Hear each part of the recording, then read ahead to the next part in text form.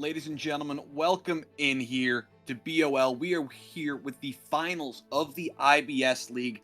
I am Bickle. Unfortunately, Goferino could not be joining us this week. I was dying from finals last week. He's dying from finals this week. But to join us, we got the one and only, the man, the myth, the legend, the Bully here with us tonight. Bully, how are you doing, my friend? I'm ready to cast some IBS, and luckily for me, I get to cast the last series of IBS series of the split, and of course, it's gonna be finals. And these two teams are actually very, very good. Absolutely. Number one and number two, respectively, coming out of Zon. They both made a deep playoff run. We want to talk more, but the draft has already begun with Kaizen on the blue side for game number one, banning away the Udyr and the Seraphine, while Clowns taking away the Jinx and the Hecarim so far is what we see drafted. Yeah, I definitely want to take away that Seraphine. For some reason, it just seems Seraphine is so good in IBS. People just realize is like they don't think about the encore. The encore ends up hitting 4 or 5 members, and it's just so explosive and it's just so easy to play off of. And Kaizen was like, I'm getting rid of this. I'm not dealing with this. And same thing with like J4, right? Very easy to kind of play around. Yep, Zillion, the final hover, looking to be the final ban. Something Spat has pulled out on occasion for Kaizen and was so difficult to deal with. But talking about that Seraphine, it's something Clowns played a lot of last week and not in the way you'd expect. They went down 0-2 to Glacial Omen before Acel and Dory swapped roles, Dory playing AD carry, and Acel 3 wins in a row on that Seraphine support. But to open things up, Kaizen going to open up the AD carry of the Lovers Duo. Zaya taken on for Gaming Nerd, whether it's the Clowns going to have the response, possibly with the Rock. Yeah, I mean Zay's a very solid first pick. Obviously with the Featherstorm, with how much damage she does with the extended CC, it's very easy to be one it every time, and it allows you to basically play around a comp that is not one dimensional ever. Yeah, has your own little get out of jail free button, the safety button. Zaya becomes such a high prio pick, basically everywhere you can. But the Clown's gonna respond with that Maokai. Flexible, though I'd expect that to be going into Walking Dab's hand, though Maokai Jungle has falling off if saplings are ever annoying as wards, and he just provides great CC lockdown with the Twisted Advance, with the Nature's Grasp. And the Varus also locked in, good variability there for Acel, be it the poke Varus, we've seen lethality, the on-hit style with attack speed, even an AP Varus is an option, though I highly doubt that's the direction. Yeah, honestly, I think they kind of hovered the Malphite just to kind of say it's this is gonna be top. Kind of try to bait out, thinking that's gonna be a top pick. Maybe it's gonna be back to Walking Dabs and Syndra. I actually really like Syndra just in general. I think it's a little bit too early to pick it right here.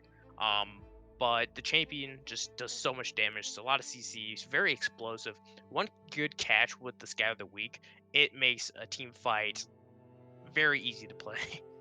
Yeah, and you mentioned Syndra possibly being picked up a bit too early. It seems like Clowns may have expected that. Spat, playing one of his most played champions in the Syndra, has been around and picked a lot for Kaizen. Clowns hovering a possible Yasuo response. Of course, it is I flexible, though I'd expect it for kills if that's the direction they go.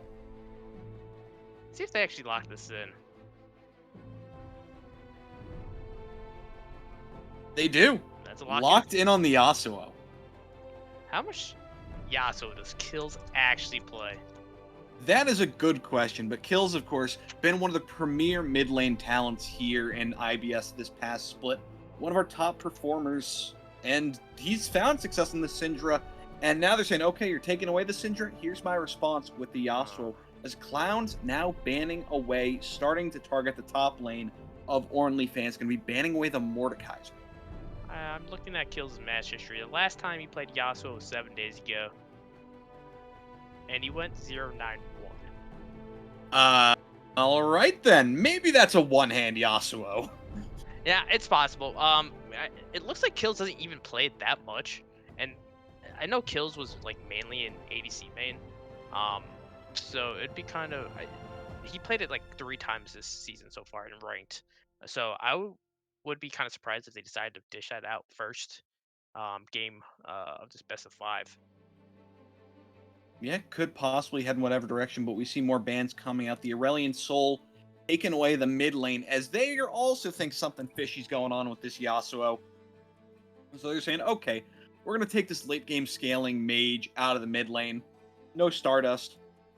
As Clowns want to take away the Rakan, saying that Amumu can be flexed, but we don't want to deal with the Lovers Duo down bot.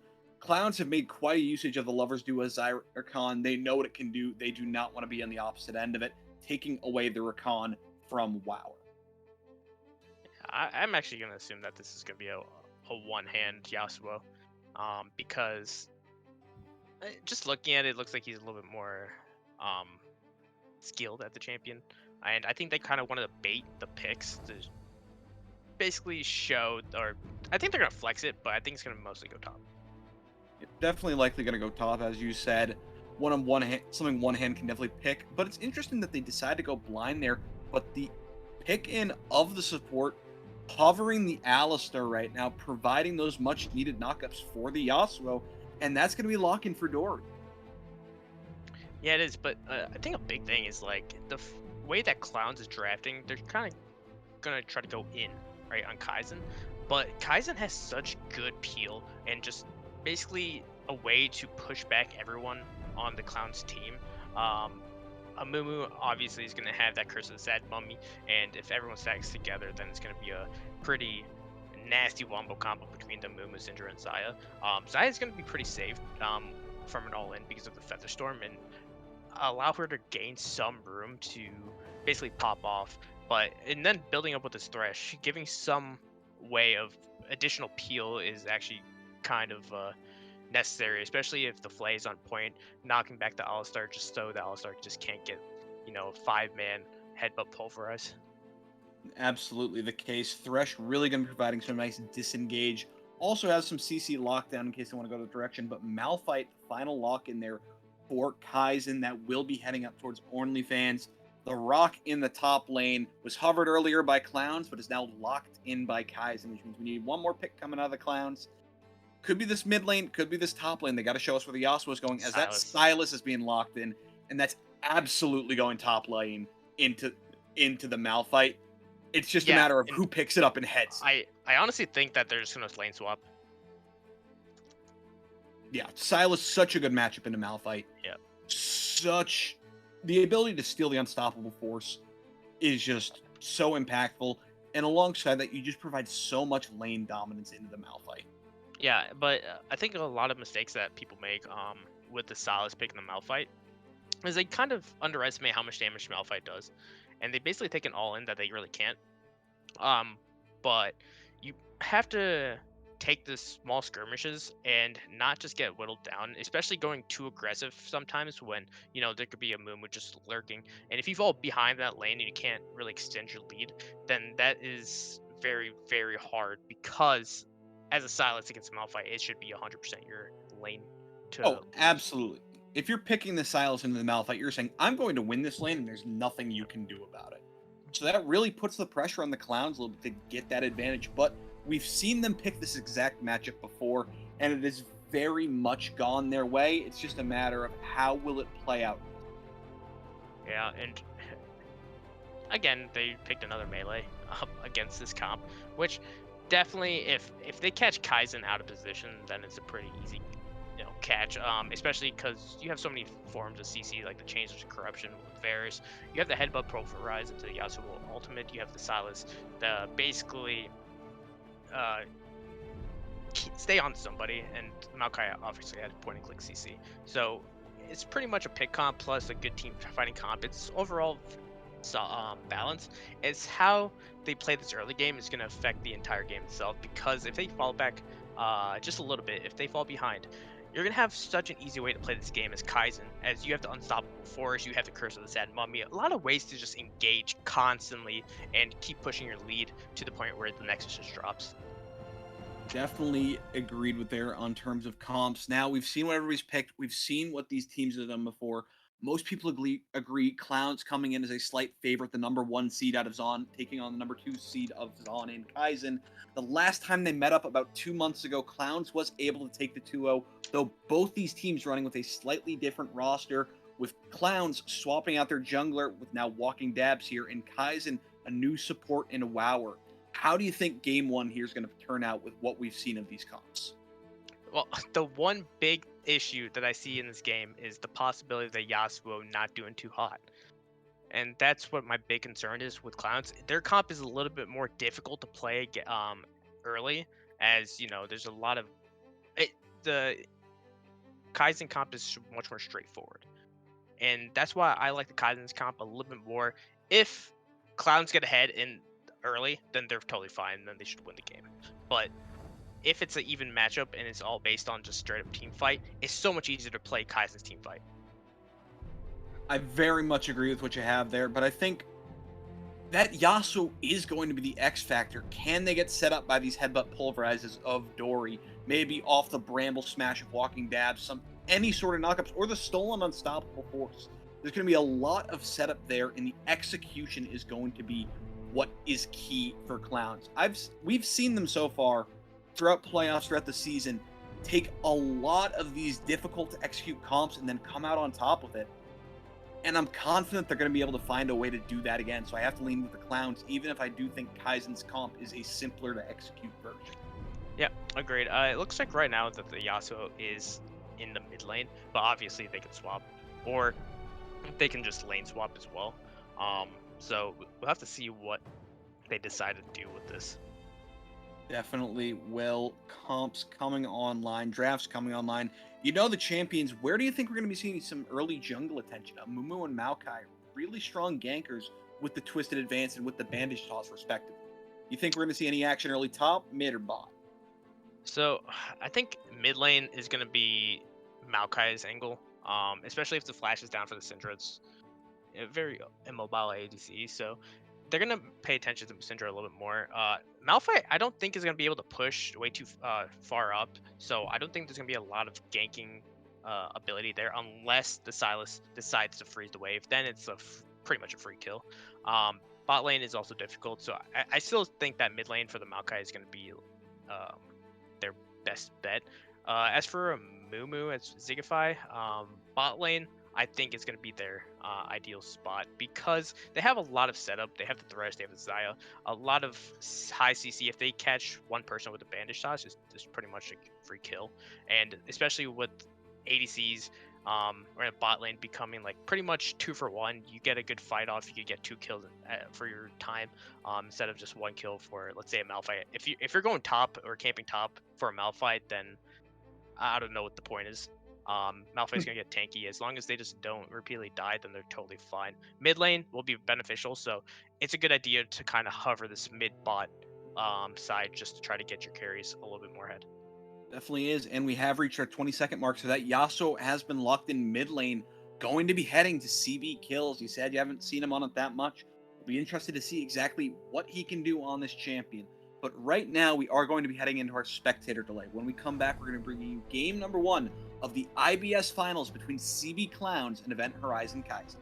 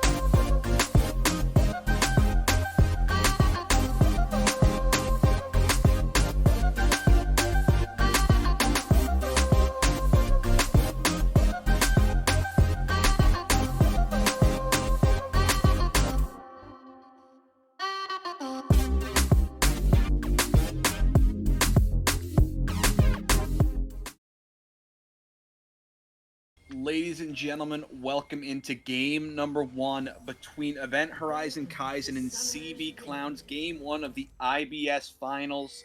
We have Kaizen on the blue side, Clowns on the red. Action not going to break out just yet. We see standard 5 points across the map. Yeah, and I did some research during the break. Kills, most played champion or highest mastery point, Yasuo. That would very much explain the early Yasuo pick. Yeah, It's but the Season 6 Yasuo main himself.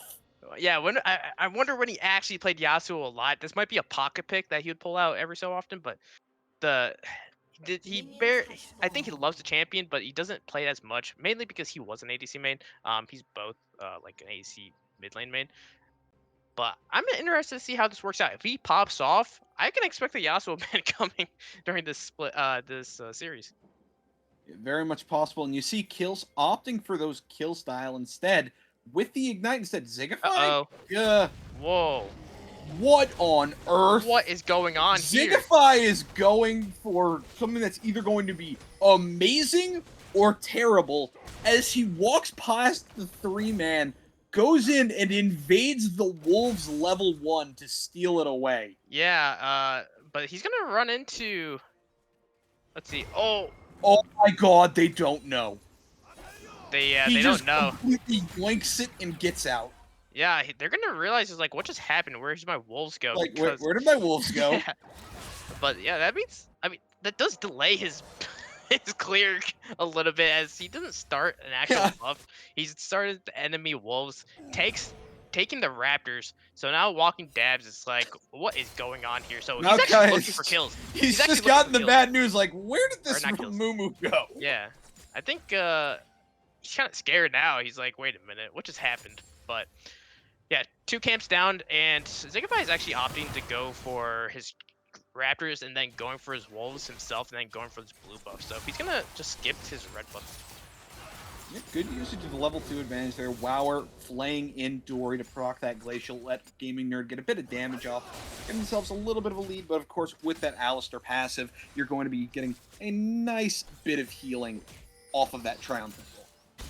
Yeah, and we do see Walking Dead's pathing to the top side of the map, and I think the reason why Zigify decided to do this is that he's going to take it back right off the Gromp, take his red and his...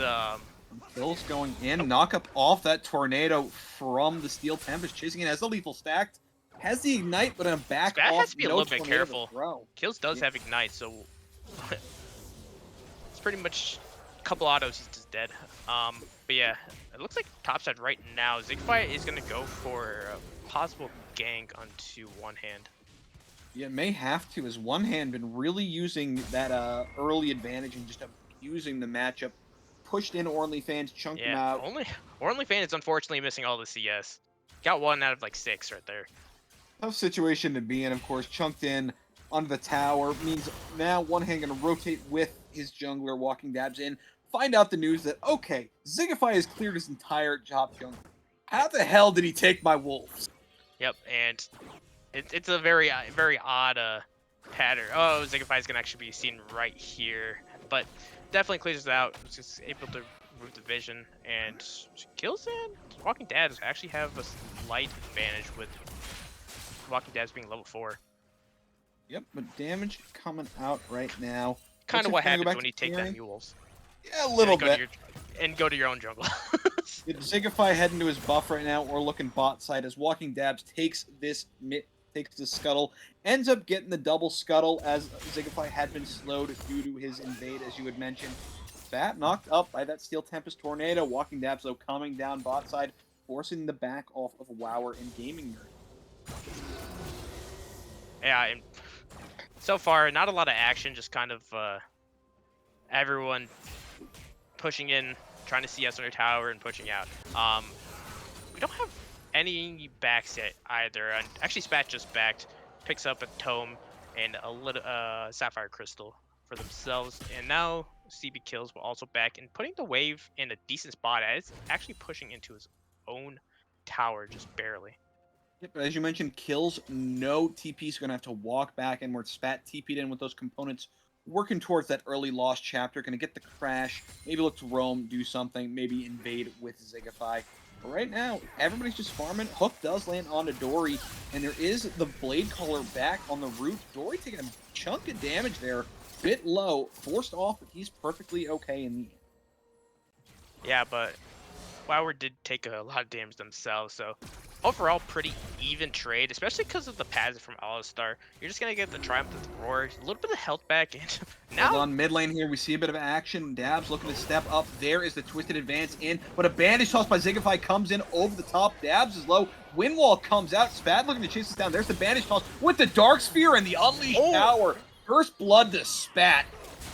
yeah, and Zigfire was in the right spot at the right time as they were able to secure the kill. Oh, a little more action in mid lane, but Yep, Blade Caller root down there onto Dory, forces out the flash damage now onto his cell, who's just going to walk it away. Of course, both these AD carries running the lethal tempo, so these extended trades are just going to hurt even more as the attack speed gets ramping. Yeah, solid counter gank by Zigify.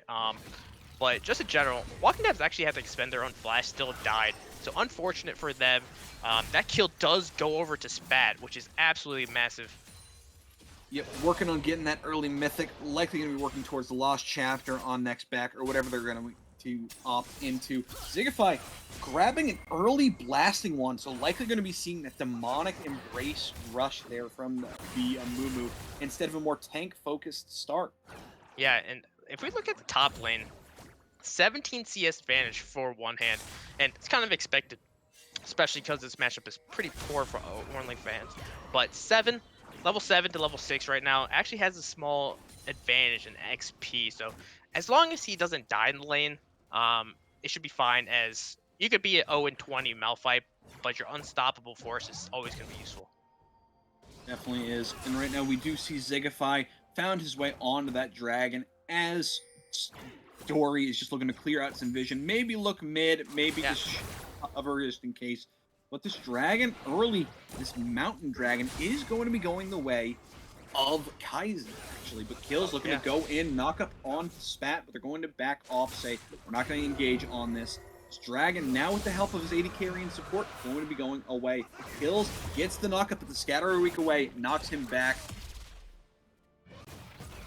Not too much going right there. It was just a little back and forth, but Dragon does go over to Kaizen. The Zigvice took it, and now Dory has to walk through his own jungle just to go help. I guess he's not going to decide to go help Excel as. I guess Excel's just fine by himself. Yeah, they're saying, all right, Excel, you're a big boy. You can handle yourself down bot. Dory's going to roam up, help his team grab this early Rift Herald to get themselves a nice bit of gold, get themselves some tower plates in a bit. Well, Gaming Nerd right now is saying, okay, he's there. I'm just going to hit this tower myself and get myself some plates. Wower throws out the death sentence, not going to land onto anything, goes wide. So really, not much lost as the Herald is now picked up. Early objectives traded. Yeah, actually, Wower played a little bit too passive right there. When you know that the enemy support is nowhere near and they're obviously going to go for that Rift Herald, you got to make sure you make this worth it. As Excel was able to still see us under tower, wasn't really pressured to use any of their summoners, and they were totally fine while the enemy support was basically able to get a roam off for free. Death Sentence going to go wide there. One hand dashing in with the Abscon, grabs that unstoppable force, forces the flash out of OnlyFans. Walking Dabs coming in there. There's the twisted advance. And one hand gets this damage on unstoppable force away, followed, but not getting the knock. One hand goes wide. OnlyFans will live and dodge out on the gang, losing his flash and ult for the double ulti of the top jungle. Yeah, that's very big for OnlyFans not to die there. Yes, they have to use their own flash. Yes, they have to use Unstoppable Force, but they do get two big ultimates out from Walking Debs with one hand. Walking Debs, unfortunately, was the ganks that they made have ended Flash poorly. in off that Steel Tempest gets the knock up onto Spat. Flash away though with the scat of the week that is going to be flash for flash traded and the ignite drop from kills. Spat going to live there, no kill coming out of the mid lane. But we do see Walking Dabs in the area looking to possibly continue. Wower with the minion hook, getting the last bit of CS. Yeah, that was actually a losing trade for kills, as he immediately looked for the all-in. Knowing that there's a possibility that Syndra has the flash, you can't all-in with that ignite, because if you're going to use your flash, you got to expect your own flash to come out.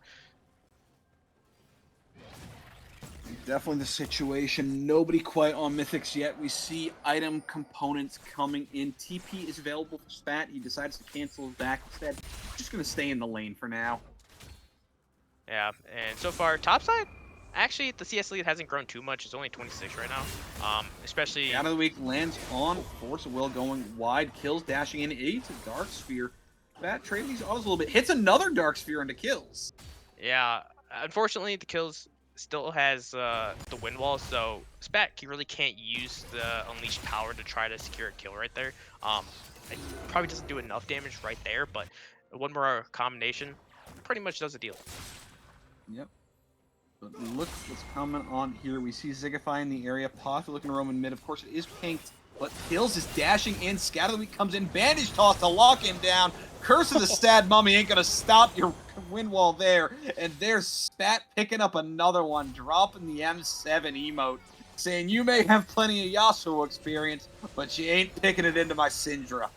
Yeah, that was a very good bandage toss. Unleashed power wasn't even used there, so that means this dragon that's coming up in about 1 minute and 17 seconds, they can actually look for a pick pretty early on, just with that unleashed power, with the bandage toss.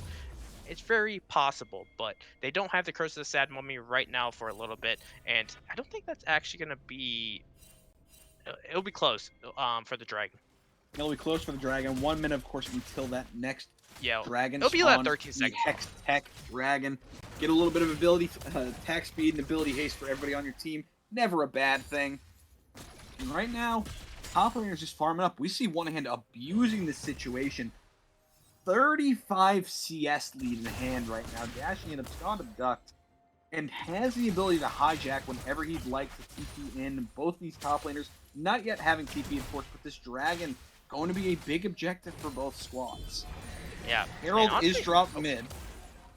It's dropped mid, but it should be stopped pretty easily. I think they're just going to use it to try to get positioning on this dragon. Yes, Walking Dead's and Dory Kate is found out in Hold the on, river. to Cell Cell's by themselves. forced to flash away here, but Dabs and Dory are coming in. Featherstorm to dodge out of the Chains of Corruption, but Wower is caught, but there's the Nature's Razzle coming in. Wower gets knocked back, and he will fall first to Kills, and that means a kill going over to the side of Clown. Scatterweed comes over the top, lands on the Kills, but the wind wall blocks out on the Unleashed Power, and that means disaster for the side of Kaizen. 1-0 going the way of Clowns, as Dabs now wants to start up this dragon. Yeah, big thing, you saw 3 major ultimates go down. Chains of Corruption, you saw the Nature's Grasp, and then you saw the Last Breath, all used just to kill Wower. And look at honestly, this. One hand's rotated down. OnlyFans is not. This is a 5v3. And here comes a big flank. Zigify goes in. No Curse of Salmon. There's a knock off the headbutt pulverize. One hand chunking out Gaming Nerd. He will fall. Next up on the table is Spat. He falls. And there's a third as Zigify drops. A great roam by One Hand into the TP top. Says we are fine. This is our objective and we are now in control. Yeah, it's Kills over the wall, knock up, headbutt, pulverize, flash over. What are you doing, Wower? Your whole team is dead. Over, flash over by Dory, the flay away. Wower is gonna live for now, and he escapes as there's the power under the tower. He's gonna walk out for now, and look who's in the area. It looks like they're saying, okay, you can have your life, but your Krugs are ours. Wower still stuck under a tower, 3 members here. I'm not sure he's gonna live for long. Nah, with Gaming Nerd back, they'll be fine. But that was a terrible fight right there. If you're OnlyFans, you gotta call out that One Hand is not there anymore. You know it's a possibility to 5v4 fight. Use the Unleashed Power, just trying to kill kills. And obviously, you're just looking for an odd man fight for one dragon. And now you basically gave the game over to CB Clowns. It really did. Great roam there by One Hand. Meant that objective went the way of the Clowns. The fight went the way of the Clowns. And even though Zigify had a great engage, it just wasn't enough due to that numbers advantage. And really now, One Hand 2-0 and kills on the Dabs and kills as well. It's exactly what you like to see if you're a Clowns fan.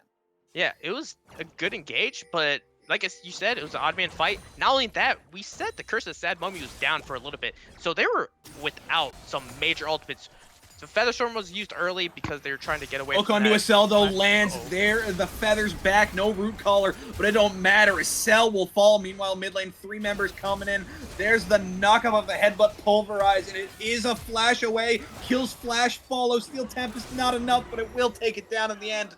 Kills with the kill onto Spat. Spat just kept on like juking back into kills. That was odd. Very odd, and we see both supports taking a very different route this game. Dory saying, Acel, good luck. I'm going to get my team ahead. I'm going to help out kills. I'm going to join up with dabs and get around the map. Whereas Wower saying, Gaming Nerd is my love. Gaming Nerd is my life. I will do anything for Gaming Nerd. I am never leaving Gaming Nerd. And because of that, the kill bot side goes on to Gaming Nerd thanks to Wower. And mid lane, thanks to Dory, Kills gets a kill, but also that bot lane tier 1 falls to Gaming Nerd. First tower of the game going the way of Kaizen.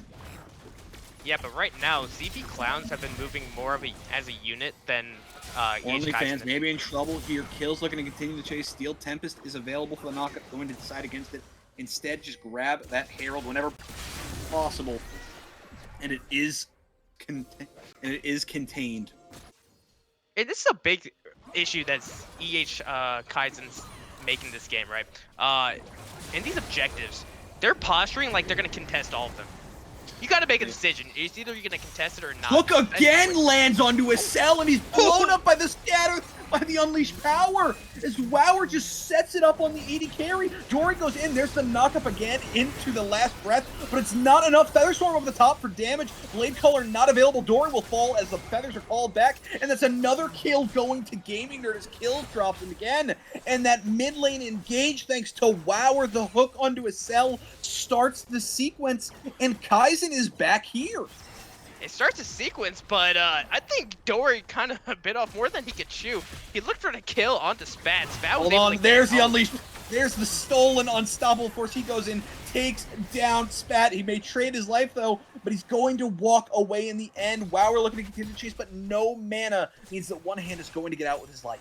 Yeah, just not enough damage from Gaming Nerd, but dang, that fight could have been avoided. Yes, you lost your ADC. You do not need to try to get revenge for him. And they tried to do exactly that. Gives a ton of kills over to Gaming Nerd. You're seeing a 3-1 Xayah at this point. 3-1 Xayah, Dragon on the table in 50 seconds. It is a Cloud Soul, Cloud Rift, move speed galore for everybody on the side of this map. Yeah, and the entire time we see OnlyFans actually take the tower top. It's catching up in CS. Now it's just a 19 CS lead for One Hand. Yes, One Hand is 3-0 at this point, but now that OnlyFans can actually play the game, they'll be able to get a little bit tankier, a little bit more. Hold on a second. Zigify is looking at kills down here. Gets the bandage toss, but it is sidestep. Zigify is looking to continue to chase. Drops the smite onto kills. Windwall comes out. Zigify is looking to continue, but in comes Dory. The Curse of the Sad Mummy is there, and kills is blown up before any support is in the area. Meanwhile, Gaming Nerd is just chunking out walking dabs. He tries to twist it advance in. Some damage walking dabs! But he ends up falling, and there is Spat throwing out the balls, and he takes down one. Down comes two. Dory trying to get the knockup. Gaming Nerd comes in with the feathers, and it is another kill going the way of Spat as a disaster in front of this dragon pops as Kaizen takes control. Yeah, and this time it was One Hand that was caught on the top side while it was basically an odd man fight. Well, it wasn't actually a fight, it was just pick after pick after pick, but now the dragon will go over the Kaizen. They get revenge. They're sitting a 2.3k advantage, and these kills are on some crucial members. There's 2 carries of the team. Everyone else is just a tank or supportive member of the team. Their mid lane Syndra has 6 kills. Their Xayah has 4 kills. That's so much damage, so many items. Basically, the best situation that Kaizen could ask for.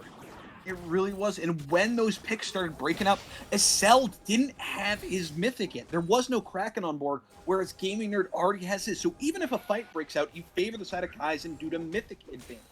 But then, the chaining of the lockdown of the picks, they take out kills, then they take out dabs, then they take out Acel and Dory, and One Hand is the last man standing. Death Sentence not going to land on anybody as Walking Dabs has to try and run away, but he is caught there by the bandage toss of Zigify, drops the Nature's Grasp to get away, and he will escape in the end. Yeah, I mean, having to use that Nature's Grasp, it's actually pretty crucial as it is a 72-second cooldown. And at the time, a fight could break out very easily with the Unleashed, or actually Unstoppable Force and the Curse of Sad Mummy. Curse of Sad Mummy is down, but still, will be up before that Nature's Grasp. Absolutely will. So big ultimates down. Both sides. No Curse of the Sad Mummy. No Twisted Advance right now. Scuttle goes the way of Zigify. As right now, as you mentioned, about a 2.5k gold lead to the side of Kaizen. Good control right now. Next Dragon Nut up for 3.5, but Baron has spawned. So look for Vision set up in the area as both teams just going to go back to farming at the moment. Yeah, funny enough, even though Zigify is up quite a bit of CS over Walking Dabs, he only has about a 100 gold lead over Walking Dabs. Yeah, really, Dory right now getting some vision wherever he can, drops it in the bush. Wow, we're throwing out the autos. And really, everybody just farming up Zigify here with his top, with his 80 carry support. OnlyFans has rotated down saying, get me away from this maniac Silas. I don't want to deal with it anymore. Of course, Hey. Silas in such a strong position, 3-0-1 right now. Yeah, and the big problem is even if he goes top, oh, looks like a fight. Death Sentence goes wide. Scatter the Week does land on the Dory there, but there's Chains of Corruption over the top just to disengage. Zigify is going in there. Dory has to commit. CC has no way out, trying to run. Does pop the Unbreakable Will. Does escape for now. He's chunked, though, and look for Zigify to continue. Scatter the Week does land. Zigify chases him down and burns him with the Despair. Takes him down. Kill going the way of Kaizen. Yeah, and actually, Baron's going to be pinged when one hand's bot lane. They're going to try to bait out this TP. They just got to be careful of any potential flanks or fights that they don't want to be a part of. But because if one hand's able to steal the Unstoppable Force or the Curse of Sad Mummy, it could be actually a beneficial fight for CP. Yeah, and they're burning this And Baron. I think You they're mentioned gonna in give one it up. hand's just not TP. Looks like Yeah. they're going to say, okay, Dabs, try your best to steal this, but nothing's going to come out of it. Piercing arrow at the top, not there. Zigify secures a 22-minute Baron. Yeah, it looks like they just didn't want to take the chance. Yes, they only lost to Alistar, but I think they pretty much thought it's like, we can't fight this because we don't have a lot of easy knockups for kills. They're saying our primary engage is not there. One hand could TP and then try and steal the Unstoppable Force, but that's too situational.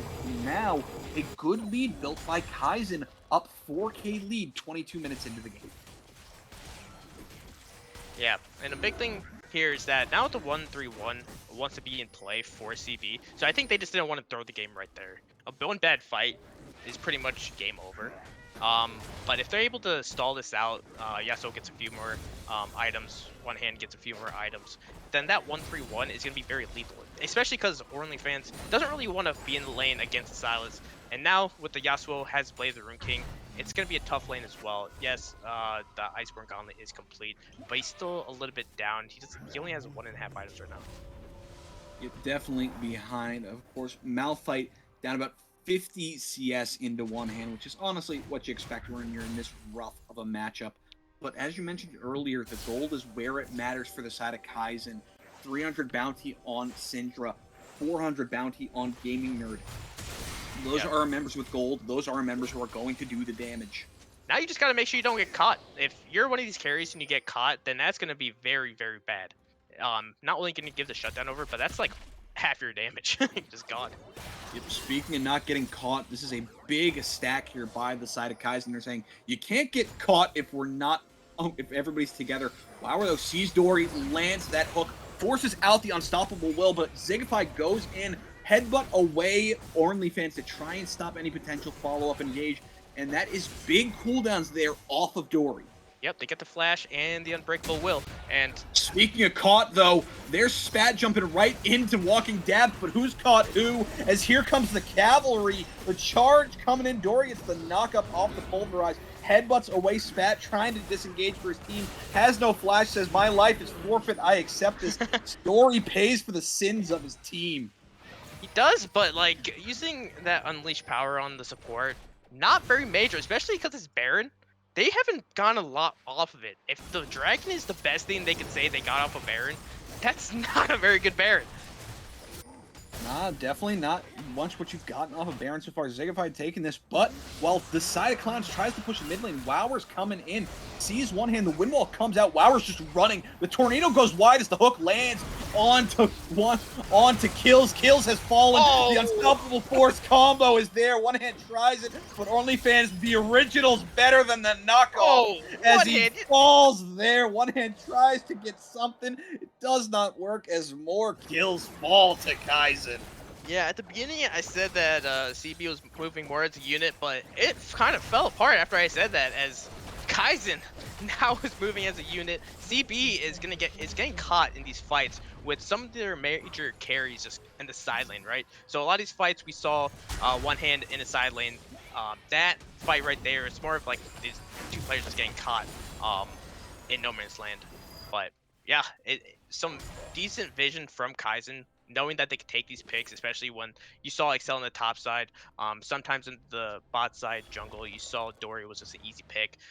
It's things like that just kind of built up, and now we see that 5.6k gold lead for Kaizen.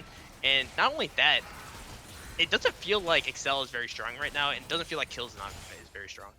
Yeah, not as much. When compared to the carries of the side of Kaizen, it feels like they very much have the edge. And something going back to that play there where they caught on to one hand and kills. Oh, but hold on. Estelle forced the flash away. That's Burn Unleashed that. Power, Unleashed Power yes. takes them down. Spat says, bop, bop, bop. I have my execute on my ultimate, and you are going to die, my friend. Has Outplayed. enough Splinters of Wrath. The chase continues. Scatter the Weak lands onto Walking Death. Forced to burn the Nature's Grasp just to try and live and disengage. As this 4-man is sieging in, they don't need Baron. Hook goes wide. Dory goes in. Headbutt Pulverize onto 4, but it's just to buy time and clear the wave. Yep. And even though this game so far, it felt like it was even for the most part, right? Kaizen made a bunch of mistakes early on, but it was the crucial picks that Kaizen made, which basically solidified their victory, and it's their vision that's actually doing super well. And all these picks, Scout of the Week, this Syndra pick is very crucial. I don't think we're going to see it next game. Now, Spat's showing us why he blind picked it, why you said, okay, Yeah. maybe B2's a bit too early. They're saying, nah, we got faith, and this is why. Is he's been I don't think I had faith in the Yasuo, I'll be honest. That's a very fair point here. As right now, both all the carries on the side of Clowns trying to get any sort of gold they can. 2 items there for one hand, 1 for Kills, who's working towards his mythic next, as Cell has finished that Rage Blade as well. The on-hit damage is there, but it's just not enough when you compare it to the Ludens plus Death Cap of Spat, or the Navori plus Kraken of Gaming Nerd. The 2 item spikes are massive for those 2 members. Yeah, I honestly don't think we actually seen a full fight like break out with the entire CB team, and that could have been the death of them during this entire game, right? This comp, Danger coming, walking dabs, just sidestep that bandage, toss the smite, comes out just to stop him. There's a big blow up. You can throw everything at him, and the walking dabs just explodes. And oh look, what's that? We're right next to Baron. Don't mind if we do, with the enemy jungler dead. Yeah, but that was what I was saying, is it felt like we didn't see a big team fight from CV. It seemed like at some point we weren't able to see a massive combination from the Alistar headbutt pulverize into the last breath, or a massive change of corruptions, or one hand popping off with the unstoppable force, like or the curse of Sad Mummy. It was just pick after pick after pick, and CB was caught with their pants on their ankles like this entire game. Well, Really for was the most part. Yeah, mostly was, and it really all started around mid lane where Spat was just getting the better of Kills. Even in the 2v2s, when Walking Dabs tried to intervene, he just ended up dead. Yeah, I think a big part of that was that first blood, right? That Spat was able to get off of a great counter gank by Signify, and then it felt like Walking Dabs wasn't able to get a lot of pressure after when he tried to gank. He was needed to burn his ultimate, his flash, and it wasn't resulting on any kills. Never really got anything out of it. Gold lead across the board for the side of Event Horizon Kaizen, except for a slight 100 gold lead for one hand right now. Yeah, which is kind of crazy, is with a 50 CS lead, but one hand would have to be the one to basically make the big play, catching out Spat and Gamer Nerd with either the Cursed Sad Mummy or Unstoppable Force. But as the game is playing out, it feels as like it's a little bit impossible, especially with this Cloud Dragon now being picked up, this Soul actually being picked up by Kaizen. Cloud Soul with this comp is kind of nuts. Yeah, Clown saying, we have zero chance of contesting you in a fight right now, so we're just going to cross-map, take down this top tier 1, get a bit of gold back into our pocket, and try and just survive as long as we can to get more items, get more money, get more damage. Kills, trying to clear this bot wave, but right now there's a big stack coming in with the side of Kaizen in mid. Yeah, it looked like CB Clown's 4 members up top. They're just pushing up the wave, and the entire priority in bot side and mid lane was given to Kaizen for free. No contest.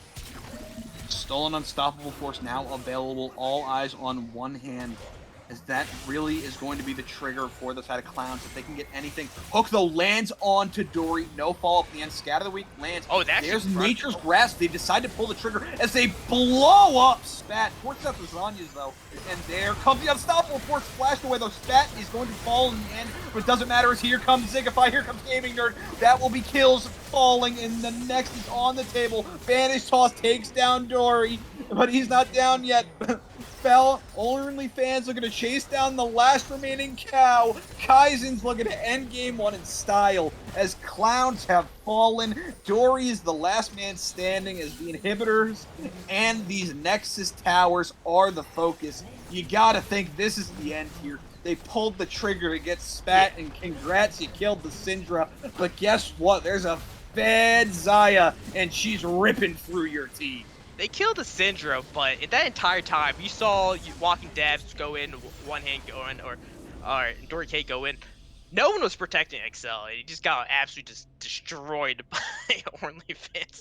So, in this comp, in your Excel, you know your entire team is going in. You have to fend for yourself, and with playing Varus, that does not bode well. On the other side, you have the Zaya, which does have the Featherstorm, building a little bit more room, and it was able to basically get a ton more damage off, on top of Zigify and OnlyFans getting a lot of damage off on the squishies on CB Clown. So it was a back and forth for the most part in the early game, but it felt like a couple picks, and that Baron that Kaizen ended up taking after that one pick on Dory was the sealed deal. It felt like CB Clowns can never come back, even though the Baron wasn't the best like power play. It felt like CB Clown just kind of imploded, and they just got caught many times after that. Kaizen just blew open the mid game with the picks, and even just looking at the damage numbers, Walking Dabs, the Maokai, the most damage on his team, and One Hand, who we said he was in such a winning matchup, never really got to do too much. He barely did more damage than the Thresh. That's not what you like to see, but really, it was all Kaizen on the damage chart. Spat and Gaming Nerd, just monsters. Most gold in the game, no matter what. And those two carries absolutely did their jobs. So coming into game number 2, what do you think has to change? Well, for CB Clowns, I think they need to play a little bit better, making their playing more teamfight based if they're picking this kind of comp, right? Their stylist was strong.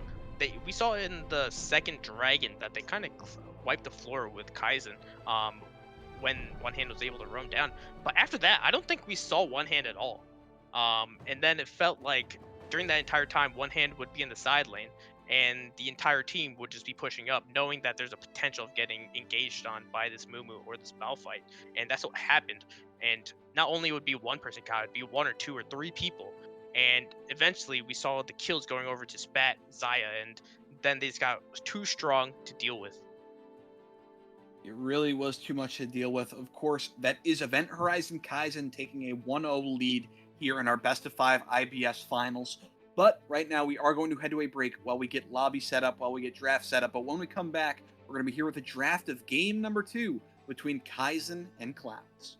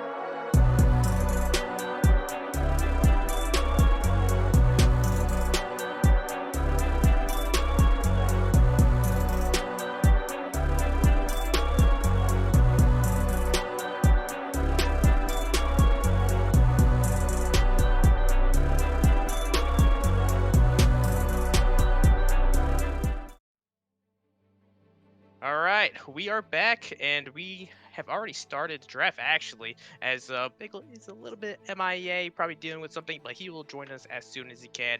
Right now, Kaizen has drafted again the Zaya B1, which did very well. The Wukong and the Thresh, while CB Clowns have decided to go with the Jinx, the Mumu, and the Nautilus. Um, in this game, big thing is that we won't see the Syndra yet again, or again because Syndra was banned in the first phase. Malphite actually banned as well, while the Silas and uh, Aurelion Soul have been banned for Kaizen. Um, CB Clowns is opting to pick that Victor, which is actually a pretty solid blind pick.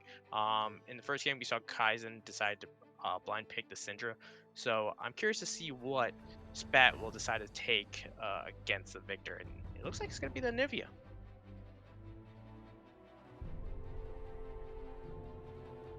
And it is. The Nivea is locked in.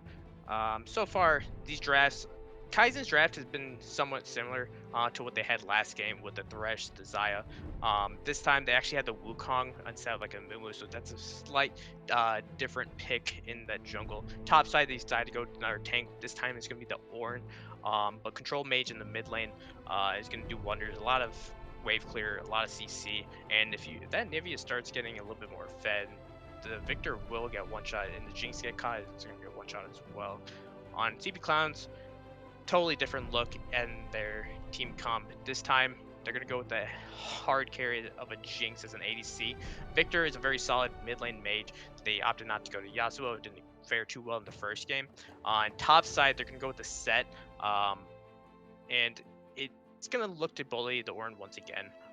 As top side, but one hand did gain a CS lead, but didn't actually gain a major advantage over OnlyFans. And as their name suggests, OnlyFans is that they're playing one of their favorite champions. So I'm curious to see what happens in this top lane this go in game 2. In the bot lane is going to be a little bit more of a priority for CP Clowns, as you do have the Nautilus and Jinx. Jinx obviously does scale very well with items.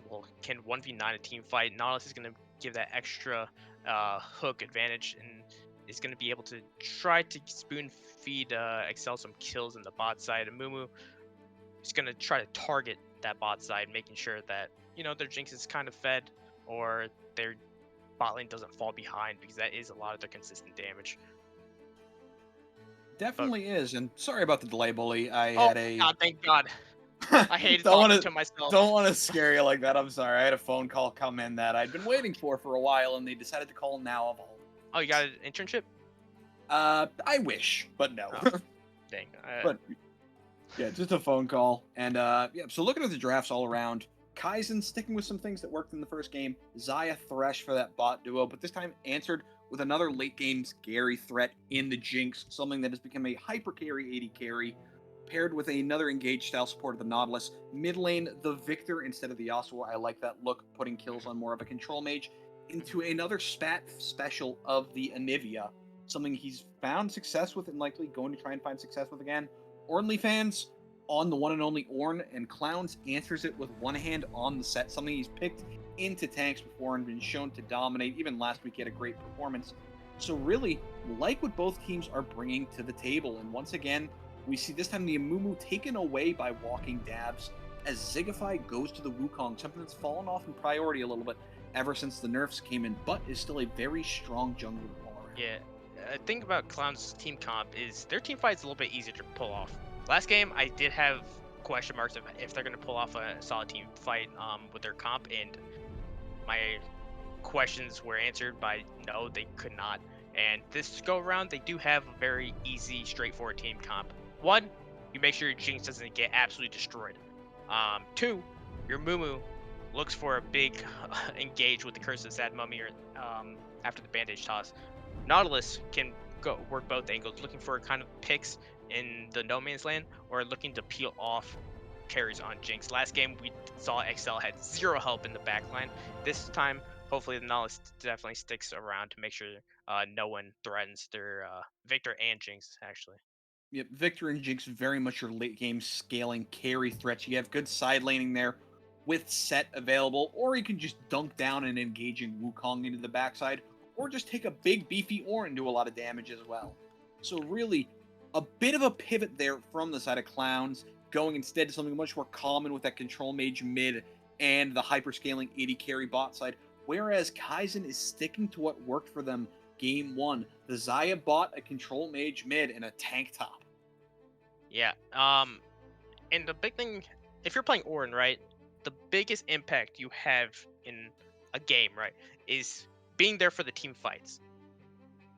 Set, on the other hand, if Orin falls behind and can't match the Set's just gonna run amok in these lanes, and it's gonna be up to Nivea to start catching these waves. Orin, if Orin's not able to deal with the Set early on and he falls behind, it's gonna be very, very hard for them to get into this game.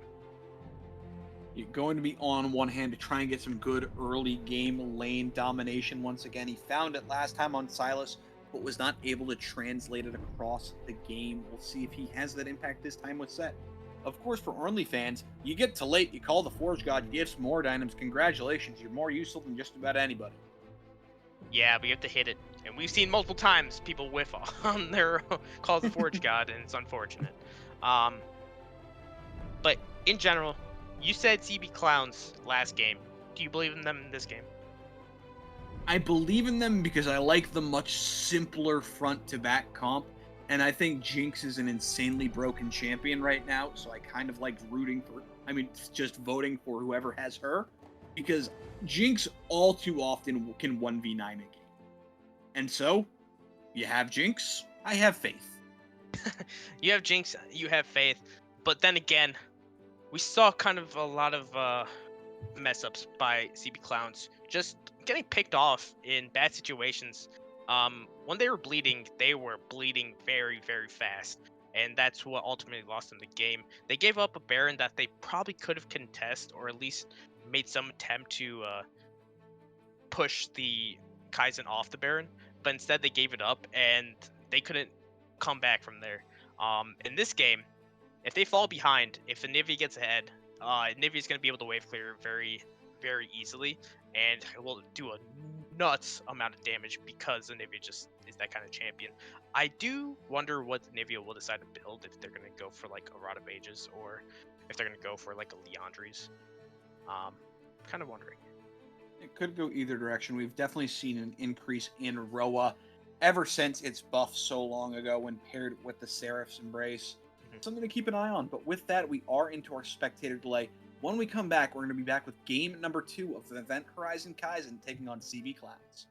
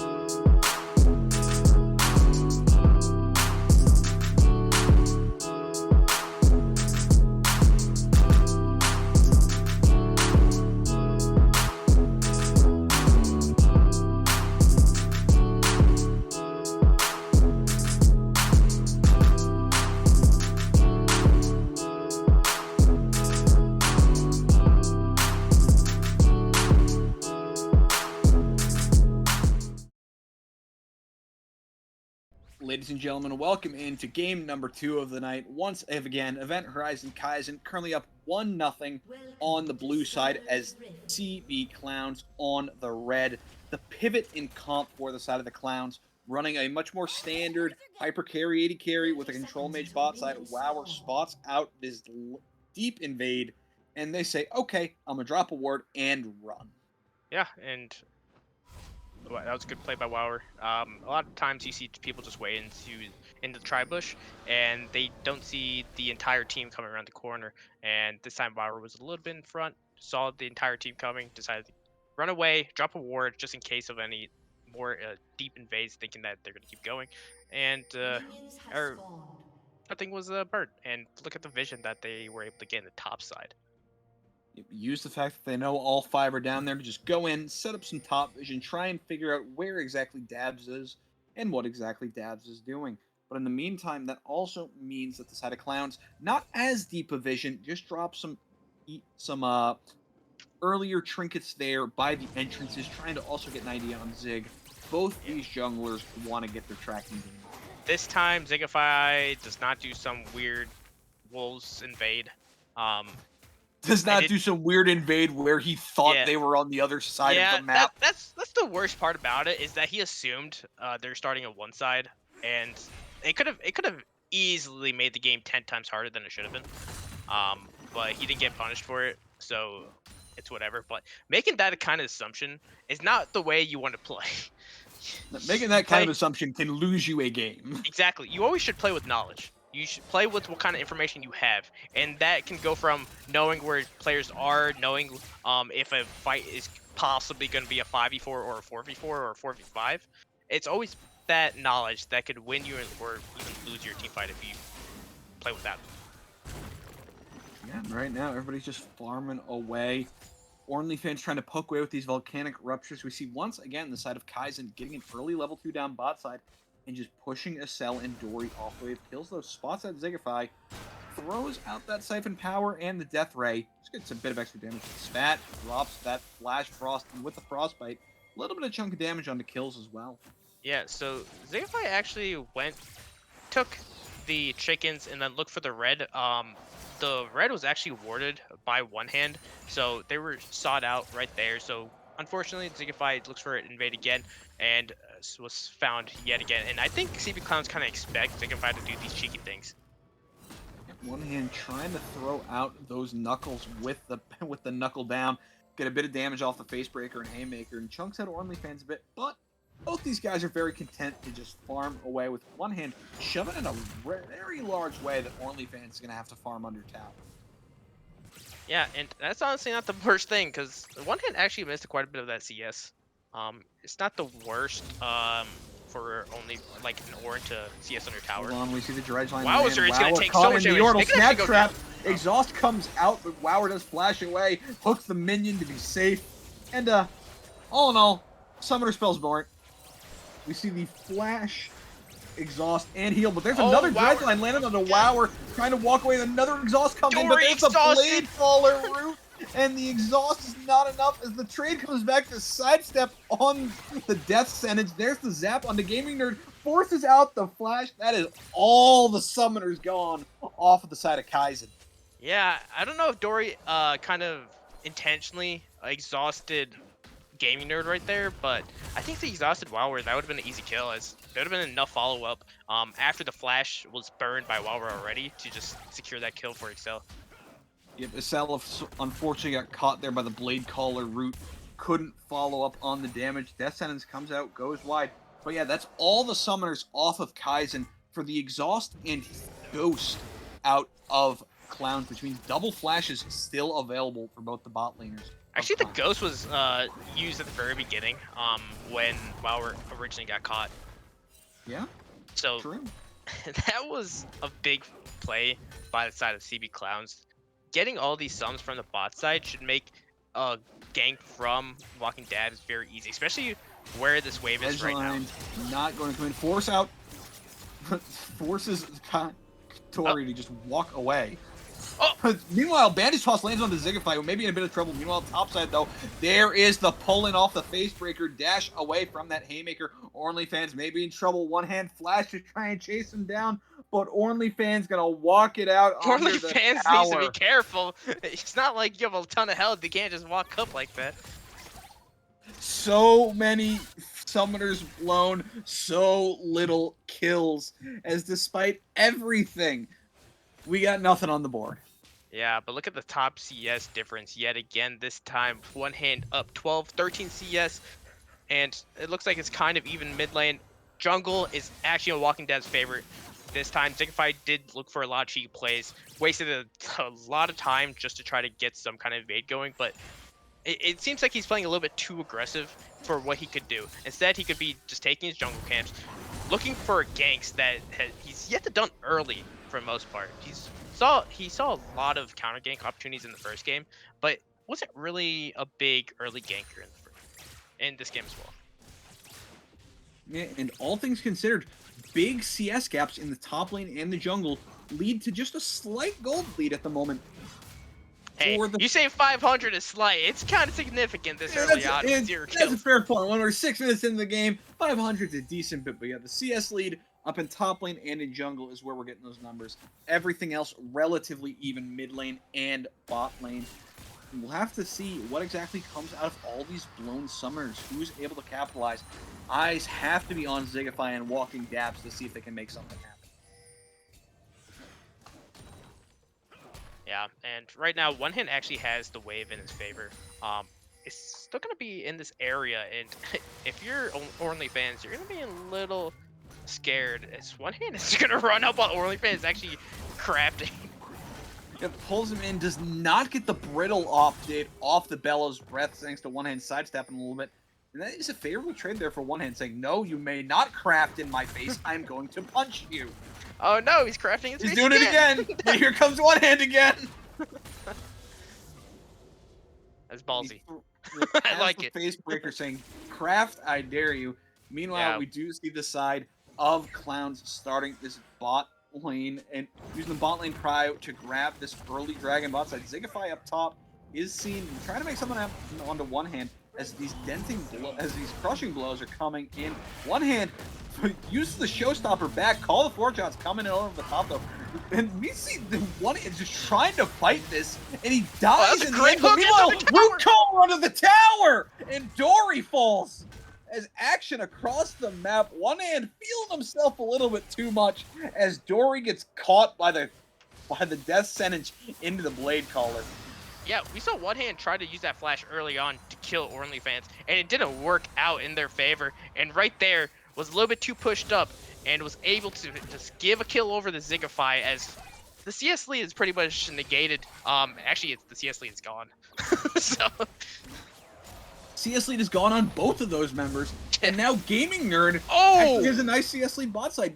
Walking Dad's forced to flash away after he's caught by that flash frost. Yeah, and that has been a beast this entire series so far. Yeah, even though they lost the dragon, they were able to pick up the Rift Herald. And that Rift Herald should be used to enable one of these carries in this mid or bot lane just to get a little more gold. We saw what they did with gold last game. You have to think they're going to try to do the same this game.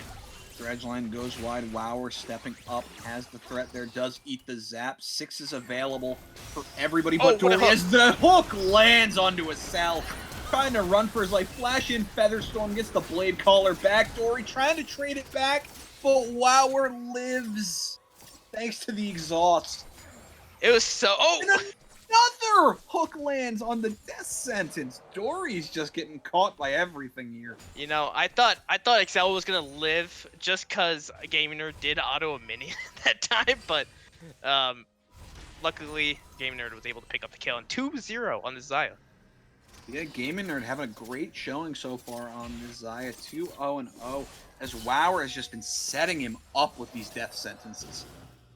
One hand is looking for blood right there, but not a lot going. Off the searing charge, gets the Bellows Breath proc for the brittle, but traded back with that haymaker means that advantage one hand at the moment, as these autos just coming out, and Oran's happy to smack him and get a grasp proc every now and then. Yeah, the CS lead is building once again, but OnlyFans has done a great job in these matchups where he's gonna get kind of like abused, to not just die and give up free XP, free kills to the enemy later. All things considered, things relatively calm now after that brief bit of chaos. 1.5k gold lead at the moment for the lead of Event Horizon. Kaizen, as farm, just coming in.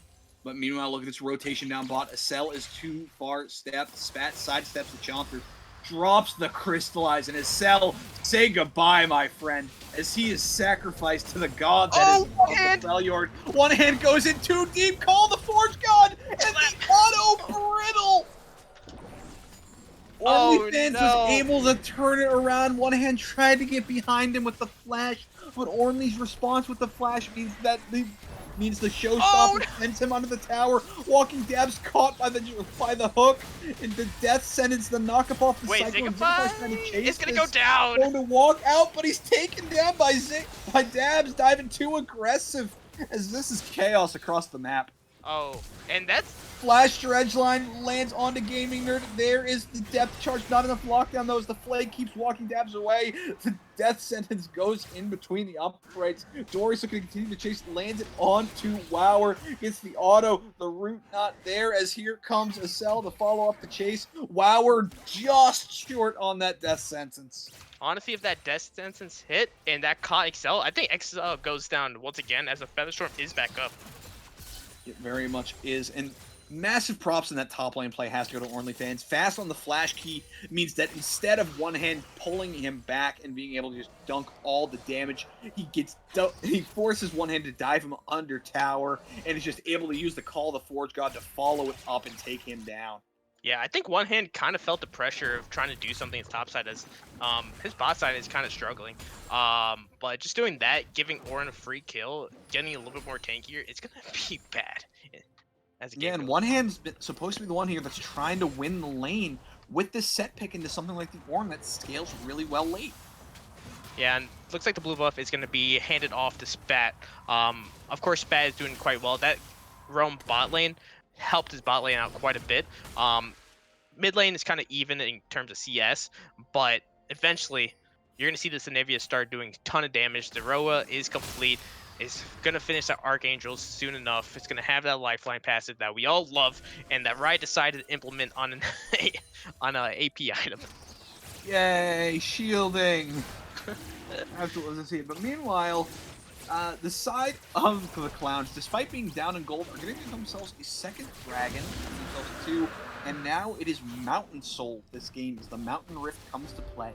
Yeah, it's all about back timing, and you know, so far it looked like back timing from Kaizen hasn't been the best, and that's what opened up these dragons. You can see the division in this bot river for CB Clowns, despite being quite down in gold from in the ADC's perspective. 1k gold.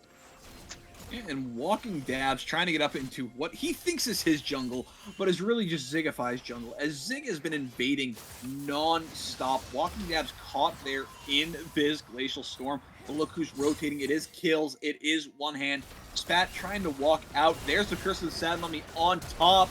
Forces out the flash of Spat. The Cyclone comes in. There's the Showstopper over the top. The flash is there as the egg is popped. Cyclone round 2, and that'll be enough to take down the egg as Spat falls a bit too aggressive in the jungle. Meanwhile, Dory lands. Oh no! Cyclone pulls him out of the rocket, but it's okay. The laser is there, and the Riptide gets the kill for Dory, but you really would have liked your Jinx to have that kill. That was just way too aggressive from Kaizen, and I think this aggressive invades. Yes, you have both Spat and Zigify, but your Ornn is way too far back to actually help you out if a one hand decides to roam, and that's exactly what happened. One hand roamed, kills, and Walking Dabs were there. It's an odd man fight, and you're giving a odd man fight to a team that doesn't need it right now. And unfortunately, they got heavily punished for it. They need to play a little bit more cool, calm, and collective. Use that information you have to make better plays, not look to invade 2v3. You're trying to get some extra damage on it, trying to steal away some camps, not working out in the end. OnlyFans gets the knockup off the Searing Charge, gets the Brittle proc, but right now, not too much going on. Bot lane, we do see the biggest advantage right now is Gaming Nerd with that Kraken already done, about 1,000 gold ahead of Acel at the moment. who is working towards likely a Kraken of his own. Yeah, and We right see now, the Roa completed mid lane. it looks like Vision is just trying to be taken by the Kaizen bot side. Walking dabs and one hand are actually gonna try to do this Rift Herald, but they're gonna caught in the river. Coming and knock up off the steering charge. Bellows breath. Spat trying to get into walking dabs. Drops that. Call the Forge guy coming over the top. Zigfy is going to be there to take down dabs. The gravity field is there as Kills is looking for the kill. One hand drops the Facebreaker to take down Zigify, but the trade is coming in. The Rocket not going to do too much as that is one hand fallen. Kills in the Thunderdome. Trying to dodge out, forced to flash away as the Herald, though, did go the way of Clowns. Yep, they were able to get it, and one hand was able to get that Herald. A couple kills did go over the Spat though, and Spat now having double buffs is kind of crazy. Kills taking a ton of damage from just that glacial. Yeah, glacial storm. Yeah, that's what it is. Kills can't be happy that his lane opponent now has the double buffs. Meanwhile, though, Gaming Nerd and WoW are continuing their bot lane conquest. Take down the first tower once again this game.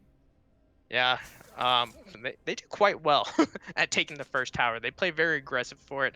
But now you see this ADC gold difference as a 1.4k gold lead for Gaming Nerd, and now you want to see Gaming Nerd kind of use that gold lead and try to affect the entire rest of the map. Yes, Spat has 3 kills, but now since you're a Fed Zaya, you have a lot of survivability, a lot of CC on your own. You now try to use this pressure in the mid wave. Try to get that mid lane tower down. Good hold on, hook lands instantly there onto a cell, forced to flash away. Dory breaks the box so a cell can walk it out. Barely burns the flash and goes to escape with his life. Herald, though, is popped topside as one hand's looking to get some extra damage now onto this tower. Frill comes in, Facebreaker trades it back. OnlyFans just getting rid of this Herald now, trying to save his tower as much as he can, but one hand is going to be taking down this tower into a 1v1 fight now against OnlyFans, who's just going to walk it out. Facebreaker pulls him back in there. He's looking to trade out these autos with the knuckle down. There's the showstopper over the top. One hand throwing out these autos. Procs also the Gourd Drinker trying to get some damage, but OnlyFans is too tanky and in the end just flashes away. Yeah, opts to go for like a Gourd Drinker instead of like a Bladed Rune King first.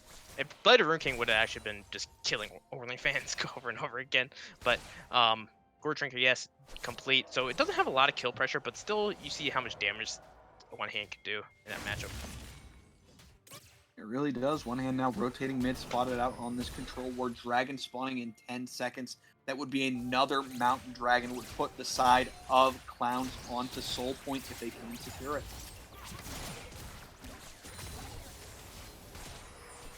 Meanwhile, though, looks like a fight may be breaking out soon. Dory and WoW are both in the area, dropping some vision. Hooks are available all around. Let's see what exactly. This dragon's a big one. Gets a knock up there onto walking Dabs. Dabs is caught there. Drops that curse is coming over to Zigify is the first to fall though, and that over the top. Gaming Nerd drops out using that feather storm to dodge away on the depth charge, but that is a trade back. Bat takes down the jungler, takes down one hand. That is kills falling as well. WoW, we're trying to run away, flashing away from the cell. OnlyFans continue to chase. Bellows Breath will take him down. The egg has been popped, but Dory is the last man standing, and that's going to be the side of Clowns aced once again. Yeah, and that was all because Spat was basically untouched the entire time. He was able to get a lot of CC off, a lot of damage off, and we saw the entire CB Clowns team just split off.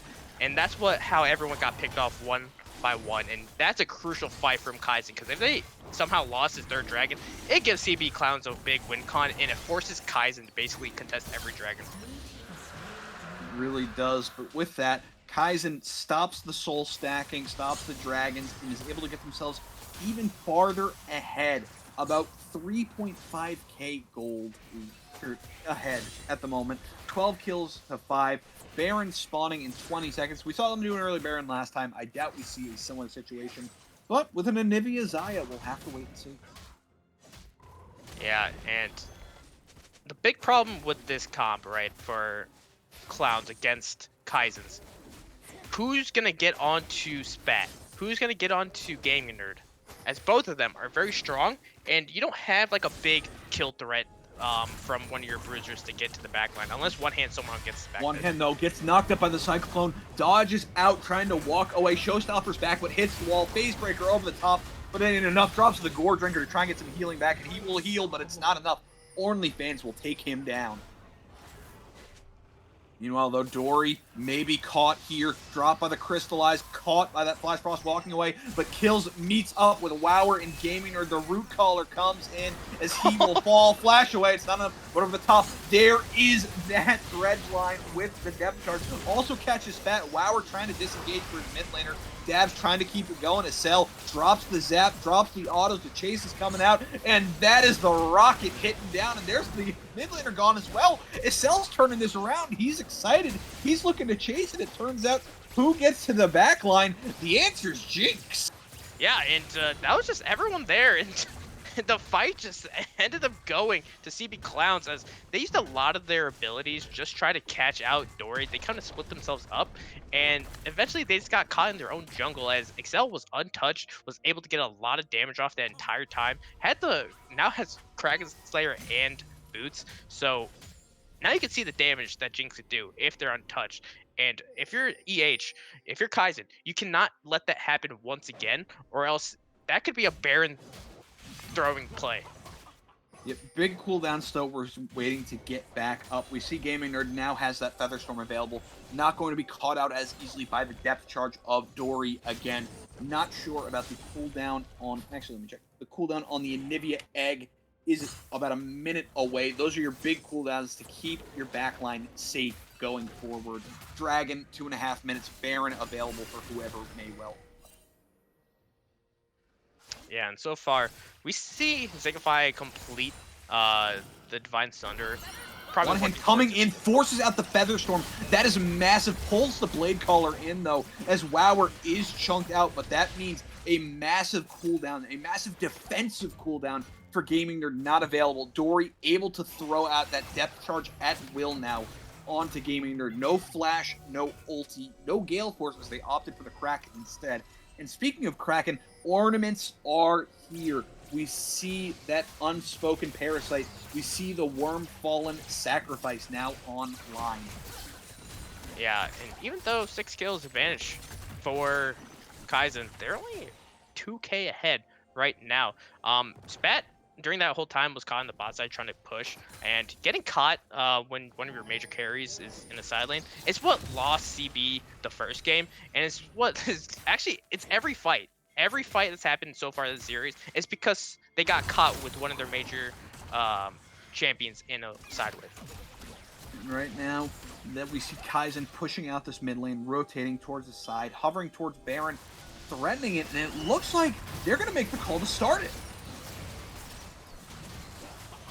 Yeah, and Spat's actually on the other side, separating themselves. One hand now does they have should TP. know the Baron's going down. Now the question is, do they call the TP in?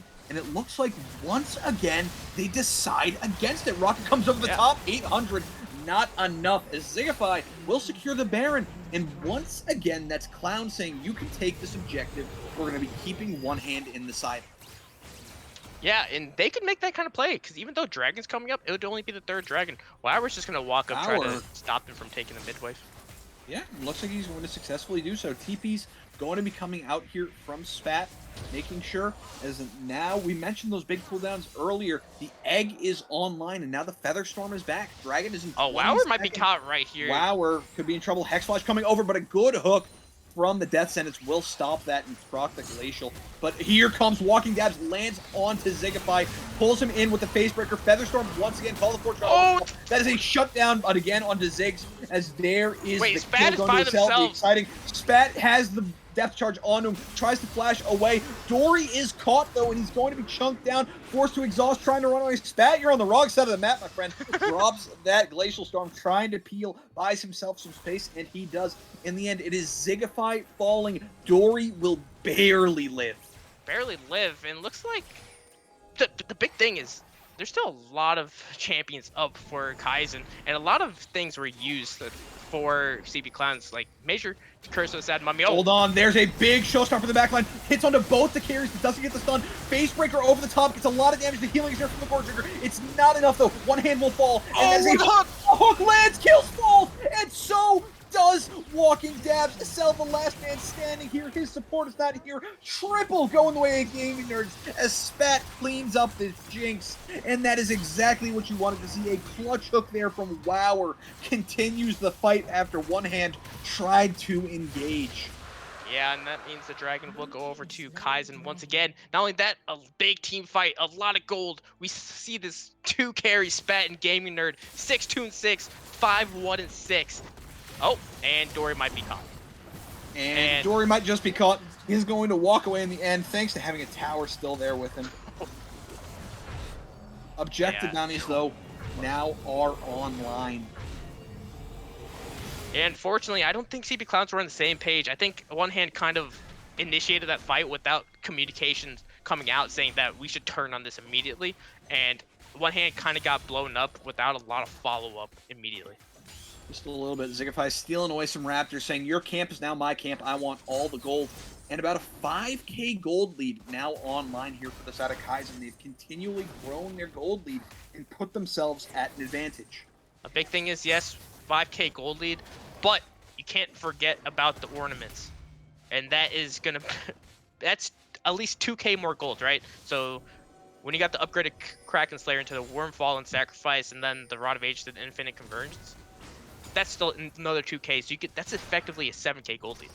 Yeah, and you still have ones to come out for the Sunderer for that locket, still available, just waiting on Ornn to hit those levels. In fact, has one. He's just trying to find somebody. Dory is caught, though, by the death sentence. Only just walk away in the end, though. Yeah, and so far, big thing in this game is that OnlyFans hasn't died. 509. Very tanky, has both... the Unspoken Parasite. Who comes up with these names for these ornaments? Crazy names all on Spat. Maybe in trouble here. Sidesteps out on that flash dredge line. Goes wide. Spat sidesteps. Advantage toss again. But One Hand's now here. Spat's running for his life. What a wall! Crystallize to disengage. Forces out the depth charge. And Spat says, burn everything on me. Burn it all. It's across the map. Kills will fall. And it's a 1-for-1 when everything was burned to kill Spat. Yeah, I think Spat was just caught a little bit too far up, and that means this mid lane turret's going to go down. But kills almost came out clutch, almost able to take down Gaming Nerd and Wowzer. If they were able to do that, that would have been huge, and the Super Mega Death Rocket barely misses. Sidestep by OnlyFans, and who would have guessed? Giving somebody whose name literally has Ornn in it. Hold on, knock up there off that Searing Charge. Brittle Talk onto his cell. Call the Forge got coming to the top, trying to buy time. Gets the knock up onto his cell, but he's out to safety. But he's coming back in, and Zigify's coming in, flashes in with the Cyclone. Takes down a cell too aggressive there to go back in. TP though coming in to join the fight. Zigify is low, the Searing Charge will disengage. There is the showstopper over the top. Zigify will fall. One hand though in a bit of trouble. The gravity well will get the stun onto OnlyFans. The Lantern is here to disengage, try and buy time, but the TP is coming in from Spat. There is that Flash Frost to lock him down, and Wower of all people takes down One Hand. Yeah, and it was almost a bad situation for Kaizen as they were able to get Excel, but they almost lost both Zigify and OnlyFans at the same play. TP coming in from OnlyFans to look to continue the siege, try and take down this tower, which is exactly what they do. Wower gets the play onto Dory. Dory, those sidesteps. There is the Searing Charge knockup. Dory is low. Walking Dabs goes in, forces out the locket. Oh, Spat's gonna go down. Another death sentence. Spat is low. So he will barely lives. The Chaos Storm cannot chase him down. Thank you, Mountain Dragons, for that extra armor and MR, as that means Spat walks out with his life. And that actually came down to the fact that Gaming Nerd decided to heal Spat, or else they would have been burned down by the Leandre's Anguish. Yeah, exactly what you like to see. Spat living on a knife's edge. As once again, Gaming Nerd now going to be taking this red. Ornaments, though, coming out. The Decide, or whatever you want to call it, now online. I don't know. There's a random eye in here. Look at that. Gaming Nerd actually forced to use the Featherstorm right there defensively as Excel was just beating on them and just took so much health off of Gaming Nerd. Walking Dabs trying to get some River control, as despite the gold lead, River is right now in the hands Uh-oh, of wow, the we're Clowns. Wow, we're walking right into what Dory, a hook lands the hook on the kills. kills. No follow-up on him, though. OnlyFans threatening to come in, gets hit by the dredge line. Spat trying to drop the Flash Frost to disengage, as wow, we're still in the sides here, threatening an all-in engage alongside that Call of the Forge God. The Featherstorm is about 60 seconds out, a full minute, but they do have the flash for Gaming Nerd, and they're going to move back in. It was a threatening Baron play from CB, but obviously it's just going to be a Baron dance now. All about the dance. Wow, we're stepping to the side. Dory stepping up with walking dabs in one hand. All the engage looking to come in. Dory wants this, you can tell. All of CB wants something. They're eyeing Spat here. Drops the Crystallize, but the wall comes in. But a bandage toss goes to the wall. Down 4 members for the Curse of the Sad Mummy. But there is not enough to counter. Oh, Excel does go down the back There line. is a Cell dropping. There is Dabs dropping. There is Dory dropping. Over the top, one hand comes in. Face Breaker comes in, but the exhaust is there. And that's another kill going to Gaming Nerd, and the side of CB tried to find something, but the Crystallize meant that a man went in there on his own, and it was not enough. Gaming Nerd shreds through the side of Clowns. Yeah, and right there, Excel wasn't protected as Zigify was basically 2-7 at that point, I think. Was able to solo kill Excel in the back line. Didn't get a lot of help from Dory. The exhaust is up, the flash is up for Dory, and unfortunately, these fights have been kind of scattered. A big thing in that fight as well, even though Spat was caught out, the flash came up huge, was able to get the safety, and the fight just went in their favor. Definitely did go their favor. Spread out to the wins. Good usage of that crystallized wall from Spat. Spat has been so clutch this entire game, this entire series so far. Thresh now gets his Golden Dawn as well, and all the ornaments are online, and this is the hardest point for the side of Clowns to deal with. The Baron available for the side of Kaizen if they want to rush to it. They have 3 Mountain Dragons, so much extra armor and MR, and with a 7k gold lead in their pockets, you gotta think Kaizen's looking to take us to match point. Yeah, CB Clowns need to find a way to protect Excel. You're looking at a 2.5 item Jinx. Once it's 3 items, this Jinx, we saw earlier in the game, was able to dish out a lot of damage. But being left alone is not working in the CB's advantage. It really hasn't been. And you gotta see, what do you do if you're Clowns? You're down, you're behind, you're in a rough position. You're against a 7-1-8 Zaya and a 7-3-9 Anivia. They are going to shred through whoever they damn well please. Yeah, and we see the vision from Kaizen looking for that Baron. So far, Zigify is looking to push out that top wave, but mid priority is going to go over to CB Clowns as they push in to the tier 2 tower. Kills stepping up, gets hit by the death sentence, locked down by the Flash Frost, and that's Gaming Nerd taking down. The engage is coming out, no dredge line hits, but there is an attempt to disengage by one hand, trying to buy time, drops a face speaker on top of Gaming Nerd. Walking Dabs tries to get on top of him. He will fall though, and it looks like Zigify's looking to continue the chase. Dory and Acel trying to kite back. The Cyclone though knocked up. Acel is falling to OnlyFans himself. Son Dory is next to fall. One hand, the last man standing after a Hail Mary disengage, and that's going to be it for game 2 as Kaizen throwing us into the base, stepping up, trying to take us to game number 3 and put us onto match point for the IBS finals. Yeah, and this game is sure about over, and that TP is going to try to save that. TP coming in to save the minion, making sure there's plenty of space, making sure that one hand can't clear it. That's all the towers falling, and that is going to be the Nexus next on the table, as that is Event Horizon Kaizen 2-0, taking us to match point. That was actually insane. I'm pretty sure Kills got 194 gold from that first strike proc at the very end.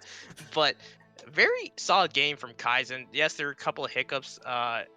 It seemed like the bot lane and the bot lane for Kaizen has created so much pressure. They were able to get the first tower in both games so far. Yes, they lost the first 2 dragons, but they were able to create these massive team fights or in picks to kind of gain a little bit of those gold back, and then they would make some crazy Baron plays that ended up working. In this game, they're able to sneak a Baron with all 5 members of CB Clowns up. All right, you know what? I was gonna make a comment about maybe Clowns can come back and maybe they can turn things around next game, but no. You saw the tier, didn't you? Dory just sold everything and bought a tier. No, Dory, you're done. You're done, Dory. This is over. This is a 3-0 for Dory Kaizen. I'm loves calling it now. A big thing is what we saw last week is where Dory and Excel swapped their roles, right? After game 2, being down 2-0 to Glacial, they decided to put Dory as the ADC and Excel as the support. Do you think that's going to happen right now? I think they're gonna pull it out. They haven't been able to find success. They tried the Yasuo comp, they tried a standard comp. They got to throw something out to try and change things up, and that may be the spark the team needs. Putting Dory on an 80 carry and Cell back on support. But something to note is that Kaizen so far has been banning that Seraphine that Cell played every time last week in the first phase. So if they do, what's going to be the pivot? What is Cell going to break out? To be honest, who knows? But what I do know is that I don't think that Xayah is actually going to go through again if CP Clowns decide to go for the red side. I think if they decide to go for blue, they're going to end up wanting Xayah and giving it to Dory. That's likely going to be the situation. Gaming Nerd has found so much success on the Xayah so far. The Xayah Thresh bot lane has been a menace to deal with. But yeah, it'll be interesting to see what the pivot is. Do they swap sides? Do they change draft? Do they change the lineup whatsoever? But of course, we are going to head to a break. When we come back, we're going to be here with game number 3's draft between Event Horizon Kaizen and CB Clowns.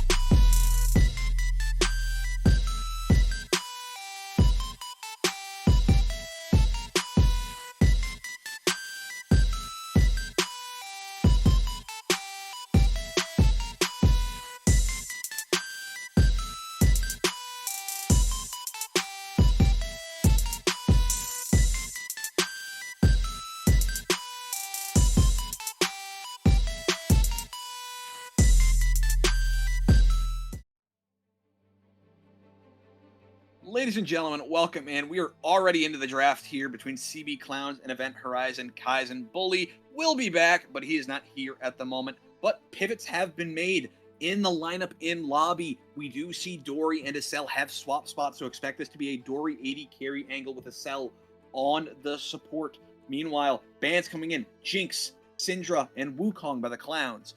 Udyr, Seraphine, and the Xayah by Kaizen. Kaizen saying, if we're not blue side, we can't first pick Xayah. And if we can't first pick Xayah, we don't want you to have Xayah. So the bans have been planted, and Clowns now picking up that J4 strong ganking jungler. Kaizen's response, taking away the Moo that's been picked every game so far by the junglers, and the Sivir lock in for Gaming Nerd.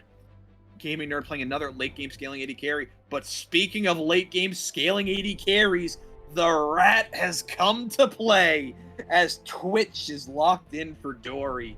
And that is already saying we're going to go late and Dory is going to dominate, as Twitch can be such a menace to play up against, as that invisibility with the attack speed, once he gets late with that toxin, is just going to rip through your teams. And speaking of going late, let's add more to the table, as Kills is going to pick up the Aurelion Soul. Ever since his rework, has been able to introduce so much late game scaling. And Twitch Acel just says, Clowns basically says, we're going for late, you better beat us. The last pick going to come in for Kaizen. We still need to see the likes of top lane, of support, and of mid lane. With the fact that we already see the mid lane shown here by Clowns, I'm expecting a counter pick already to come out, and that is going to be the case as the LeBlanc is locked in for stat. Going to be taking an aggressive prio here, saying, I'm going to burst you out, I'm going to burst out the Acel, I'm going to burst out the Twitch and get rid of all that damage before it can do anything to our team. Of course, now into ban phase, both teams need their top laners and need their supports matching in that department. Kaizen, though, going to be hitting the bans first. And what will they be disallowing? They will be saying no to the set that One Hand brought out, saying, you know what, you may have lost last game, but you were still annoying to deal with. You had some good showstoppers in, and we're not going to want to deal with that. Meanwhile, Clowns, do they take away OnlyFans namesake Ornn himself that he played last game and found much success on? I'd imagine it perfectly, but instead it's going to be the Kled not wanting to deal with some of those bruisers. In the past, they've banned away the Mordekaiser as well as that Malphite, instead opting for the Kled this time, deciding, still waiting to see exactly what the department is that both teams end up going in. Kaizen on to the ban phase now, going to be taking away another pick, likely targeting towards that top lane as well, not wanting One Hand to get his hand onto something. What will it be? It is the Volibear we saw last week when down 0-2. Clowns pulled out an interesting draft all around with One Hand on the AP Volibear. They're saying, we don't want to deal with that this time, so that's not happening, as it is banned away. Meanwhile, Clowns, another ban on the table, likely again targeting this top lane, could ban away some engage like the Malphite, like the Ornn, and that is exactly what's going to be. It's going to be the Ornn, no namesake here for OnlyFans this time, as a pick comes in for Kaizen. You'd imagine this is probably going to be, if you're going to tank something like the Malphite, something like the Scion, you probably pick it up here and save a counter pick for your support who's been playing well. Instead, it's just going to be the Renata Glass to pair up with the Sivir.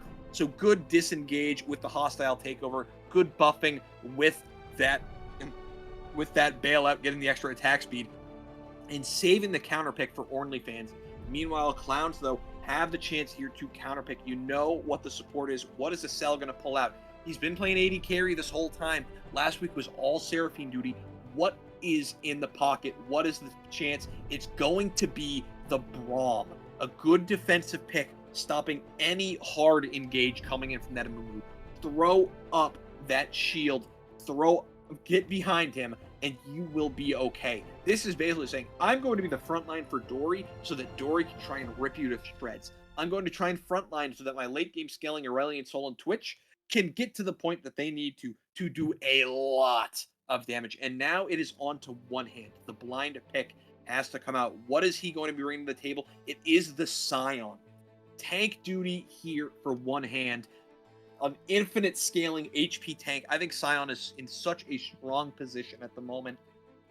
And that is exactly what Clowns are going to be bringing to the table. They have a great front line here between the Scion, between the Braum, and some engage off the J4 Scion with the late game carries and DPS threats of the Twitch and Asol. It's now on Kaizen to round out the comp. We've seen OnlyFans on quite a few tanks of his own. Does he head that, or does he pick something like the Mordekaiser to try and answer as a bruiser into this tank topside? It is going to be that Mordekaiser. Kaizen going back to the bruiser pool saying, Amumu, you're our primary engage. We got a lot of bruisers, we got a lot of damage, but we need to end this early before the likes of Asol and Twitch can get online. And with that, we see the comps all put out. We see Sivir versus Twitch, two carries who want to get towards the later game. LeBlanc versus Asol. LeBlanc, of course, when she gets a little bit of damage, can be a menace to deal with. If Shiver is able to distort into your backline, she will be able to blow somebody up. Whereas Asol, as he farms up that Stardust, that black hole is going to be so strong with the execute, farming up extra minions, getting them later, and the sky falling on top of you, the stars falling, the stars descend, so dangerous and able to just turn a team fight around. Whereas for Dory, once he opens up with the rat-a-tat-tat, once he opens up into the spray and pray, he is able to just damage everybody and just rip through the team. And it's really going to be hard to wait and see exactly what the play is. We're going to be looking at Jarvan to gank. We're going to be looking at Amumu to gank. That's really what it is all on. That's what we're going to have to wait and see. Jarvan's ganks, strong EQ combo. Expect him to look bot lane early, I'd say, as that's where both these teams see a bit of an immobile AD carry. Yes, Sivir has the availability of the spell shield, but it's not all that. It's not much you can do when you're stuck inside a Cataclysm with a Jarvan. But Amumu, definitely going to be looking to get onto this immobile Twitch, so really going to be on a sell to try and keep Dory safe. Yeah, and it looks like Dory is the ADC. Saw that coming, but who is shocked? Not us. Who's shocked? No. But this time, Excel. What if Excel was just like, Dory, you didn't keep me safe. I'm not gonna keep you safe. Oh God, that'd be something else. But now we are into the client draft. Bully, you're seeing the drafts for kind of the first time. What are your thoughts on these? Let's see. The Brilliant Soul was banned. For the most part, in both games, I think, but it was banned in the second rotation. And so now that CB has decided to actually pick up, let's see. Yeah, CB decides to pick up the Asol with the early pick. Let's see what this pick could do. Asol, Twitch, Scion. This just screams CB says, we're going late, you need to beat us early. Yeah, or Renata just presses R. Oh and God! Twitch just kills his own team. So that's a possibility. Absolutely is a possibility. We'll have to wait and see, though. And really, it's going to be on junglers once again, strong gankers to try and make things happen. Yeah, I think a big thing in this game is we now see a different look from Spat. Spat picking up the LeBlanc.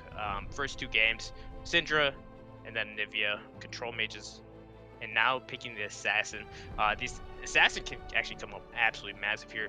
If he's able to actually pick up the Twitch or the Brilliant Soul before a team fight breaks out or before a major objective, then that just makes a target on the other one's back, right? So if Brilliant Soul gets picked off, well, Twitch is going to be invisible and try to open up. But if Twitch gets picked up, then the Brilliant Soul needs to be very, very careful.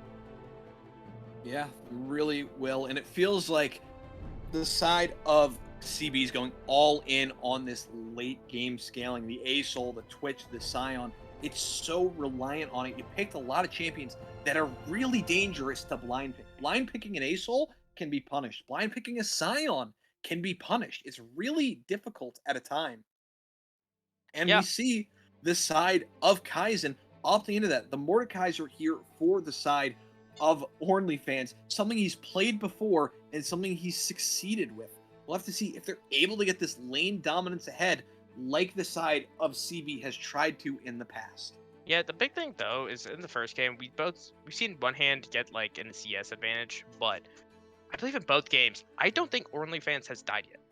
Um, I he's thought able he died game one, didn't he? he might have, but if so, he doesn't die in lane. But in general, uh, we saw him able to mitigate a lot of the pressure that the Silas or the set had by just giving up a little bit of CS and then looking for these fights later in the game. I want to see if one hand has that kind of restraint because Mordekaiser can beat Scion up very, very easily. And if one hand plays a little bit too aggressive and gives up some solo kills, then I feel like OnlyFans is just going to run away with this lane. Really is. He's been careful in lane when he's been counterpicked. Now he is the one counterpicking. All eyes are on OnlyFans to see what he can do in this top lane against SL. I mean, not against SL, against one hand. And Bully, I gotta ask you, 2-0 for Kaizen right now. Are we getting a clean sweep, or are Clown's gonna make this interesting? I will say I think Clowns will make this interesting. A big eyes is actually going to be up the bot lane. We saw how last week Excel on ADC and Dory on support was they didn't get a win, but then when they switched it, they were able to reverse sweep. And I mean, they better be hoping for the same thing because I think Dory K is a better ADC player than Excel. But I also think Excel is a better support player than Dory K. We'll have to see if that's exactly the situation that happens. I would be with you on the Clowns train if it weren't for that tier last game, Dory. So I'm riding the Kaizen 3-0. Let's have an early night. But of course, we are going to be heading into our spectator delay. When we come back, it's going to be game number 3 of the IBS finals between CB Clowns and Event Horizon Kaizen.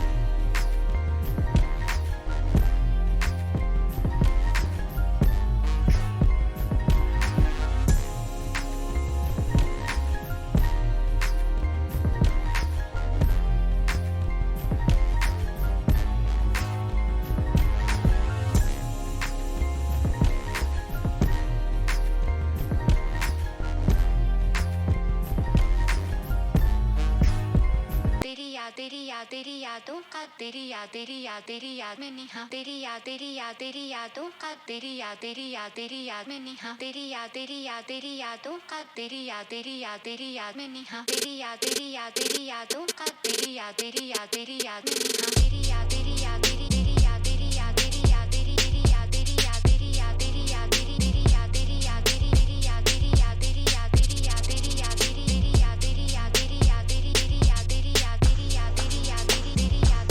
में निहा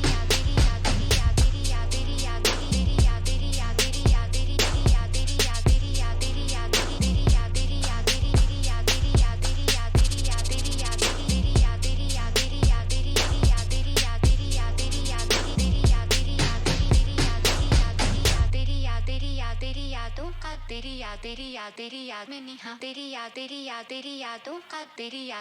तेरी याद में निहा तेरी यादों का तेरी याद में निहा तेरी यादों का तेरी याद में निहा तेरी यादों का तेरी याद में निहा तेरी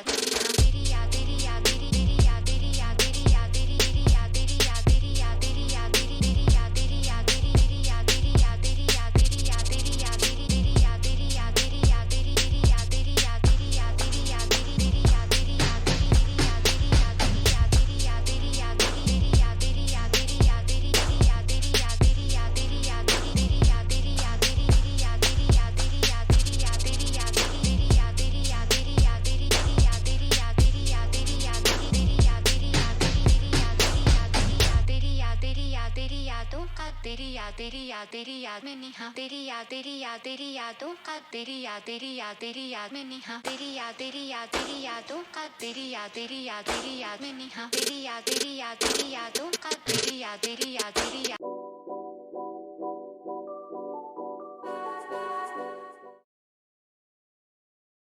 Ladies and gentlemen, welcome into game number 3 of the night between Event Horizon Kaizen, now on the red side, currently up 2-0 in the IBS finals. This could be the end of it, but CB Clowns, not wanting to give up so easy, have made the swap. Dory now on to AD carry with a cell down to the support, and this may be an interesting fight. Yeah, just a little bit of skirmishes going on, a little bit of poking, a little bit of damage. Nothing major. Big thing is that Gaming Nerds did decide to start with the call first, while in Spat actually decided to start with the Dark Seal. Minions have spawned. Yeah, Spat very much being aggressive in lane, looking for these kills. Electrocute Ignite, saying, I am playing for kills early with this Dark Seal. I am going to snowball and help my team win the game. Gaming Nerd saying, I'm going to scale a little bit. I'm grabbing a cull. I'm going to heal myself up with every hit. Dory playing with that cleanse, saying, I do not want to get locked down. I do not want to be hostile takeover and melt my team. Thank you very much. Yeah, I wonder if this means that Zigify is probably going to go... Oh! In the top lane, a little bit of charge up cute by one hand, but I wonder if this means that Zigify is going to target this mid lane first to try to get some Dark Seal stacks onto Spat. You gotta think that's the case. Walking Dabs clearing that level, grabs his level 2. Both junglers starting on the red. But look at this down bot. Walking Dabs coming in early. This is old school. J4 level 2 gank, baby. Old school, but Old school, but very effective, as it will be a level 2 gank for Walking Dabs as he picks himself first blood onto Wower. And flash there out of Gaming Nerd. Wower decided just to save the flash and use exhaust. If you're gonna use anything, or if you're just gonna let yourself die, then just don't use anything at that point. Just give yourself up. But decides to use one of the 2 summoner spells, basically losing a summoner spell for free while still dying. Yeah, still dying himself, throwing out that Winner's Bite, getting a bit of damage off, stacking up that passive to make sure the concussive blows are going to be there. Yeah, now that Wower's died, that kill was unfortunately given to Walking Dabs, but that does bode well if he's able to make more pressure on the map, as he's going to have a little bit more extra gold, a little bit more firepower to secure these kills for their laner. That goes in, drops the chains, gets the exhaust, gets the electrocute proc. It's a good range on there to kill. Meanwhile, OnlyFans pulls in using that Death Grasp, gets some damage out, but the decimating strash from Scion, so it's going to be enough to clear the waves. And we do see the corrupting pot start there for one hand. Yeah, Zigify is actually in the same... Even with that level 2 gank, Zigify is in the same spot as Walking Dabs, so that's a 1+ gank for Walking Dabs. Zigify is now just completed just doing their blues right now. Yeah, both top laners smacking each other a little bit. One hand stacking up that HP as it goes, getting himself some health off the grasp, off of that Soul Furnace as well.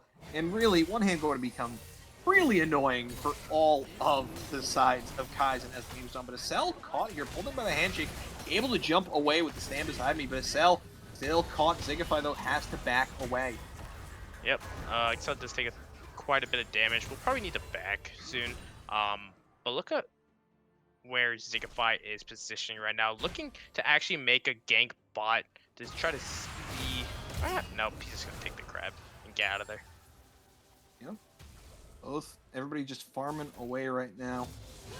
Spat jumping in, dropping the chains, pulled in there. Whoa, Spat is gonna go down!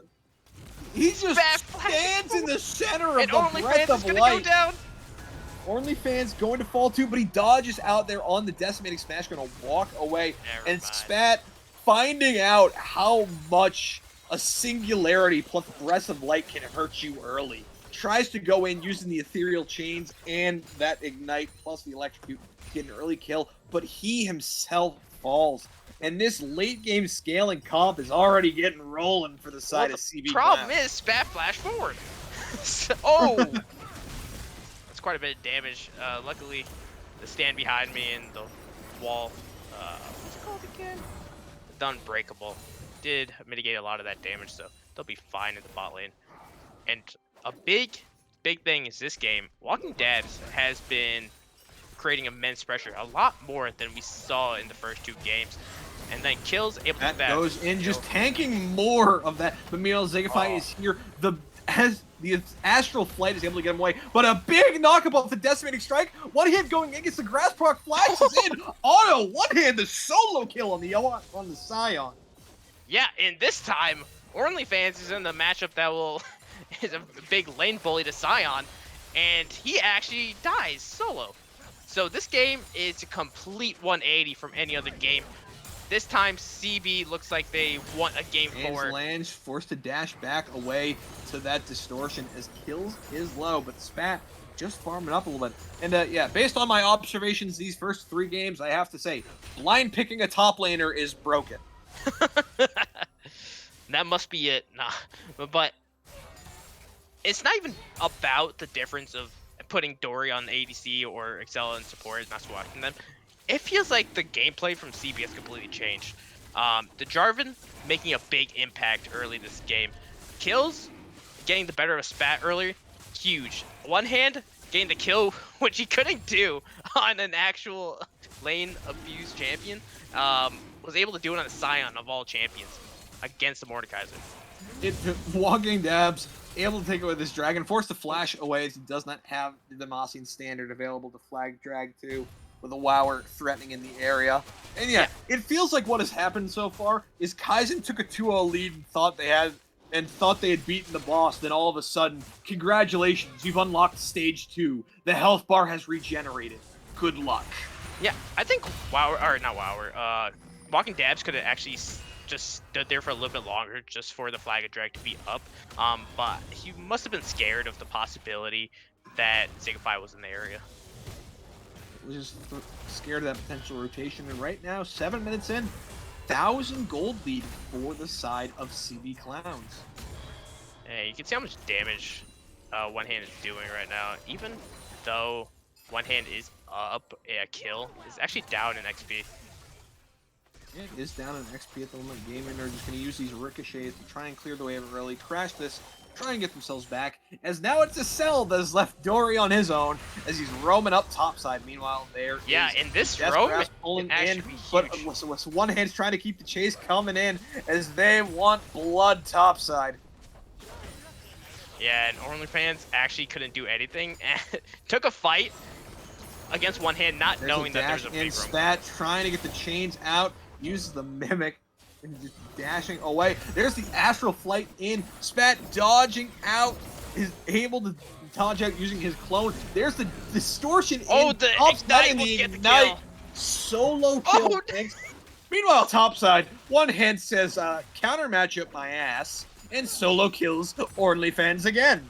Yeah, and the big thing bot side, looks like Gaming Nerd and Wower are still getting good pressure on this tower. And honestly, they'll probably get the first tower again for the 3rd game in a row, unless something major happens. But big news, top side, One Hand soul killing OnlyFans on this Scion is going to get more gold, just get a little bit more tanky and more unkillable. Mid lane, Kills, unfortunately, didn't get the right target. The Mimic did decide that up by Zigify. Going to try and lock down this Herald is here. Oh, this Herald will take down the turret. Zigify is gonna die. The turret does not fall yet, and there's the curse of the Sad Mummy under. One Hand end up falling thanks to that CC lockdown, and One Hand says, I'm taking this tower with me, but he does not end. Meanwhile, bot side, Gaming is trying to work on this. Dory opening up, but gets pulled in by the handshake. The exhaust comes out, forced to cleanse away, as Dory in a bit of a threatening position with his support up top. Yep, it looks like that tower barely stood topside, and look how many plates that Gaming Nerd and Wower have gotten in spot side. Yeah, and despite that early lead coming up for the side of Clowns, gold is about even again. Only a 200 gold lead across the map. Tower plates falling top and falling bot. But top side, congrats, you got your Scion pretty fed. But bot side, that's going on to a Sivir. Yeah, and that's a big key in this game. That Sivir late game with 2 or 3 items will start melting your entire team. really will. A late game Sivir ricocheting through your team can be really difficult for everybody to deal with. It's just a matter of can the side of Clowns get to their late game first. Because the tower is going to fall soon enough, it looks like. Sion shoving up, has this demolished Prosh. You have to think this is the end of the top lane tower. Yeah, it looks like Spat is about... Oh, there it is.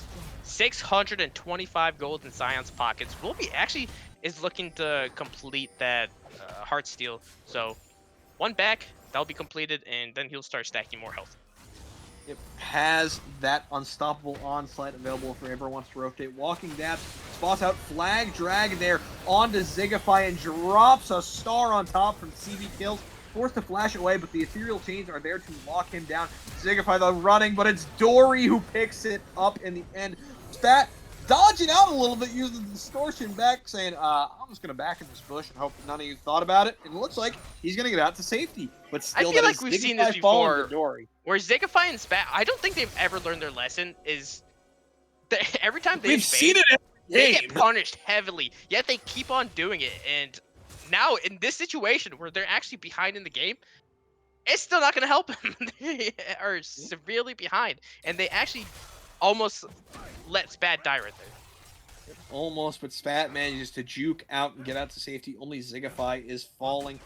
As right now, 3 members mid. Spat dashes in, tries to get a bit of damage, but one hand is already at the point that he's going to be laughing at whatever damage Spat has.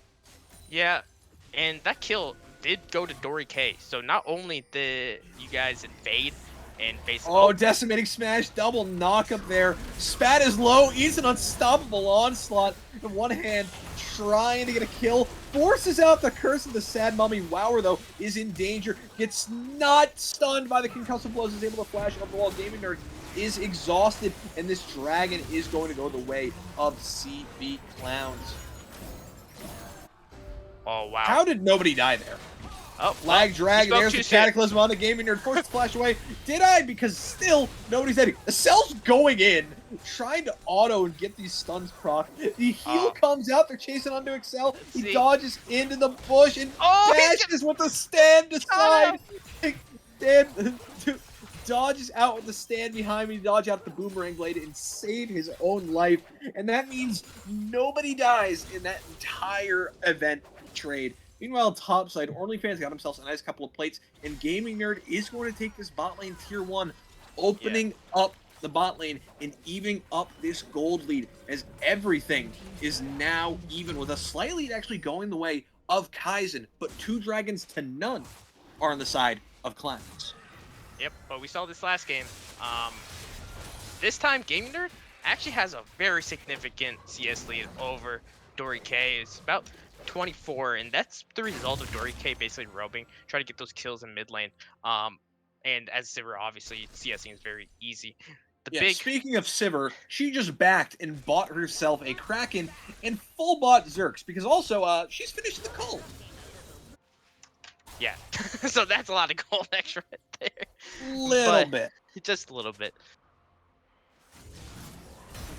Zigify, though, caught there by the decimating smash. He may be in trouble here, trying to run away, gets knocked up and stunned up. And who's here to pick up the scraps but Dory K? He gets himself a red buff, gets himself a kill, and says, I want it all. And now, looking onto Wower, stealths out of the way. Wower, you're in trouble, stunned up by the concussive blows, and there's the spray and pray, sidesteps out on that hostile takeover, and Gaming Nerd will fall as well, and this is all Clowns all the time right now. As OnlyFans forced to flash over the wall. Walking Dabs wants more. Cataclysm on top. OnlyFans getting the autos up. Stacks up. That Darkness rises. He's onto a cell and Walking Dabs, but I don't know if they have the damage. A cell falls as the overcommittance is there. Look who's here. Spat is actually here. Spat comes, drops the ethereal chain, gets the root, couldn't get out of range. Dabs is ignited as there's autos coming over the top. Decimating smash. Spat gets more damage, and there is OnlyFans onto Dory. He takes him down, and it's a big shutdown there, going to OnlyFans, and suddenly what was looking all Clowns all the time is turned to the way of Kaizen. Wait, one hit might fire right here. Here comes Zigify, but there's the knockup. Kills no coming in, and the stars will fall. The skies descend, as that is a kill going over to kills, but Zigify gets them blocked out. But that's another kill going over. That's Nerd's looking to get onto one hand, and one hand will fall to Gaming Nerd. And what an exchange! And just like that, oh my god! Jesus! One hand just. All right, give me a second to Estelle, give me a second to breathe, please, goddammit. Force the flash away, as it looks like finally we have a break in the action. Orlyfan does have TP, so does Lauer, one hand. we have a break in the action. Yeah, Lauer doesn't have any mana, so they gotta be a little bit careful right there. Estelle dodges back using the stand behind me, gives walking dabs from extra MR. Oh, TP Dory behind. throws out. Oh no, TP behind coming in from Scion. This is not over yet. Actually, it looks like it's finally over, as in the end, it will be a lot of kills to everybody, a slight gold lead to Kaizen, and the Rift Herald to the side of CB Clowns. Oh. Yeah, Dory K was looking for a pick in the mid lane right there, but the Rift Herald will go over. Kills right now is sitting at about 124 Stardust. Not really sure if that's good or bad. I don't know. I don't play Aurelion Sol. I think any mid laners in the chat looking at you, someone in particular, please let us know. Dory K. Dory, though, it's actually caught, flashes out, but he's still rooted by the chains. Coming in, the auto's coming out. He will live in the end. Though Spat still wants it. Dashes in distortion. Looks like it's gonna be fine. Yep, the dragon is coming up. Pushing Dory K out right there is absolutely massive, as this dragon is going to be up in 24 seconds. Dory should be able to get back just in time. Estelle dashing in, pulled in by the handshake, pulled in by the Death's Grasp, and Estelle tries to knock him up, but he won't fall. The dabs comes in, OnlyFans gets the bailout. It's not even needed, it is needed, but he will fall in the end, but it's not enough, as that is Spat taking somebody down. He is going to be eating a lot of flame rest to the face. Oh my god. Okay. Maybe 124 is pretty good. You know what's into the split pushing Scion. Yeah, they're gonna have to stop this push. This is a Rift Herald. This is Shirley. Wait, is it Shirley? This isn't it. Yeah, this is Shirley. Yeah, this is Shirley. We're at the point where it's Shirley. Yep. And But pay no attention to the inhibitor tower falling at 17 minutes to a split pushing Scion. He may not be building lethality, but he's chilling in his inner boss. And you know what that does? That gives CB their third dragon, as the one hand was able to draw all the pressure back top lane, giving them a free dragon. Soul point, and now Kaizen, even though they're down just a little bit of gold, will need to be ready for every dragon from here on now. And thank you to our resident mid laner, Jack Davies, in the chat for letting us know 124 stacks for Asol is relatively on pace right now, possibly a bit ahead of pace. So, great job, Kills. You're doing great. Well, about that, because he has 153 now from those kills, so... Yeah, I think he's in a good spot. 4, 2, and 1 completed Roa. Yep. We just saw how much damage he could do. And yes, Spat is looking to blow up Dory, but Kills is able to put out so much DPS, and if he goes unchecked, he will annihilate the entire Kaizen squad. Yet getting the resets on the Astral Flight with the Sky's Descent available is so dangerous to all of Kaizen. Right now, looking at gold across the board, we see just about 1,000 gold lead to the side of Clowns right now. And yeah, it's minutely spread out across the team. Couple hundred here, couple hundred there. 80 carry, close. Mid lane, close. Jungle, up is dead even. Meanwhile, Zigify looking to come and lands onto Dory and to sell. Decides not to pop that Curse of the Sad Mummy. There is the knockup. Zigify trying to buy time. Lands the Bandage Toss onto all three hostiles. Lands onto a cell. Stars will fall, but it's not enough, as that is the Flame Rescue channel. Kills will fall. A cell will fall. The bailout is available, but it's not there, as Walking Dabs is going to be able to take out Zigify as well, but he's not going to live for long, as OnlyFans is on the case, and he will obliterate the Jarvan. But Wower on to Dory. Dory trying to buy time. The bailout is there. OnlyFans trying to save his support's life. And third time's the charm on ulting the Twitch, and he finally does it. He's looking to get onto it, but Dory's just buying time. Dory's dodging back. Dory's out to safety. Yeah, I mean, we saw it before. OnlyFans just tries to kill Dory, and every time he's using the Realm of Death on him, Dory's just going invisible and just walking around OnlyFans. So Spat not playing respectful enough, gets hit by the decimating smash, and will distortion back to dodge out of that unstoppable onslaught. I'm not sure it's enough. Oh my the God, he's proc, gonna die. There's the smash, solo bolo Scion. And yeah, that was just straight disrespect from Spat, and he loses his life for it. But Welcome to IBS, my friend. welcome, and maybe for one of these teams, goodbye. But we're gonna have to see. This game is still anyone's game. We've seen mistakes from both sides. We've seen super close fights, but so far, Dory K, 6-1-3, is able to put out so much damage, and that without Spat in that team fight, Dory is basically able to do whatever he wants. This is absolute chaos at the moment. And right now, gold lead. Only 1,000 gold in the lead for the side of CB Clowns right now.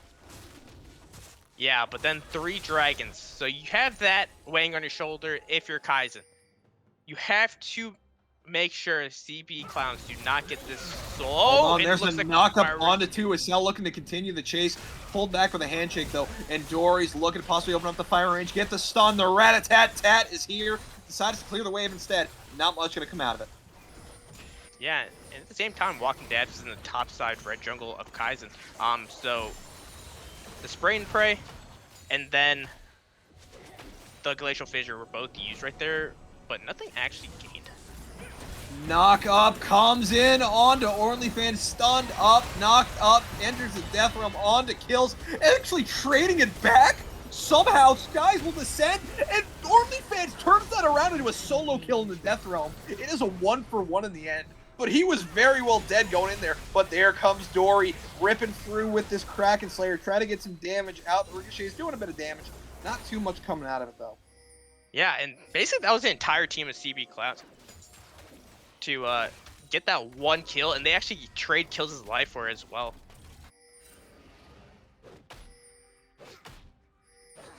And right now, Dragon in 20 seconds would be soul for the side of Clowns if they could secure it.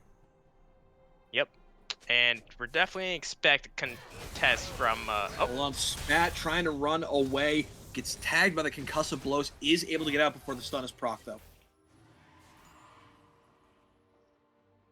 just take note. Oh, Hold on, a Cell chunk Excel's though. gonna be dead. Ignite comes in, Spat takes him down, and that may be what the side of Kaizen needs to pivot towards this Dragon and stop this stacking for a little bit. yeah, I don't think CB Clown should even contest this at this point. They don't want to give up any advantage they already gained just for this Dragon. They have multiple other opportunities to get this soul. Instead, they should just push out these side waves, get the CS, and not throw this game that they still clearly have a good advantage on. Definitely do have a good advantage on at the moment.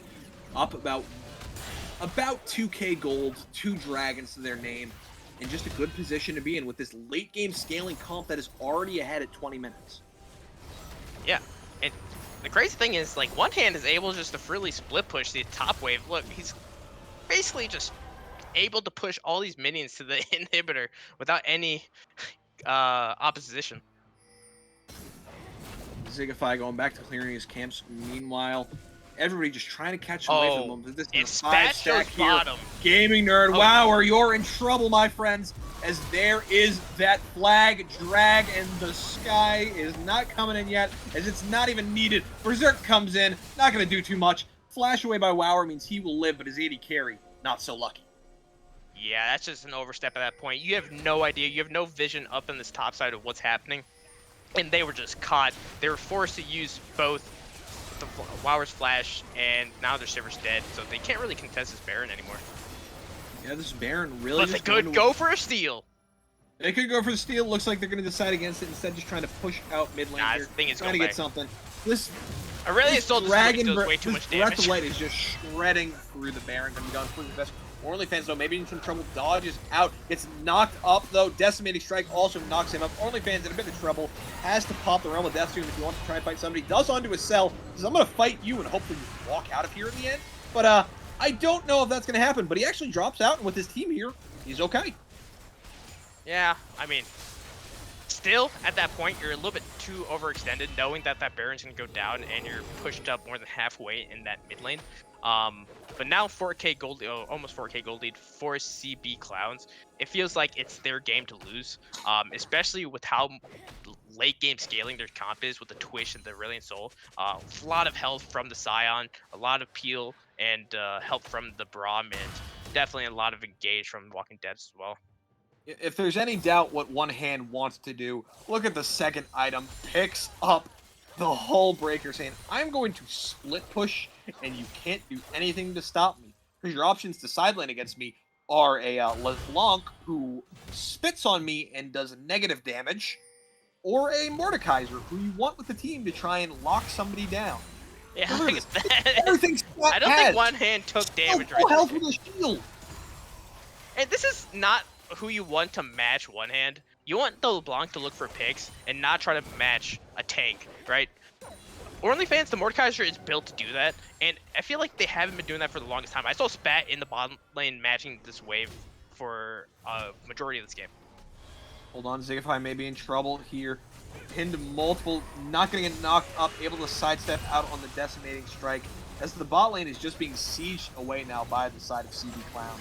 As One Hand is just laughing in their face as this black hole is already taking over half the lane. Yeah, it's quite a bit of damage. And this is why we saw the Aurelion Soul banned in the first 2 games. It's not taking over. Yes, Dory's doing very well, but so is Kills. Kills doing a ton of damage. Look how much, this is so hard to play against. It's so difficult to play against. Spat over the wall, trying to see if they can find a pick onto somebody, but tagged by that Winter's Bite. Not going to be able to get anything off of it. Dragon up in a minute, and right now, Clowns are just saying, this is our jungle now. Yep, and Spat is just looking for any damage onto Excel, but... Oh, they might be able to actually pick him. No. He's just going to jump back, able to get to safety.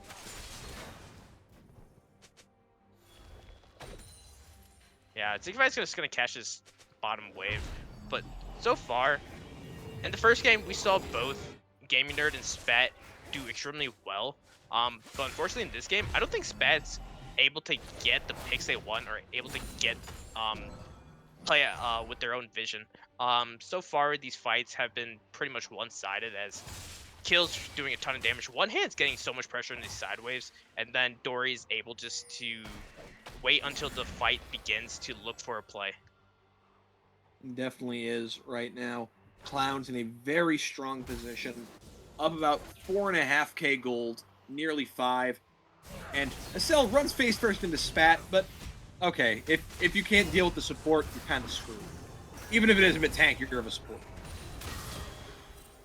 Yeah.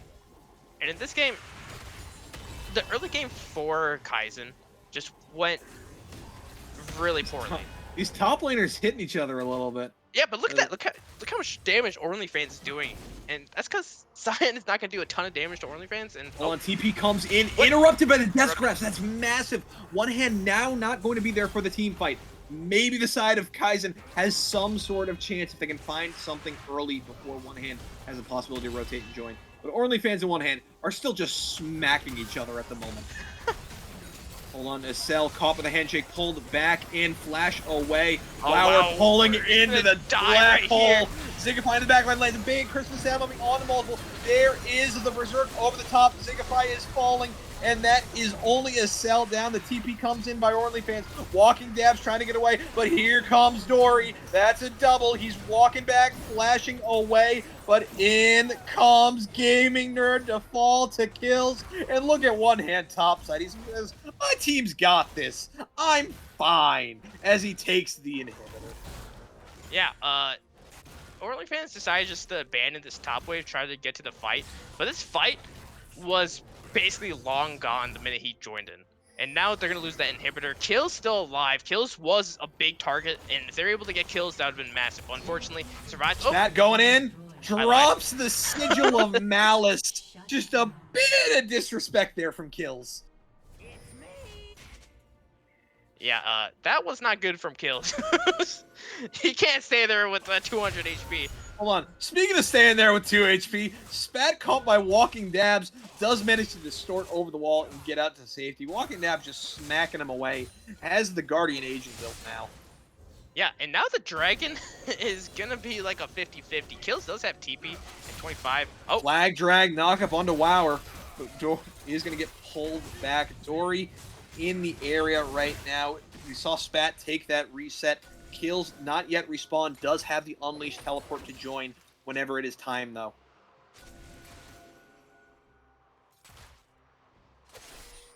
and now we're going to have a little Dragon Dance. As Walking Dead is actually going to start it. TP coming in. TP is coming in And here. OnlyFans doesn't have TP, so this should be a free this is a Dragon. And they 4v5. can't contest this at all. Nah, you got nothing. You're backing up. You're saying we're giving this Dragon. Speaking of, one hand just says, hi, everybody. Come deal with me.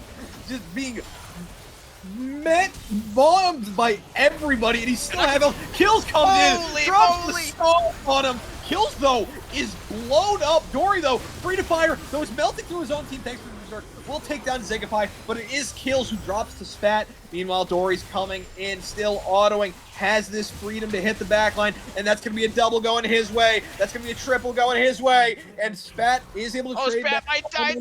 trying to run for his life, and it looks like he will escape for just now. Spat with a sliver of HP getting out, but Dory's full HP. One hand's half health, but may as well be full. OnlyFans needs to go back. He can't just give this up for free. Yeah. OnlyFans is currently split pushing. Yeah, and at the entire time, knowing what kind of fight this is going to happen, you can't just do that the entire time and let the enemy team just take a second. Trying to do something. Has his full body weight to throw at somebody, but he can run face first into the brick wall that is one hand, and it's not going to do too much. Walking Dabs back to farming, and that is Cloud Soul going the way of CB Clowns. Elder Dragon on the board in 5 minutes. Baron available now.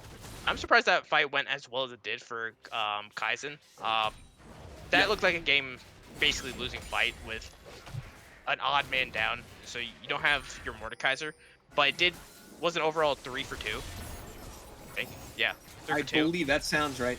Yeah. That is Scuttle taken by the side of Clowns, getting themselves ready for this Baron if ever they want it. And you know Dory sees the only threat to his team is himself, as he has picked up that QSS to either leave the Death Realm early or make sure he stops hitting his own team from the hostile takeover. Pretty much.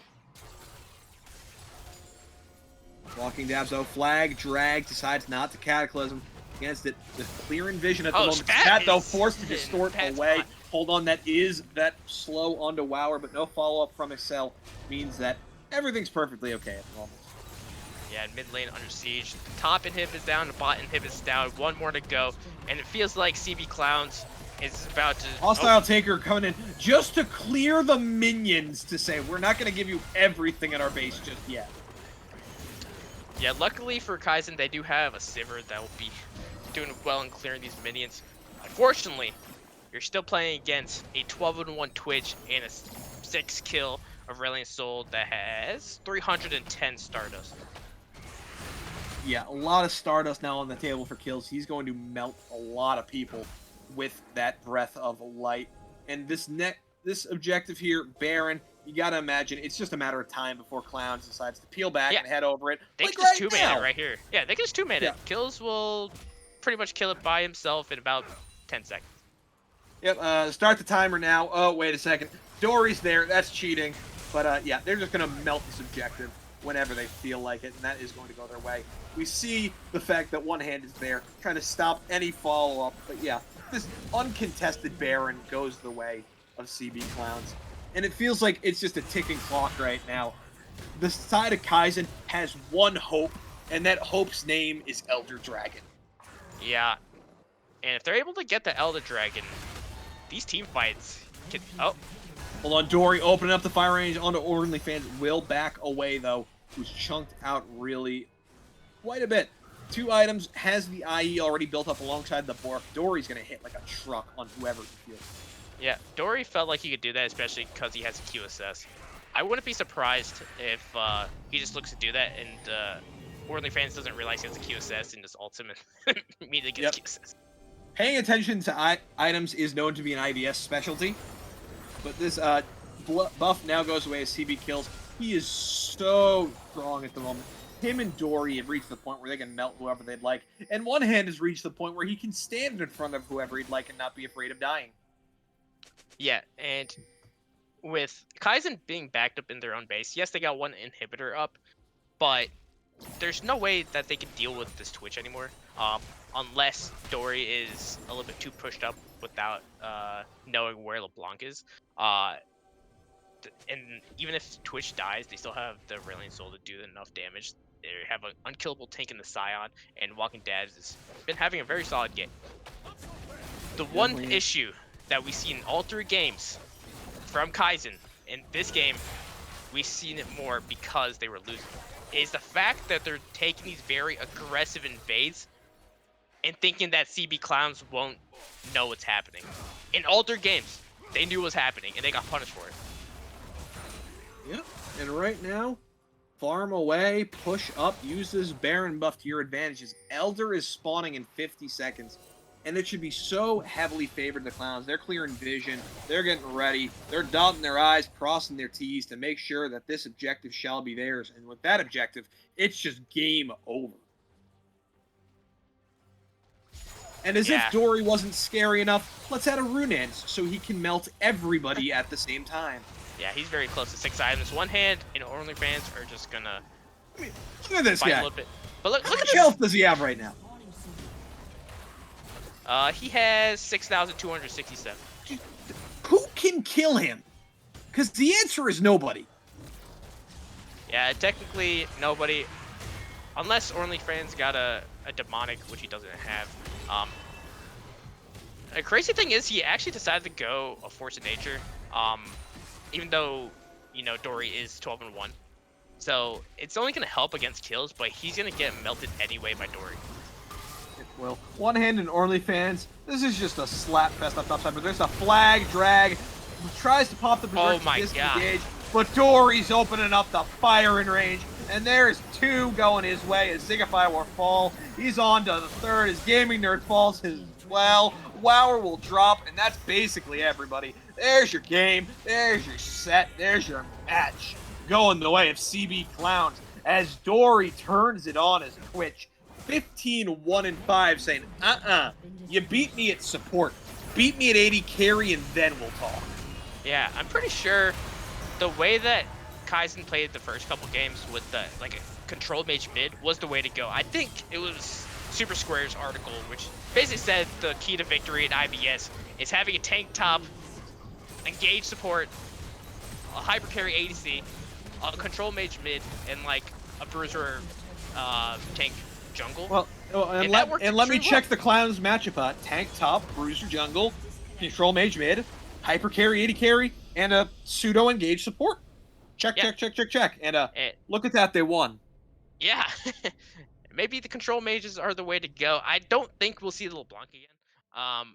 Big thing is that, I don't think we'll see a lot of these picks again for different reasons. That Twitch is probably going to get banned. Mainly because no one on Kaizen could have actually killed him, right?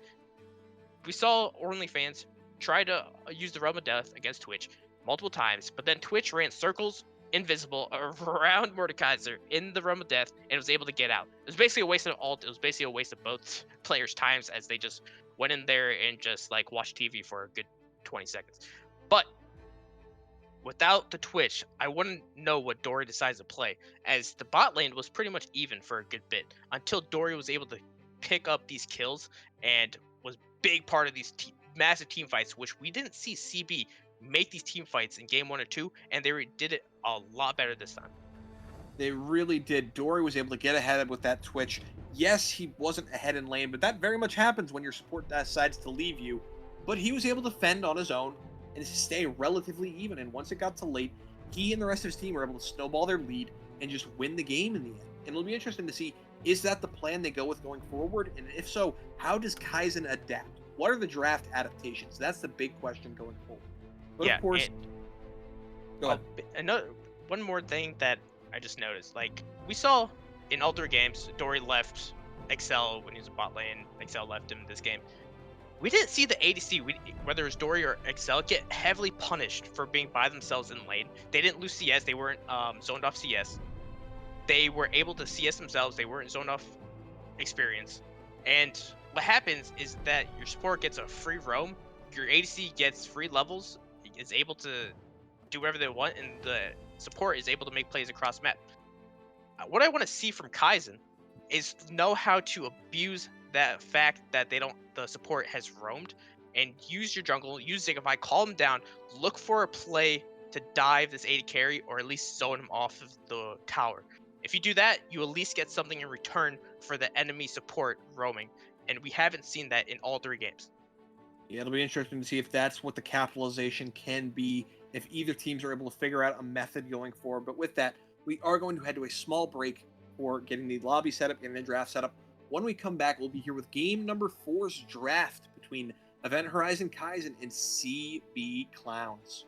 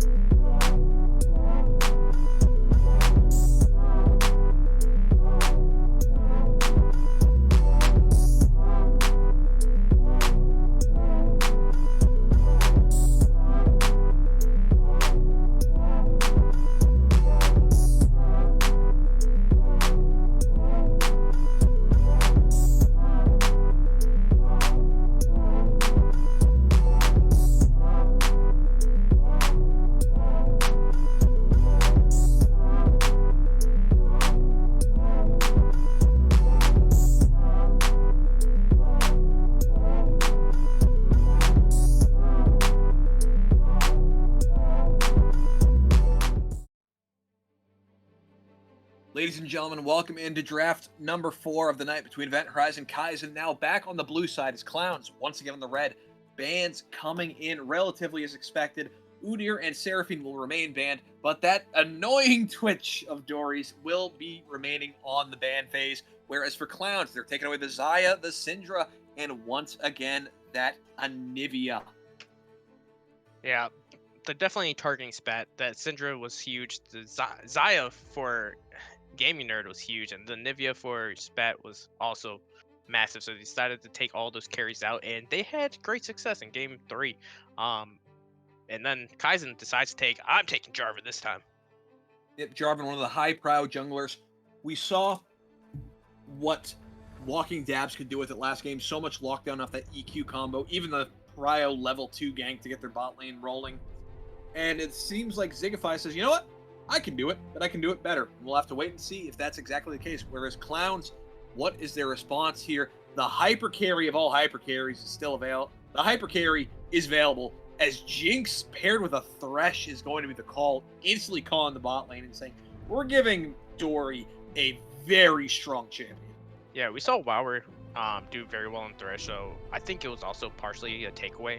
And this time we saw Excel play the Jinx in game 2.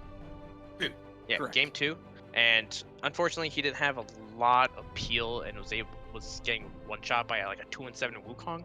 This time I think Excel will be able to peel Dory off really well, and Dory, as we saw last game, doing very well on those carry ADCs, and I don't think this game's difference. The only big difference this time is that he won't have the invisible to get away from any kind of threat. No, will not have that invisibility as you mentioned, but Kaizen's response for Gaming Nerd, picking up that misfortune, possibly looking at more of a Wombo bullet time comp than what we've seen with more hyper carry, AD carry in the past, whereas the Rakan is also picked up for Wower. Some great engage mobility now available for Wower. Yeah, I think it's a little bit better than the what was it? Last game was the Renata. Renata. That's champion look. Renata was all right. It didn't have a big impact, mostly because the entire team was pretty far behind, specifically in the ADC, and they were able to catch Dory while he was spraying and praying.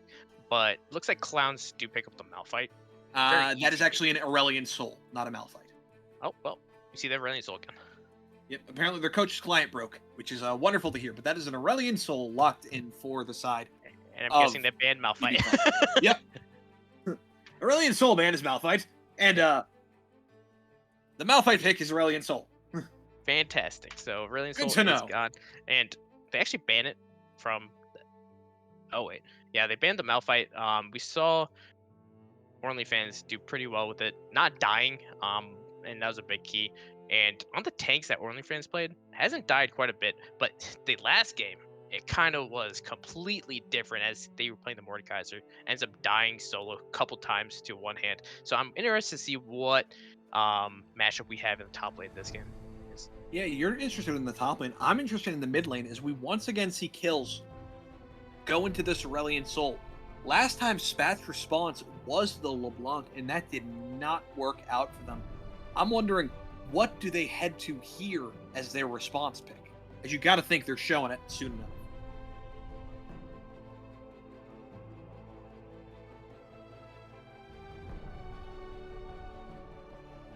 Bans have come out. We see the Ornn and Malphite banned by the Clowns, taking away tank-style tops from Kaizen, whereas the Sion and Amumu are banned away by Kaizen from Clowns, taking away a top jungle a little bit, as the jungle Maokai is going to be making its return, as that's more engaged and more beefy frontline for this late game scaling Jinx and late game scaling Aurelion Soul.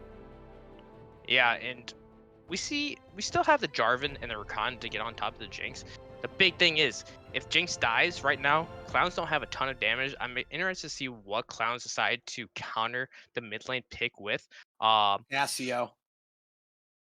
I like it. I like the Cass. Cassio. Honestly, I wonder what Kills is gonna pick. What Kills is going to pick? Kills has Aurelion Soul. Oh yeah, I forgot. Well, there you go. We're waiting on the top laners. I was like waiting top. Man, these draft rules completely confused me. Yeah, it's I was all right. like, yeah, that's a Malphite top. But no. But now the Casio locked in for the side Kled. of Kaizen as the Kled comes out for OnlyFans, bringing more Bruiser, saying we go in or we go in. There is no other option. And now the question is, what does One Hand respond with here? We saw the Scion be taken away after becoming this unstoppable menace of a front line. Does he pivot towards a Bruiser once again, like that set, something he picked before, Possibly. still on the table? I've seen a matchup of the Kled in set versus set in When the Gwen. a lot of AP now between that Aurelion Soul and the Gwen. That means Dory going to be the solo AD threat available for the squad. Yeah, but you don't have a mega tank on the side of Kaizen. Yes, That is Jarvan's true. going to be tanky, but he's going to be bruiserish, so not a big deal. Plus, you have a lot of true damage on the Gwen. So even though they're AP heavy, doesn't mean anything.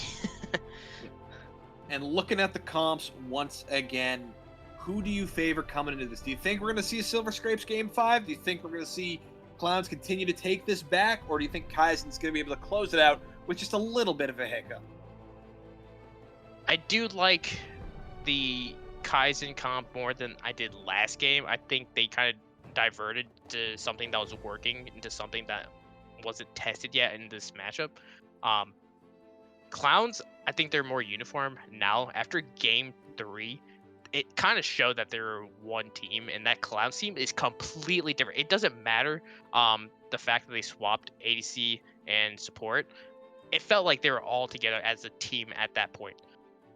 Maybe it was on the shot calling. Maybe it was changed a little bit. Maybe people were more comfortable with their playing, but it felt like a totally new Clowns team than game 1 and 2. So it's either going to be a big game from Clowns to bring it to game 5, or I think Kaizen might be looking for cheeky stuff that they randomly did in game 1 and 2 and end up working.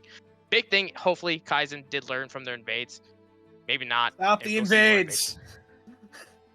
But I very much agree with you. This Clowns team looks to have leveled up with the swap of Dory and Acel to AD carry and support respectively. And also, Kills has been was a monster on this ASOL last game. I'm expecting him to continue it this game. Also, it's a Jinx. I think Jinx is insane right now. I think Dory with Jinx is going to be even more insane. I really like what the side of Clowns has brought to the table. So I think we may be in for a very long night, Bully. Yeah, if One Hand gets the better of OnlyFans again in the top side, I think it could kind of make the entire map kind of more playing more a little bit more risky. I think that's what happened in the first game, where you think a winning matchup is gonna do fine, and then they start losing, and you feel obligated to start trying to push your own lane to the point where you just overextend yourself and die. Very much is. All eyes once again on jungle to make early action happening. We do have aggressive supports here with Rakan and Thresh that can set things up if they hit their CC, but we'll have to wait and see. And with that, we are getting into the draft. We are going to head into a spectator delay. When we come back, we're going to bring you game number 4 of the IBS finals between CB Clowns and Event Horizon Kaizen.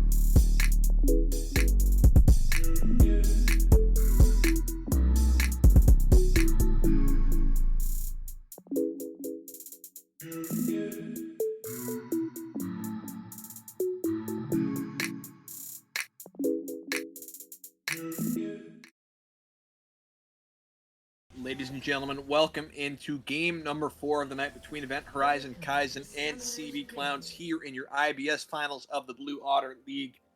We are currently viewing Event Horizon Kaizen up 2-1, but with this last win, Clowns have looked to turn the momentum around, potentially. It's just a matter of how things will play out. Yep, Kills does get his champion once again, the Brilliant Soul. It was banned the first 2 games. They early picked it the 3rd game, did very well with it, and we'll get it this game. So we'll see what happens if Kills pops off with the Cerulean Soul. I doubt we see it in game 5. Very much the situation. And we again see Clowns going for this. We scale for late, good luck beating us then sort of comp. With the Jinx, with the A-Soul, and even with the Gwen on a side lane. But Spat, trying to match that a little bit, has that Cassiopeia into the A-Soul. I got Dory right here. Oh.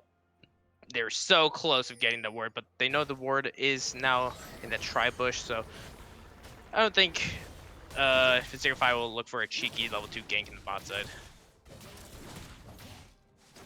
If they said, we did this last game, let's make sure they don't do it to us this time. As Zig, just gonna path away, says, okay, I'm content. I got my buff. Goodbye, my friends. Yeah, it looks like he's gonna go for a 3 camp start. Maybe looking for an early gank top on one hand, or even wrapping around to try to go for kills.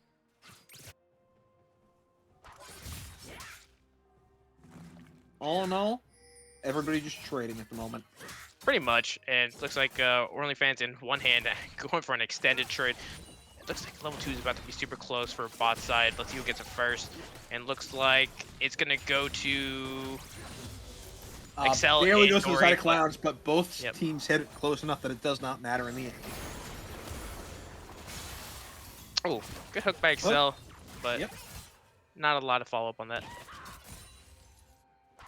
We see OnlyFans jousting through one hand, looking to trade a bit of damage, but using that Scarl HP bar as well as he can, did offer the lethal tempo. So wants these more extended trades. And something to note, one hand opting for the TP flash. Sometimes we see TP Ghost, TP Ignite on Gwen's, instead opting for that safe flash. Zigify though, here early, flag drag onto one hand. One hand, and one hand is sure happy he has that. Oh wait, flash. OnlyFans Now, OnlyFans goes in! Oh! Does not tank the tower in the end though. Oh boy, that was close. That was extremely close, and look who's roaming up. Killis is roaming up to see if he could get anybody, but man, that was very dangerous, because if that kill went over to one hand from a very greedy play by OnlyFans, that would have been a very disaster. At the moment though, OnlyFans does remount, make sure after the reset there's no threat of kills as you mentioned. Going to TP up topside while one hand just going to walk it back, so in the end, despite the play topside, summoner advantage going the way of CB Clowns. Yeah, but that's mostly because look at this wave.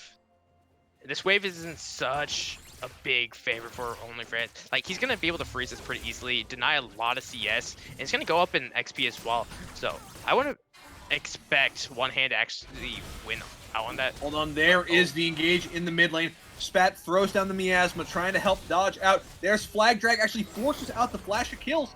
And once again, a play that started by one team comes out advantage in summoners for the other team as Spat saves everything and Kills has to burn his flash. Yeah, look at this. OnlyFans going in topside, getting these autos stumped out, but there is the snip up topside. Oh, Spat is actually Spat quite though low. in a bit of trouble, drops the Miasma, forced to flash away. Wait, Spat! As soon as I was talking about summoner advantage, he completely just says, not anymore. Kills almost getting that kill right there. Spat almost just died by going back in, but he should be able to go back, TP back to the lane, and be a-okay. But super close. We saw what happened in game 1. Spat went a little bit too aggressive and died for it. This time, it's pretty even. OnlyFans does get dismounted in the end, pulls one hand back, but no violent tendencies available, so he's just going to be farming away on this wave right now and trying to remount himself from the Scarl whenever possible so he doesn't face an all-in potential threat at one hand. But there is the remount going in onto one hand, getting these autos out, pulls him back in, has that flintlock pistol. Not enough damage, though. As you know, both these top laners want blood. Both of them Look are at that walking dabs right now. He's looking for something. Let's see if he tries to move up top as OnlyFans. Speaking of looking for something, though, Zigify in this bot bush. Don't know if he's been scouted out. Acel on a ward. There is flag drag, not coming to himself, followed up with the grand entrance, and the auto's coming out. Acel will fall. First blood to Zigify. Yep, and that was a great gank by Zigify. Was able to catch him, and that was a great CC chain by Wower, making sure that Excel couldn't just flash out and get to safety. It's exactly what you want to see. Chain that CC, no usage of the flash available. Obviously, you'd have liked it to go on a Gaming Nerd if possible, but it's not too bad on to Zigify himself. Yep, and with that advantage, looks like Zigify in the bot lane of Kaizen will look to secure this Hextech Dragon. It does do quite a bit of damage, and I don't think it's going to get contested. Walking Dead is going to just take the Gromp. Well, Excel might scout out here. He's going to scout out, see if that's happening, and say, okay, not much we can do here. Not much. Very well, have a good day. Oh, they might actually look for a fight. There is the death sentence there onto Zigify, and with the Astral Flight coming in, Zigify's Clown's gonna flash. pick it up. Kills, getting himself snowballing on this Aurelion Soul. Yeah, Zigify had the flash. Instead of flashing just immediately just to avoid the hook, decides just to hold and then flash in place, basically. And you know what I've learned when I was early on in my career of League of Legends is if you're gonna flash early. Always better to flash early, makes it easier to use. OnlyFans going in with this jousting does have the charge. He's fighting in a available. massive On one minion hand, wave, though. He's fighting a massive minion wave. Uses the charge, gets some damage, throws up the flintlock pistol, has the lethal tempo stacked up, violent tendencies. He's about to remount and potentially look for the all-into kills. Flintlock pistol, not enough, but he has the joust available. He's looking to continue this. One hand does not have level 6. Yep, and look who's coming to the rescue. And one just hand in is case. dodging and weaving, saying, how do I get out of this? But with Zigify coming up, the answer is you don't, my friend. But he's actually looking to just back in the alcove. But there's the flag, drag, and That's the huge. autos come out of OnlyFans. So that was not about to just- be a solo kill, but Zigify cleans it up. Yeah, and that's more gold going over the Kaizen as that assist gold is there, plus 150 for Zigify. Speaking of gold, though, Dory picking up a plate down bottom, getting himself a little bit of gold ahead. And currently with a nice bit of CS advantage as well, Dory giving us the first 80 carry CS advantage and lane advantage, kind of, for the side of Kaizen. I mean, for the side of Clowns this far. Yep. And that's kind of surprising, knowing how easy MF actually CS is. The fact that they're down about 10 CS, kind of nuts, especially with that gank early that secured a kill for Zigify.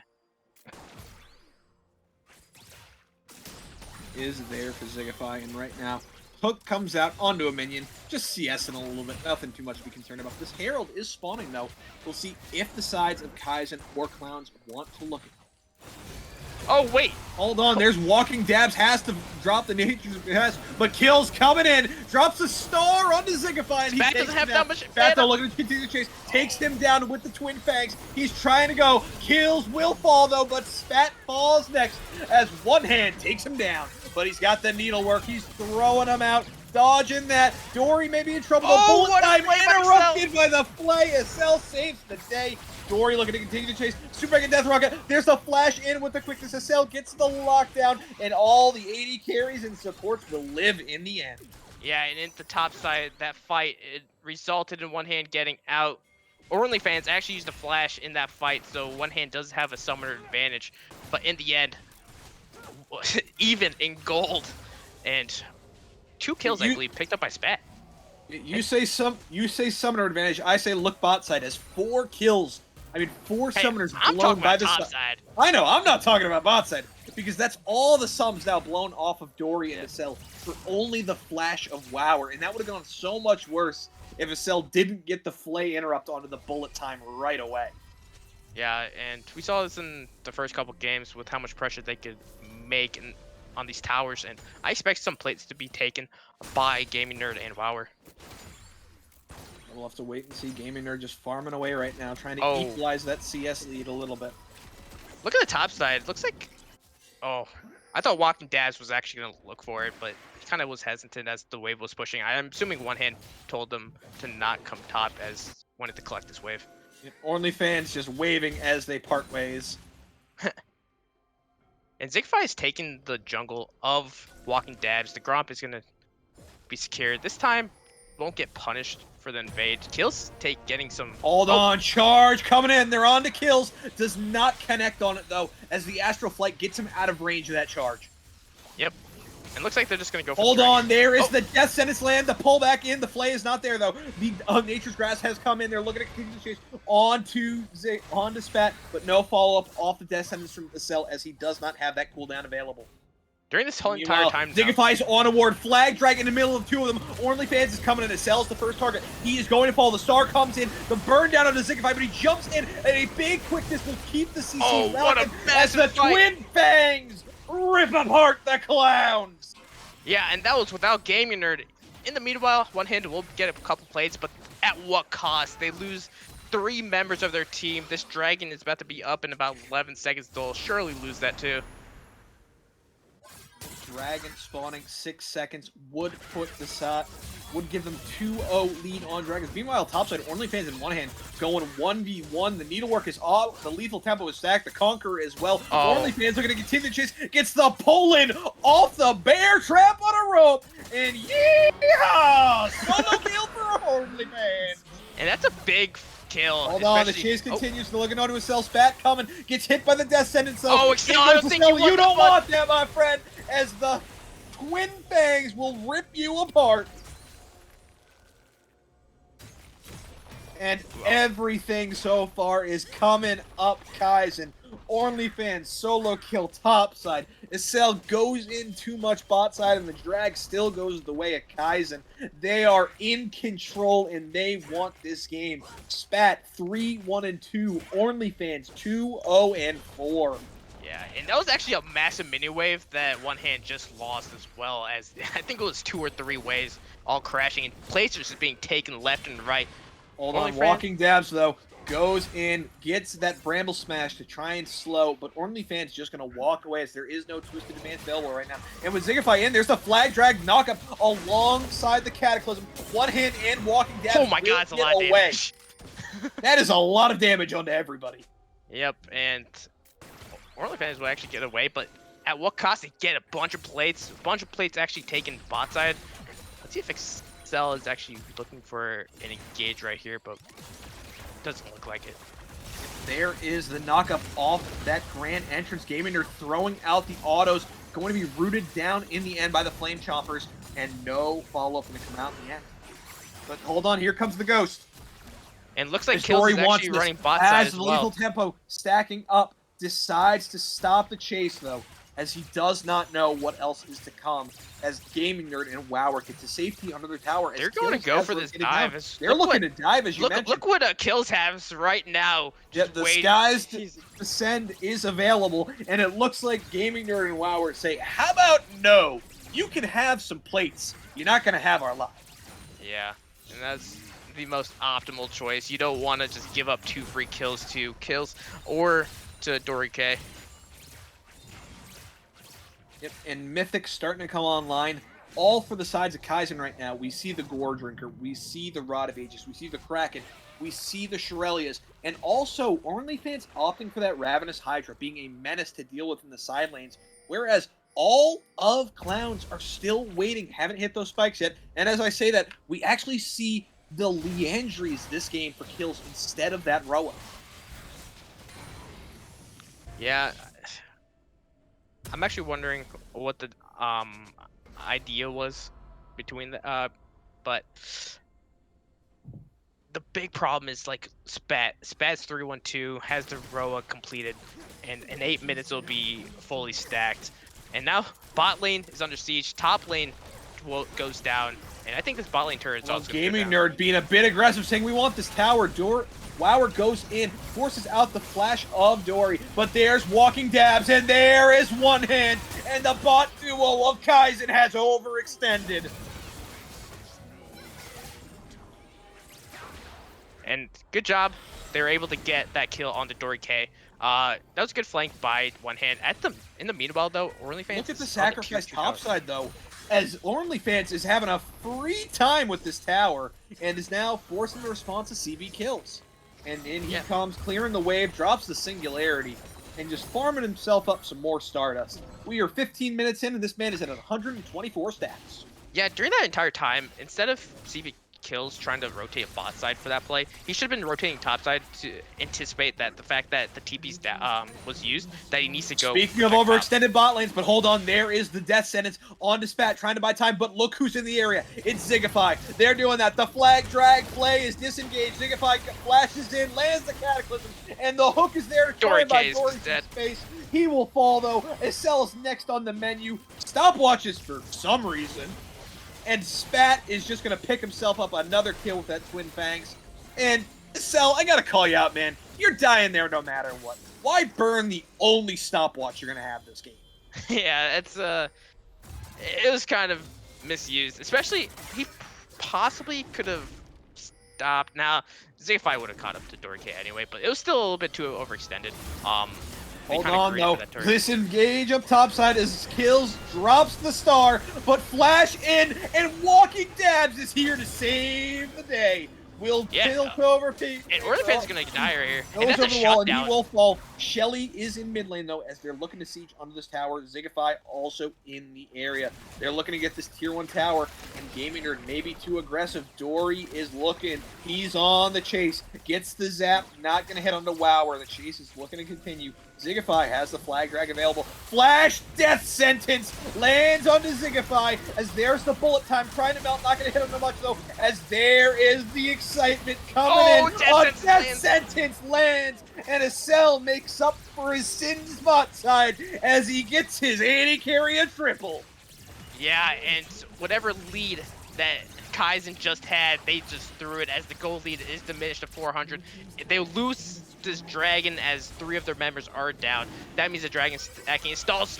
Spat! You cannot be there! Run, Spat, run! Does dodge out in the death sentence, but this dragon is going to go the way of CB, and that means this dragon stack, this stacking, soul stacking, has stopped for a minute. 5 more minutes on the clock to get Jinx online, to get a soul online. Yeah. Online, Tori just picked up 3 kills. So, yeah. I think they're coming online real quick. Spat made a mistake of walking to that pit when their entire team is down. There's no reason to be anywhere near that at that point. You're not contesting that dragon. Why are you even there? And instead, Spat had to use their flash to get out. If Spat died right there, gave away a 400 gold shutdown to possibly either Kills or Dorike, this game is now CB's Clowns to lose. Yep, and Dory saying, I know I don't need to melt through any massive frontline tanks, so I'm going for utility, I'm going for safety, I'm picking up the Gale Force. So this is going to be a Gale Force Jinx there for Dory K. Yep, and right now, look at the CS difference in the top side. Jeez. OnlyFans. Yeah, kind of. One Hand is the one with the bounty. He is, because unfortunately, OnlyFans did try to go super aggressive to try to kill Kills, and then One Hand pick up the kill, and then yeah. And right now, everybody just looking to get some armor, to get some damage out, trying to push waves, looking at this potential mid-tier 1, the last tier 1 standing for the side of the Clowns, whereas top lane is the last tier 1 standing for the side of Kaizen. Look for both these teams to try and break those open whenever they have the chance. However, everybody's stacking up here mid lane. Though we do see Spat rotating bot in One Hand. If you're the Kled, what's the point of being in the mid lane, right? You have your ultimate. And you can just charge into a team fight in the river or wherever necessary. Why not just use your lead in the side wave where someone has to contest you or they have to send 2 to try to kill you? You ask a very good question that I do not have an answer to, my friend. Yeah, and now they're just sharing XP while we saw One Hand gaining solo XP and is going to be able to catch up. And we know what happens with a late game Gwen. They do a crap ton of damage. Gwen will absolutely shred through whoever she pleases as this game goes on. OnlyFans lands that bear trap on her rope, pulled into the miasma as there's autos coming out, forces out that Nature's Grasp, try to engage, or in this case, disengage, as this tier 1 tower here is the call for the side of Kaizen. The Shirelius is popped. OnlyFans is looking to come in. Dory is just 3-hitting though, as the star will fall, but there's a big petrifying gaze. Bullet time over the top. That's 1, that's 2, but in comes Dory, and in goes One Hand as the needlework will snip them apart. Dory looking to continue the chase, and the zap will slow Gaming Nerd, and he's sentenced to death soon enough as One Hand dashes in with the skip and slash, and that is CB Clowns taking the ace. And Dory was untouched right there. Had to use the flash to get out, but after that, no one touched him. Dory was able to free fire and was able to clean up a fight that was started horribly. Now, they're up 1.3k gold. Now, they are ready to bring this to game 5. Kaizen threw a massive lead, and now they're feeling the pressure. Really are. Gaming Nerd had a good bullet time to start that off, but they overcommitted too far. And the damage of one hand in Dory was too much to handle. Yes, you had killed kills, but it did not matter at that point. Yep. If Dory ever survives in these team fights, there's always a chance for CB to win. Absolutely. And that all started because Spat also got caught, right? So yeah. Spat getting caught was not able to do as much damage as they wanted to, and without them, that fight, if Spat was able to get out and do a little bit more damage, I think that's a clean ace. Maybe not clean ace, but like a good fight for Kaizen. But Spat getting caught there, it eliminates a ton of the damage, and it was all up to both OnlyFans and Gaming Nerd to do the rest of the damage, and they couldn't kill Dory. Could not kill Dory in that moment, as you mentioned. And right now, looks like the side of Kaizen trying to get themselves set up for this dragon, while CB just pushing their waves. And big spikes have now come online. IE is here for Jinx. Good luck taking even more damage. Yeah, that's... In 1 minute, Spat will have the completed Rod of Ages, so it'll give it one more level, a little bit more damage, a little more stats. The problem is Dory K, too strong. You need to find a way to shut him down, or these fights are going to go horribly. It's all about who catches who can take down the carries first. Dragon on the line in 5 seconds. Wow, we're in a bit of danger there, forced to dash away. Acel throws out the death sentence, not going to land on anything. Meanwhile, bot side, we see a split pushing Kled. Yep, and the top side we have Gwen. One Hand does have the TP, so they could join this fight very quickly. Kled also has TP, but hold on, there's the grand entrance, but it is stopped there by the flame. It's not enough though. Acel will fall. They're looking to keep the Jinx. They're on to Dory. Cataclysm catches him. Dory doesn't have flash. Dory falls. That's the Jinx down, but in comes the Starfall, and he falls. OnlyFans is here. One Hand is here. Bullet time ripping through. Walking down this falls, but One Hand is ripping through the back line. That is one down. That is Gaming Nerd down. That is Signify down, and that is Wower down, and it is now all on One Hand. And Kills, as Kills is throwing out the flame breath. OnlyFans tries to remount, but he can't do it. Oh, that backing away. It's just the mid laners fighting for their lives, and they will both live in the end. And that was just too big of a chase. Not seeing One Hand in the back line, just killing everyone. They had the winning team fight, but then they just separated, looking for blood, and eventually it was just Kills and Spat remaining. Was just Kills and Spat at the end of it all. But Spat forced to back, whereas Kills relatively healthy, going to just start up this dragon on his own. But they do have the TP on OnlyFans too, so I'm surprised. Ooh. Let's see. Kills gonna back off, but his jungler now in the area and actually gets the execute thanks to the singularity. That is 2 Chemtech dragons going the way of CB Clowns. Yeah, right now Kills actually has 249 Stardust. 24 minutes, pretty solid. Is gonna do quite a bit of damage. In that fight, they were actually able to shut down Dory, but they just forgot about One Hand. One Hand now 7-3 on this Gwen. 2 items. It's doing a ton of damage. You cannot forget about him, and that's what's happened in multiple team fights and in winning team fights. And eventually, One Hand just 1v3s the backline, and it becomes an even. It was looking so good for Kaizen, but then as you mentioned, One Hand's TP into the backline and just shreds through everybody. And there's not much he can do. And in the next team fight, Dory will have the flash. Kills has the flash. One Hand will also have the flash, most likely. Oh, hold on, OnlyFans caught here. Going to be in the middle of 3, tries to joust away, forced to flash. Wower pops and Shirelius, gets him the move speed out, as that is the Nature's Grass traded for the flash of OnlyFans. You are very happy about that if you're the side of CB Clowns. Yep, and now they're going to allow One Hand just to split push in this top side.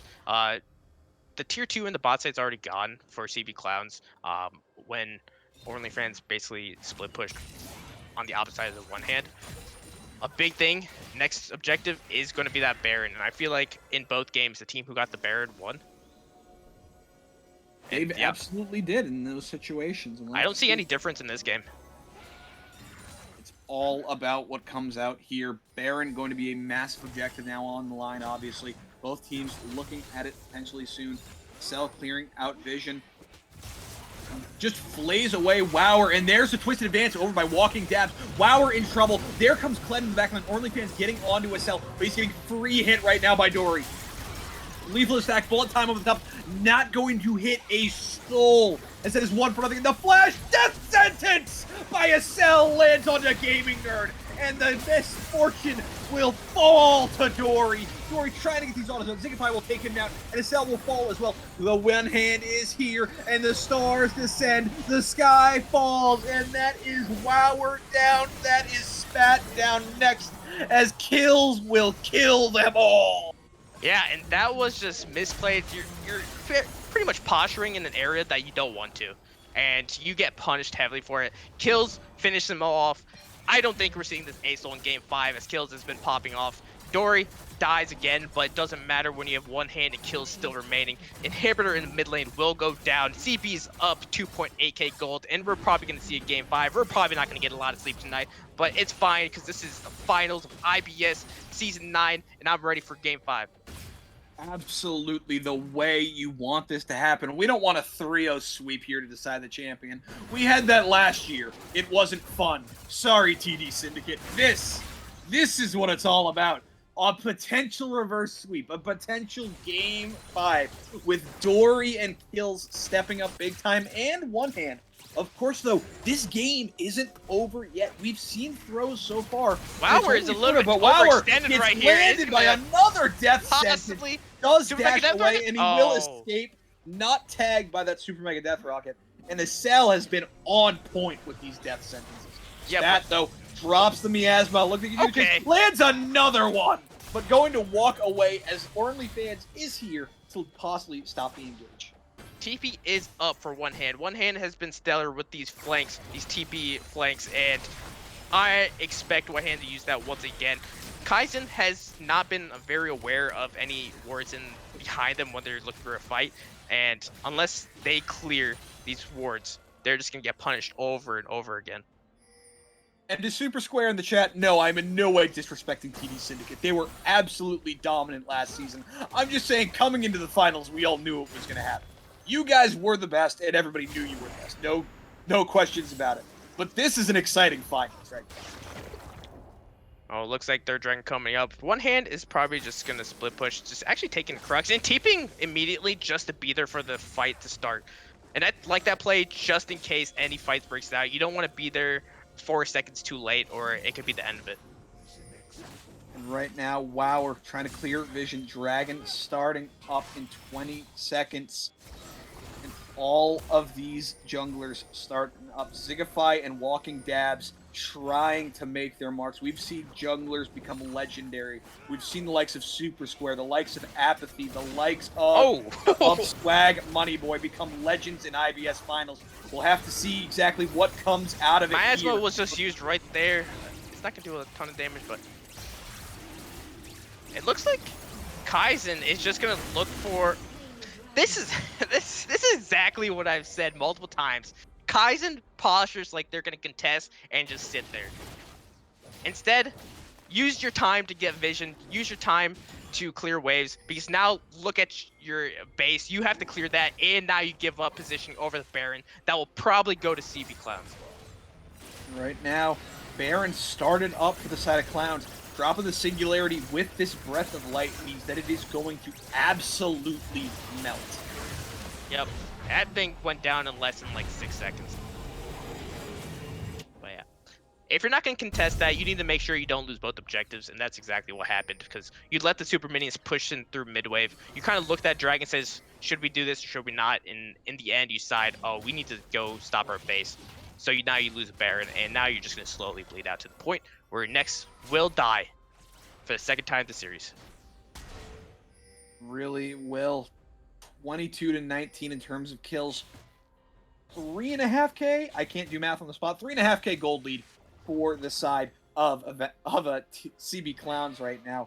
And Dorian kills once again being that 1-2 threat, but it's one hand in the side lane that has been a menace and has popped up in these team fights and just ripped through everybody. And this is a game where OnlyFans ended up getting the best of one hand early. But instead of just trying to push that lead, they ended up trying to just like stick with the team in the mid game, allowing one hand just get solo XP in the side wave, allowing one hand to get the experience, get the items, and eventually one hand was just able to get better TP plays off and be a bigger factor in these team fights. Really has been. Flower just used his zonies. At least it's a zone, but there goes the death sentence on the spat, decides not to engage. But as you mentioned, Flower uses his Zonyas. At least it's a Zonyas and not a stoppage. Hold on. Cell looking for something. He's feeling himself possibly. And now they're feeling the pressure. Now the one hand is split pushing top. And they're so strong that I don't think OnlyFans can actually contest them.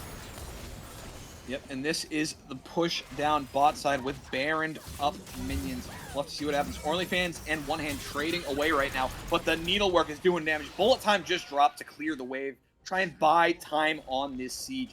OnlyFans having to back up. Oh! Flash not going to be anything. It's a death sentence lands there. There's the engage coming out of Wower with the Cataclysm, and the skies descend. Tries to buy time as Gaming Nerd's throwing out the autos, but Dory Gale forces forward. He's exhausted, so he will fall, but Gaming Nerd is running for his life. That is the last man standing bot side against the damn Maokai. Meanwhile, top side, one hand is throwing out the needles, and snip, snip, snip. It's all one hand. Yeah, and that's something you don't want to do. That fight was going to be even. But now, since one hand got the best of OnlyFans, one hand is going to be able to take this top. That's looking to continue to chase, but there's a twisted advance forward. The Bramble Smash is blocked out by that Zonyas, and Walking Dab's just going to be walking away. Yeah, now your base is going to be under heavy pressure. If OnlyFans didn't die in this top side, they would have had their inhibitor back. They wouldn't have lost their top inhibitor, and they would live another day to fight. Now they're going to be pushed back in their base once again. One inhibitor remaining, and what looked to be a pretty solid fight ended up being bad just because of a bad engage or fight in the top side. Just a bit of a bad fight in the top side, as you mentioned, and it has come all around one hand being an absolute menace in this side lane. Yep, and a big thing in this game, right? It looked like Kaizen was gonna do well, but just the rotations, their decision making wasn't the best. They allowed one hand to get back in this game. They allowed Dory K to basically pick up free kills by overextending and making bad engages. And that's what basically lost them the game. Wow, or maybe in a bit of trouble here. Has to dash away in the end. But Dragon spawning in 30 seconds. This is Chemtech Soul for the side of CB Clown. Oh, that... Look at the size of that black hole. Excel almost just hooked Wower right there. He's almost does it again. One hand goes over, knocks away the blast cone, saying, "You can't come in." And Zigify, if you want to do this, you got to throw your life away. Yeah. And, Death Sentence lands on the spat, goes over the wall, forces the flash away. Estelle going to be walking away. There's a flag drag knockup, but one hand comes over the wall, starts his head, and one hand is ripping through them, and one hand is going to send us to Silver Scrapes, or will he? But it's who will fall in the end as kills will kill the hopes of Event Horizon. That's the ace, and that's the game, and we are going to Silver Scrapes. The skies descend, of course, this did a massive amount of damage. They get the late game. They basically got the late game at like 25 minutes. They're doing a ton of damage. There is nothing to stop them. They're ready to take this game 5. That will be the last game of this season. And so far, that's 2 series in a row where CB Clowns will look to reverse sweep, and this time it could be the last. Very much could be. CB Clowns get serious when it requires them to get serious. They say, when we care, Dory's our AD carry. When it matters, when everything is on the line, this is what we turn to. And so far, it's been working. They are 5-0 this playoffs with Dory as AD carry. Yeah, with but Estelle as AD carry, they are 3 and 5. But that's a big thing, right? Kills has been popping off in game 3 and 4.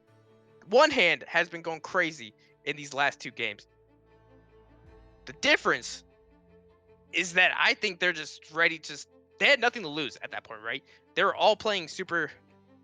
I wouldn't say aggressive, but they were playing off the mistakes that Horizon was making. They were down that game. They were down pretty significantly.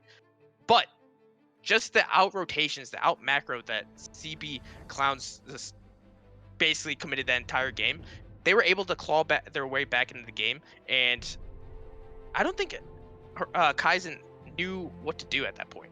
It felt like they were scattered. They really were. It felt like they had a lead, but once they lost it, everything started slipping through their fingers, and they just started panicking a little bit. Spat had a lead and tried to do something with it, and he was ahead for a bit, but the scaling of Dory, the scaling of kills, and the scaling of One Hand all came online and became too much to deal with. Yeah, and this time, I do not think the A Soul is going through. Probably not. Kills has been a monster on it these past 2 games. And something to note, this is Game 5 coming up of the IBS Finals. The winner of that will etch their names into BOL lore in history. And one of these 10 men will be named the Finals MVP, joining the likes of Super Square, joining the likes of Raining Wolves, of Nedis, of so many legendary I'll put them on names. my refrigerator. Don't worry. I know what you're telling me. I know what you're inferring. He's like, I need to put them on the refrigerator, make them happy. It's fine. You convinced me. But we will have to see exactly what pays off in the end. And this could be it. This is it. There is one game left where one of these teams will win it all, and one of these teams will become legendary.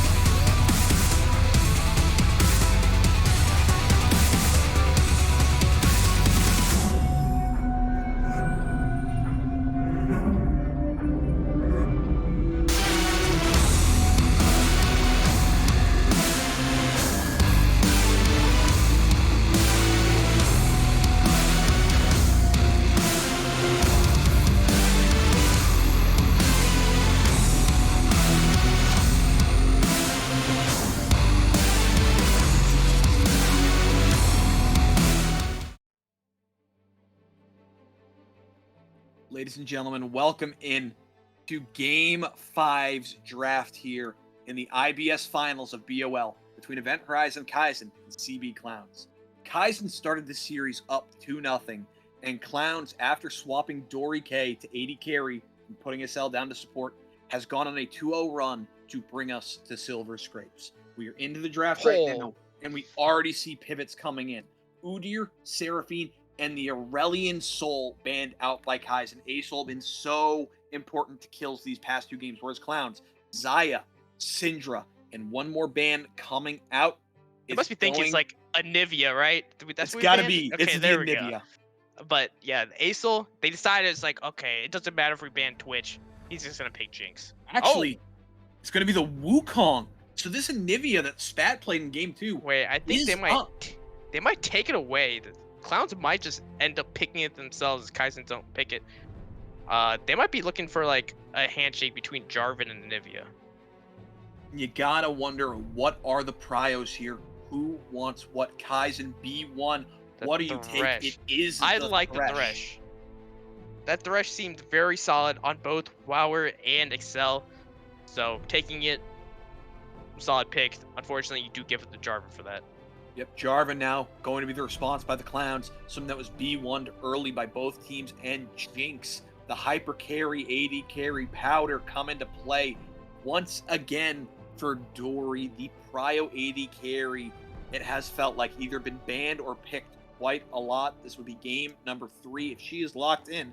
And so far, 1-1. Dory found success. Excel, not so much. But we'll have to see what continues with it, as Thresh was what was paired with it last time. What do Kaizen have in store as a response? Well, they had the Zaya, but not anymore. The Zaya obviously was banned in last few games. I wonder if they're gonna end up picking this Anivia early on. But There's they the picked Amumu going to be the response to the jungle of Jarvan. And Amumu has been picked every single game so far as the jungler. Actually, I'm crazy. It wasn't picked last game. Ignore what I'm saying, because it was banned. Oh, no. Oh, Anivia picked in, but Excel, don't do this to me. Don't do I think this Excel to me, needs, it's like past Excel's bedtime. Yep, but Kalista going to be the hover. We know that's not going to get locked in. It's probably going to be the Yuumi. Who are we kidding? No, it's going to be Braum. Could be Braum. We'll have to wait and see what it is. As we all know, this is just a hover at the moment. It is going to be the Braum. Yeah. All right, I'm happy. Yeah, it was kind of given with what this team comp for Kaizen is, and it looked like Excel was pretty comfortable on the Braum. They're definitely going to go back to it, especially with the Jinx. Gives a good amount of appeal. The Nivea was spectacular for Spat in game 2, so I'm not going to be surprised if Clowns try to keep the Nivea down early with the Jarvan pick. Yeah, and Malphite, Sion, Kled, all going to be bans away, targeting the top side. Kaizen, with that mid lane pick, likely has the ability to target out what they don't want kills playing, whereas Clown saying, okay, whatever you pick is an AD. And here's the Gwen ban. It's probably just going to be a Gwen ban after last game. It's probably just going to be 4 bans focused top, and there it is.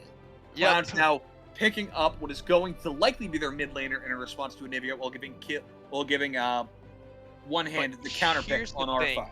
Right? They're going to pick the mid laner right here, but Kaizen is going to end up picking that Ornn if Clowns don't pick it. You're right, Ornn is up. Ornn is up. Clowns probably going to pick up the mid laner Victor, maybe? Probably a mid laner here. Orianna. Sticking with the stock standard control mages. Orianna. And then Clockwork coming to the mid. You got to think Ornn plus an AD carry. Sivir. Did they go to Sivir again? I think it's a Sivir Ornn. I think that's their picks. There's the Ornn. Let's see. That would make sense based off what we've seen of Kaizen so far, sticking with their comforts, and Sivir would absolutely be the last one of those that we've seen so far. Would fill out this comp nicely for Kaizen as they all get comfort, where Clowns looks to play, again, scale for late with the Jinx. 7 seconds. They're definitely debating on this one. Watch them pick out like a Draven or something. That'd be insane. Game 5 Draven would be nuts. MF. Misfortune. They're going to go bullet time once again as Which the they have Silas the Mumu. cover. They're going to go with the Silas. They're looking at the Silas into Ornn. One hand played it well into the Malphite. Ornn, not as easy a matchup, but we'll have to wait and see if that's exactly what they decide to go for. Of course, Stolen Call of the Forge God could be massive here for one hand. Yep, and I think they're actually going to lock that in. Nope. Actually, Volibear. it's the AP Volibear. We saw it last week. Volibear picked up there for one hand. Very good at split pushing, surprisingly. Yeah, big thing here is now in this game, we got the Misfortune and we got the Mumu, so we got the Curse of the Sad Bullet Time, the combination that was a big bot lane combination in 2 worlds ago, I think. But yeah, so it could come up big. One big wombo combo, especially with the Call of the Forge God, that could be 3 champions just wiped off the bat. Definitely can be. Feels like you're relying on that Misfortune and Nivea to once again do damage. But Clowns, with this Jinx, again have the late game threat. Feels like Clowns are playing with what has worked for them so far. The Control Mage mid, the late game scaling 80 carry for Dory, and giving one hand whatever he damn well pleases. Yep, and it's this look right here for Kaizen is what we're more used to, right? The double tanks, engage, support, control mage mid, and an ADC that does a lot of damage. This is it. Game number 5. All the pressure is on the line. Win here, you get your title, you get a chip, you add it to your trophy case. You lose here, congrats. People will remember this for a little bit, but in the end, the runners-up are usually forgotten to history. I'll forget them. Whereas the winners will always be remembered. I'll still forget them. Hey, we have a Hall of Fame for a reason. And the winners of this will have their names etched there, joining TD Syndicate as the winners of BOL IBS. And one of these 10 members is going to earn themselves a finals MVP. Game 5 is where you can make a stand, where things will matter most of all. This is it. This is the biggest moment for some of these players. You know, some of these players have work in like 5 hours, but they don't care.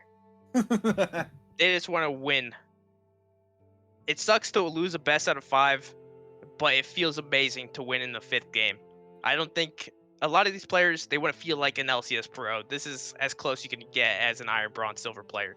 But this is the closest you're going to get. All the pressure on the line. Everything you've done for the past 2.5 months comes up to this game, this moment. One of you can make a difference. One of you can win the game. One of you will live in history for BOL as your finals MVP.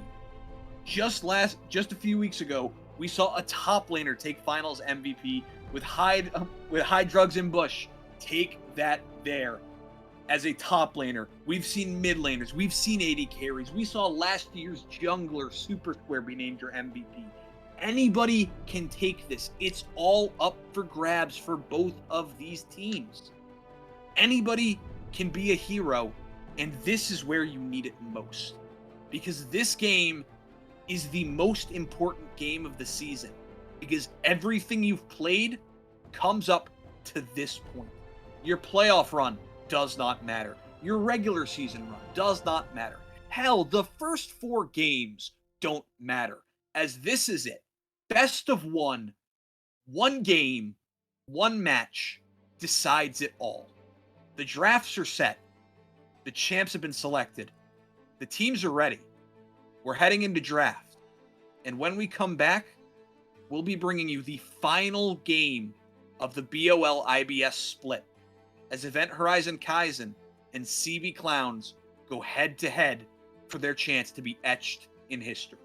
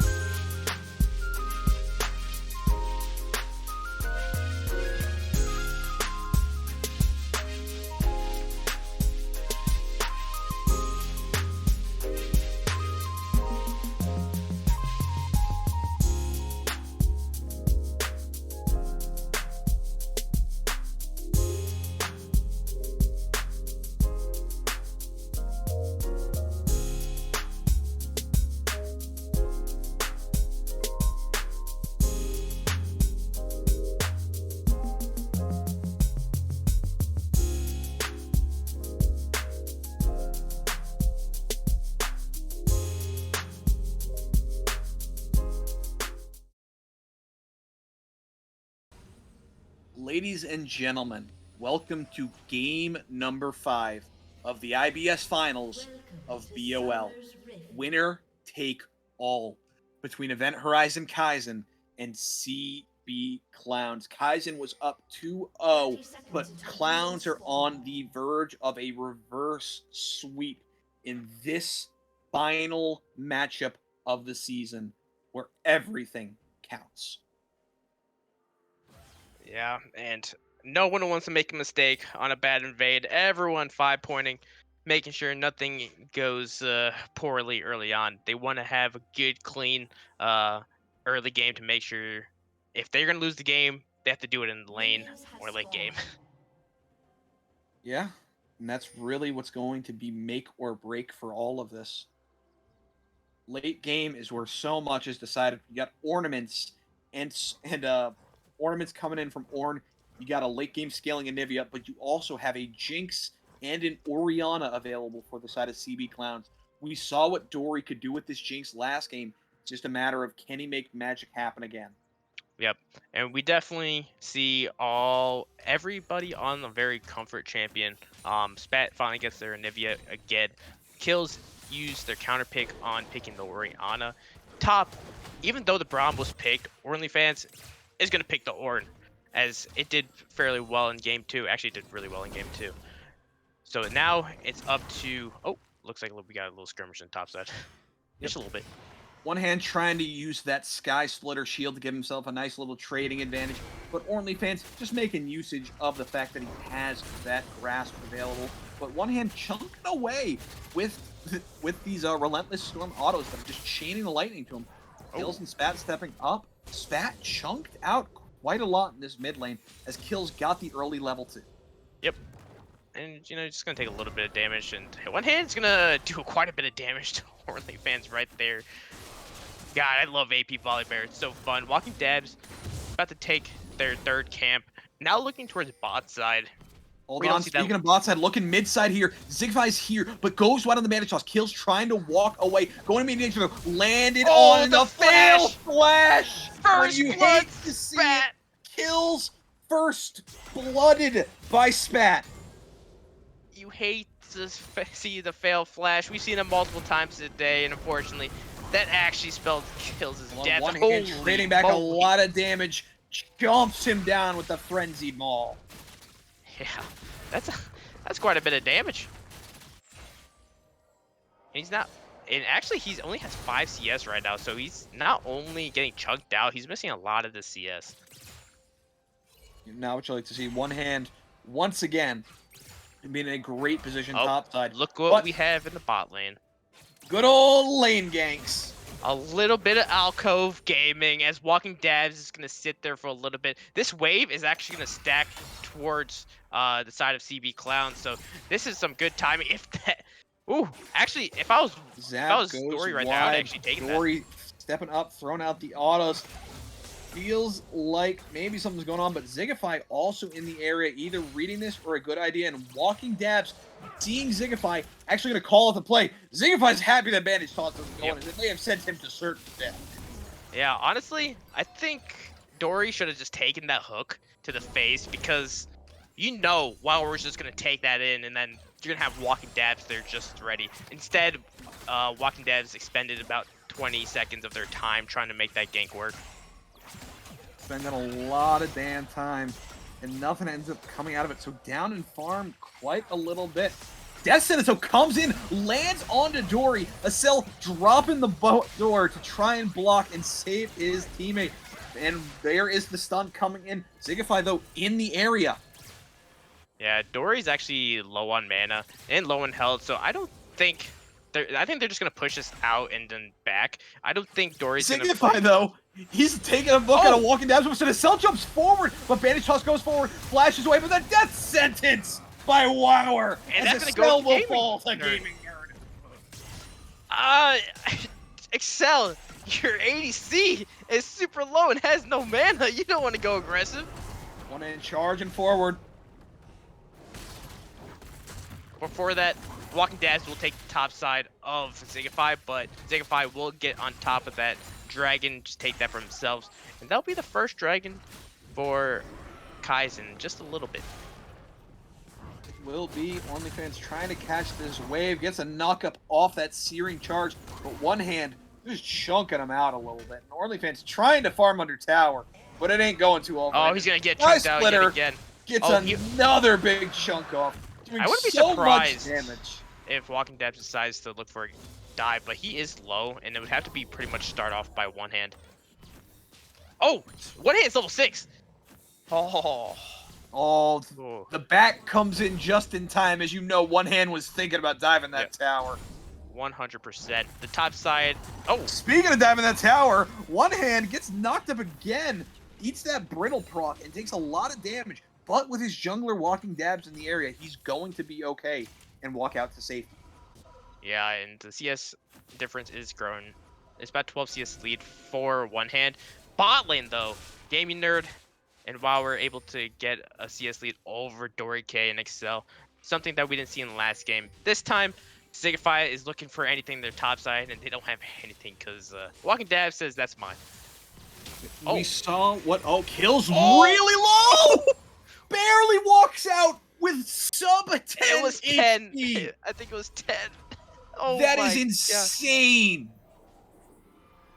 That was so close. Spat almost got that kill, and you know, even though kills would lose some CS in the mid lane, dying there would have been absolutely catastrophic. Would have been so... Man, I've seen this before, Signify, Spat. I don't think you want to do it. Leave the jungle! Leave it! Signify's going back! He wants that buff! Wait, but right now, Gaming Nerd and WoW are just clearing some vision. Wow. Walking Dabs decided to just take a back right there. That was extremely lucky, as Signify will actually be able to get this. That's insane. Because right now... He did back on board, so that was... That goes wide. That did give him a little bit of opening. But look at this in this river. One-handed OnlyFans fight, and the Sky Splitter's going to come out. Searing charge away. Zigify in the area. Bandage toss in. Looking to get onto one hand. But that Frenzy Maw into the Stormbringer means a double kill up top side. But meanwhile, the Dennis Sennon's bot side, they're looking to get onto Dory. They're looking onto Excel. The stun comes out off the concussive blows, and nothing coming out of it. But top side, 2 for nothing. Going the way of Clowns. But a Death Sentence lands again, jumping back. Dory stepping up, and not much can come out of it. Cell and Dory are both low. Yeah, and actually, Gaming Nerd is almost level 6, and I wouldn't be surprised. Oh. Bam Ping's coming out. They spot him. But hold on, Walking Dabs in trouble. Spat chunking him out. Spat taking the matters into his own hands. But he has company. Flash in. Thundering smash. But the Zigify is here. And the Frostbite takes him down as Spat picks up the kill. Spat picks up the kill. And the Rift Herald will most likely go over to Event Horizon. Walking Dabs has to run away as they got really low. In the bot lane, the pressure that Gaming Nerd and WoW are putting onto Dory and Excel is crazy. The bullet time is still available. WoW misses that sentence. But with this Herald, I wouldn't be surprised if they're going to try to use it to help Spat get a little bit more gold for themselves. Spat trying to clear a wave right now. Zigify in the mid lane. Not going to be able to catch on the kill. She's looking to get... Zigify is still chasing. Bandage toss lands. He lands it. Kills. Possibly looking to get a ball. With a flag drag comes in. Cataclysm flashed away by Spat. And there comes the lockdown. Curse of the Sand Mummy with the Frostbite takes down the jungler. Cell, though, gets the knockup. He's trying to save his AD carry as the lantern comes out. And Cell can do nothing but watch Dory die. And Cell is next on the menu as the autos wait a minute, Gaming Nerd is going to be caught. There's the hook, though. Cell is taken down by Wower, and it looks like Gaming Nerd says, I can die to an Orianna or a Braum. I'm going to pick the Braum. Yep, and now Wower is just going to get a lot of this gold to themselves. Actually, no, that's going to go to Zigify. But holy moly. Yeah, holy moly is an understatement. Chaos has occurred over this mat, and the victor is Spat. 3-0-0 on this Anivia, building towards a Rod of Ages. And yeah, but Gaming Nerd 2-1-1 on this misfortune. It's what we saw in game 1 and 2. The AD carry mid laner, the AD carry and the mid lane for the side of Kaizen, getting ahead, getting an advantage. And that's where Roa finished at 10 minutes. Yeah, luckily for kills, he did not fail flash over that wall. If he fail flash and that gave Spat another kill, that would have been terrible. That would have been a disaster. Yep. Dragon is started by walking dabs. He's pulling it out though. Curse of Sad Mummy isn't up, and bullet time isn't up just quite yet. So taking this fight is kind of risky for Event Horizon. And it looks like the side of Clown's just going to posture up, pull out this dragon, and try and start things. But Wower and Gaming Nerd in the area, possibly looking from an Cell, throws out the winner's bite, tagging. Zigify, though, also in the area. Blast Cone available. He is in. Spat here as well. And that's a death sentence landing on a walking dab. And there's the turn back. Tries to get something, but the shockwave does nothing as the jungler falls, and the objective goes to Kaizen. And we saw why we're so good at this Thresh, why they B1 this Thresh. Wower just takes Walking Dab's life, securing this dragon, second dragon down. Gaming Nerd and Wower are going to push this bot lane. And now it feels like Event Horizon says no reverse sweep today. We want this chip. We want to go get this victory and prove all the haters wrong. 3K gold lead, 11 minutes into the game. You love to see it. Death sentence just goes what? I adore it. Meanwhile, topside, one hand knocked up. Drops the Sky Splitter. Good bit of damage. Back.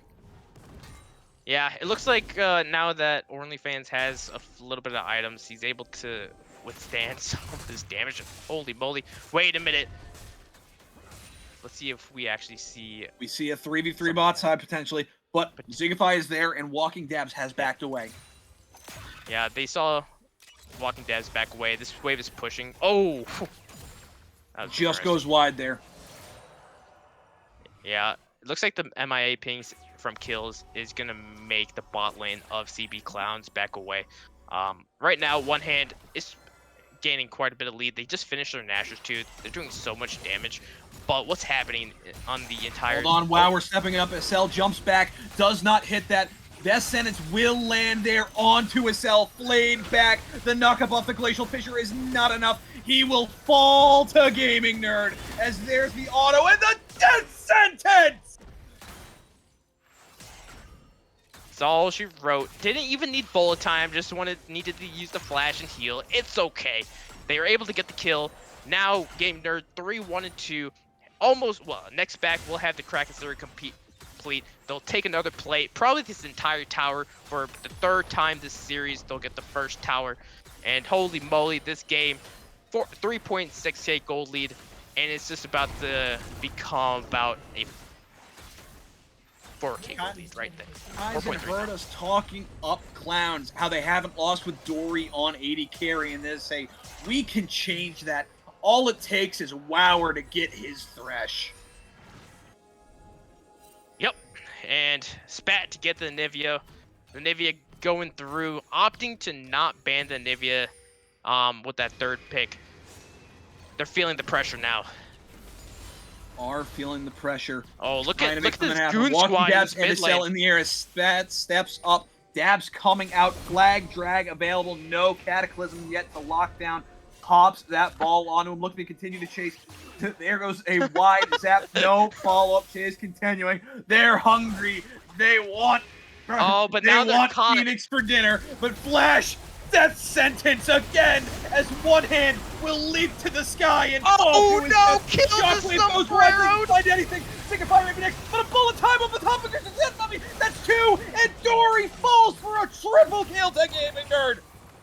And that's just a clean 4-for-0 mid lane turret under siege. It will go down.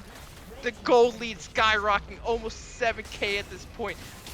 Surely coming up. Surely will help get more gold for Event Horizon Kaizen. And Kaizen looking in full control of this game 5.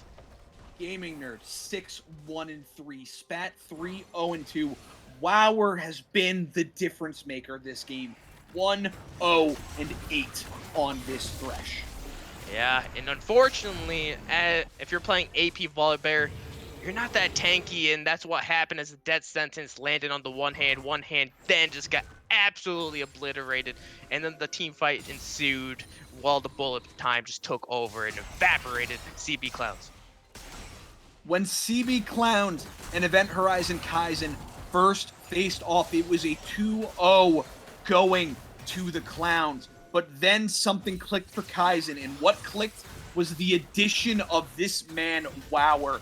Ever since his addition, if we ignore their loss to Glacial Omen, they have been impeccable in their performances. Yeah, Wower showing why he was used as the cap exception player of this team.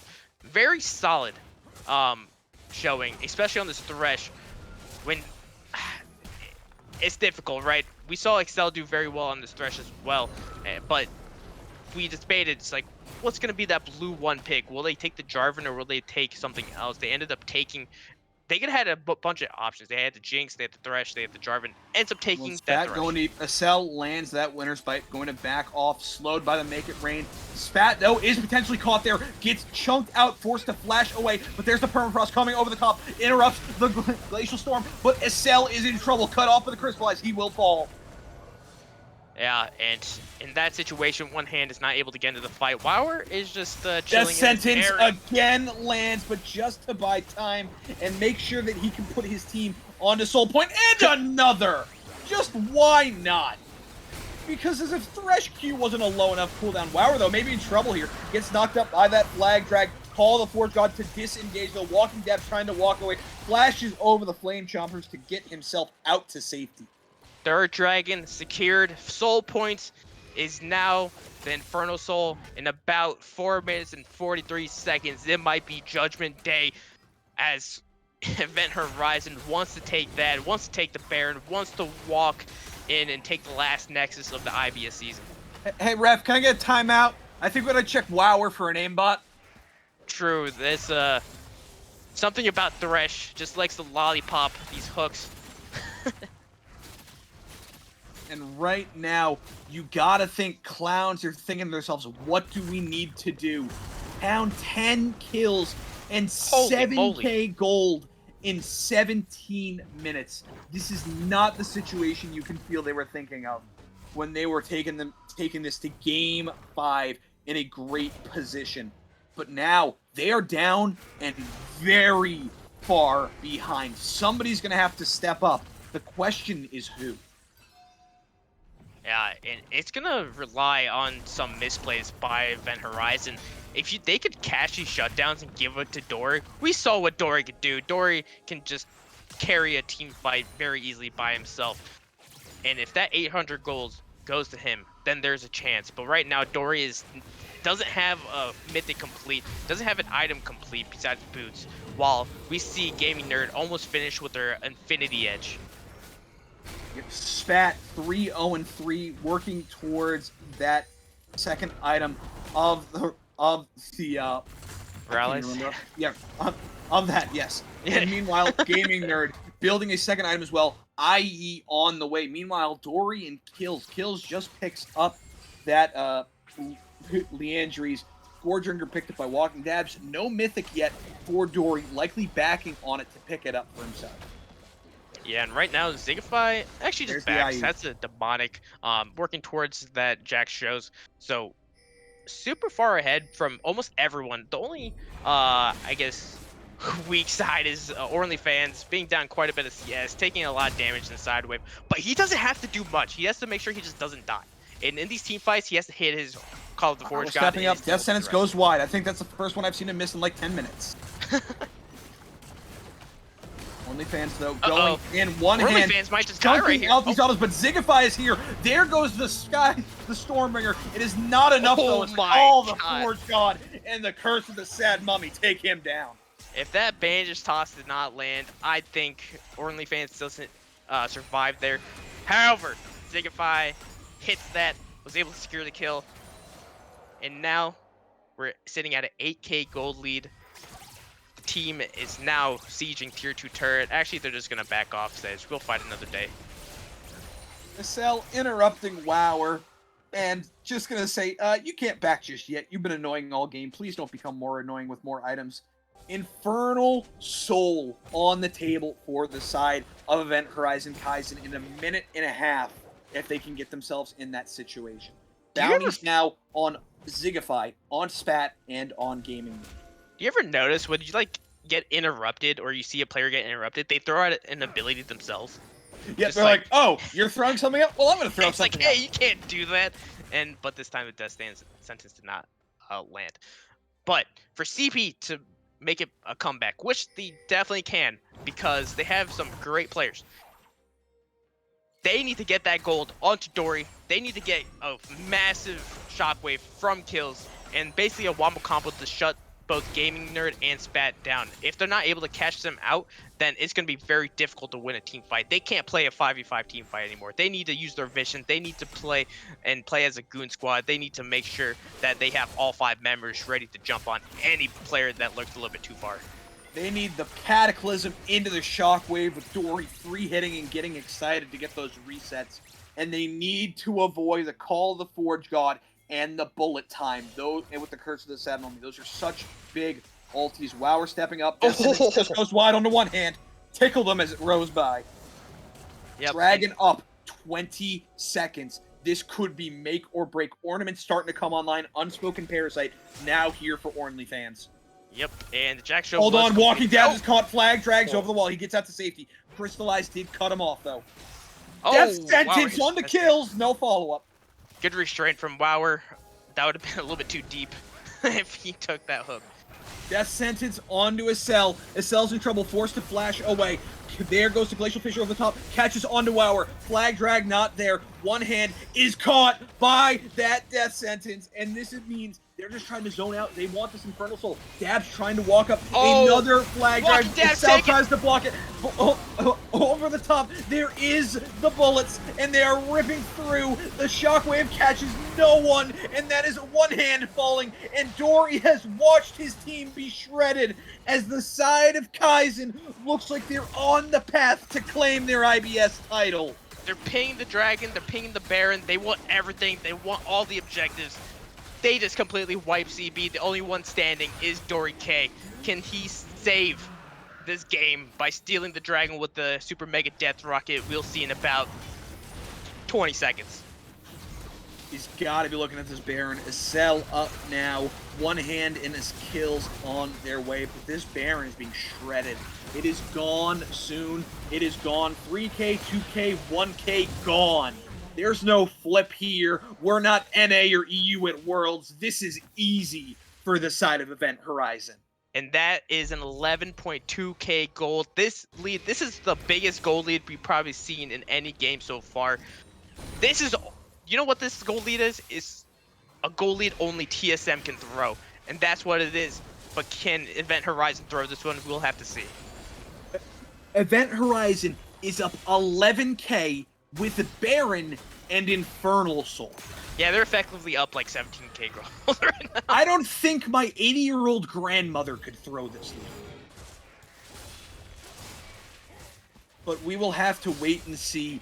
All eyes are on the side of Kaizen. Will they push in? How do Clowns respond? You have to make some sort of Hail Mary, and that Elder is likely where it happens. Yep. Right now, Dory completed the Kraken and is working on the last Whisper, the Lord Doms. So if the Lord Doms finish, I still don't think he has a lot of damage right now. He would have to get excited for something big to happen, and kills would have to land a massive shockwave. But if Gaming Nerd does get caught out, if Spat does get caught out, it could build up to some kind of comeback. But it's going to be very difficult from here on out. 5-stack mid here, one hand splitting down bot, trying to get any sort of gold income. Wower stepping up, but with this Baron, they're just sieging away. This tower will fall. This inhibitor's next. Kaizen is looking for the throat.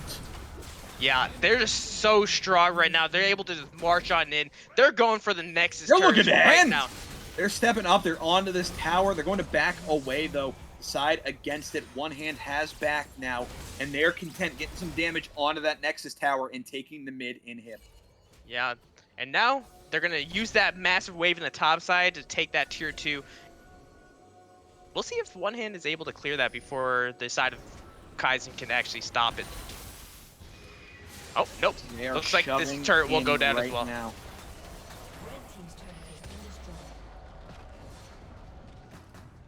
Gold lead now to 12.1k. It's just still going from bad to worse as the seconds move on. But in the end, looks like the entire team of Kaizen decides to back. They're going to reset, probably siege the bot side. They do have the TP on Ornn, so they could look to put Ornn in the side wave, kind of get like a 4v4 team fight, as One Hand does quite a bit of damage. One Hand does a ton of damage with this AP Volibear. You got to think if there's any way they can possibly turn this around. The problem is OnlyFans shoving it in bot right now. Elder Dragon, 2.5 minutes. Gaming Nerd now joining them, trying to find something to do. Yeah, tier 2 tower in the bot side is going to be under siege. That's just free gold. But looks like it's going to be uncontested. Right now, CB Clowns are just going to make that hold onto their inhibitor turrets, hoping for a miracle, hoping that EH Kaizen just step up into a bad position and they could capitalize on it. Definitely are hoping. Because right now, we see the side of Kaizen stepping up, massive gold lead, grouping as 5, saying, you can't catch us out when we're all together, and there's not a damn thing you can do when we're all here.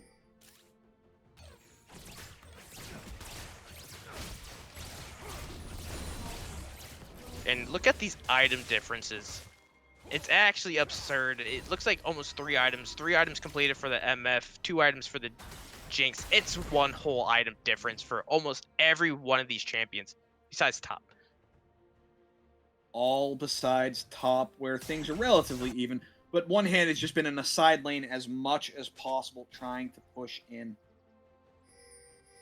But now, again, it is the side of Kaizen grouping up. Elder Dragon spawning in 1 minute's time. And they're getting vision. They're getting in the area, trying to get themselves all set. Crystallized catches on to the jungler. Dabs forced to flash away. Yep, forced to flash. That's a big summer spell. Burn. Excel is caught. Excel's caught. Has to throw up the unbreakable. Back away. Caught by the crystallized. He's in trouble. Taking damage. Forced to flash away on his own. That's double flashes forced by Spat. Yeah, and in the meantime, OnlyFans is able to push out this top wave. They're gonna have all 3 waves crashing in. Their priority is superb right now, as the entire CB Clowns team doesn't know what to do. You can see them walking around mid 30 lane. seconds on Elder. Walking Dabs, walking into a trap. He's caught by the Bandage Toss. He's caught by the Death Sentence. That's the jungler down. Onto Excel. Signifies going. He's taking him down too. Excel's running for his life, and he will not live. He will fall. Kills Dory in one hand. The 3 amigos with those left. And the Death Sentence will take down kills, as this is it for Kaizen. Spat looking for Dory K. Looking to end Dory. The undefeatable 80 carry may end up with a loss soon enough, and they may have taken it far, but Kaizen will end this here. Kaizen will take down One Hand. Kaizen will be your BOL as champions. After 2 stellar games to start out the series, they fall 2 back-to-back. Almost giving CB Clowns a reverse sweep. Almost giving CB Clowns the enjoyment of having Dory K possibly becoming the MVP. But no, Kaizen showed up this game. They got their picks. They got the Ord. They got the Thresh. They got the Nivea. And they're able to put their foot on the gas pedal and never take their foot off as they end this game with the 14k gold lead. Actually, almost 15k gold lead. And now they will be crowned the Season 9 BOL IBS champions. Complete domination in game number 5 when it mattered most. Kaizen had been the underdogs, well, not necessarily the underdogs, the unspoken team for most of this IBS split. Everybody was talking about the TD teams, about the CB teams coming into playoffs. Can TD Syndicate make a miracle run?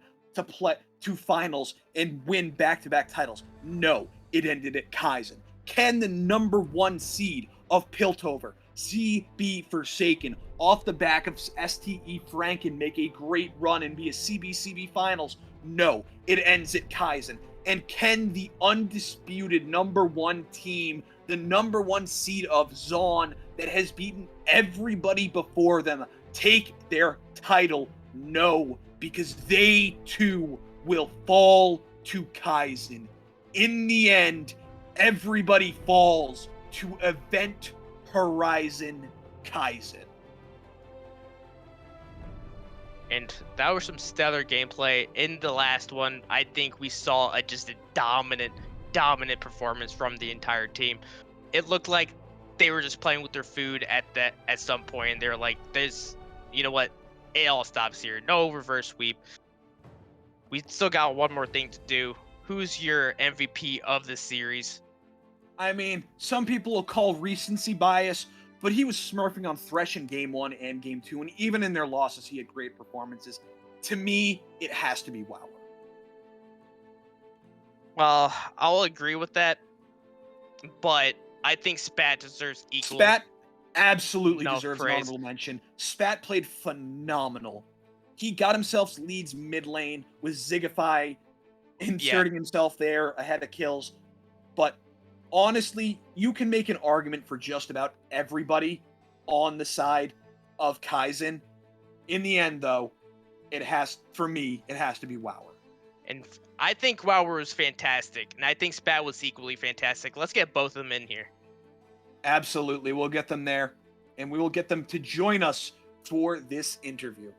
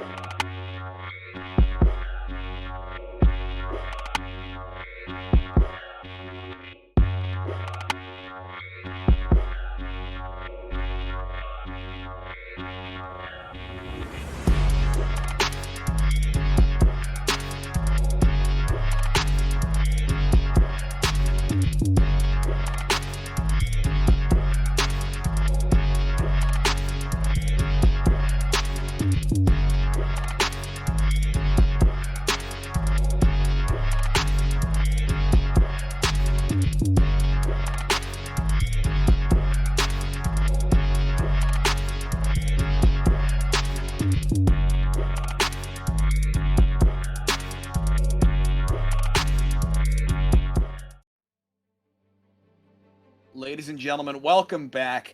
For those of you who saw, we have just finished the night crowning Event Horizon Kaizen as our second BOL IBS champions. Bully and I are proud to be joined here by Wower and Spat. You two, congratulations on your title.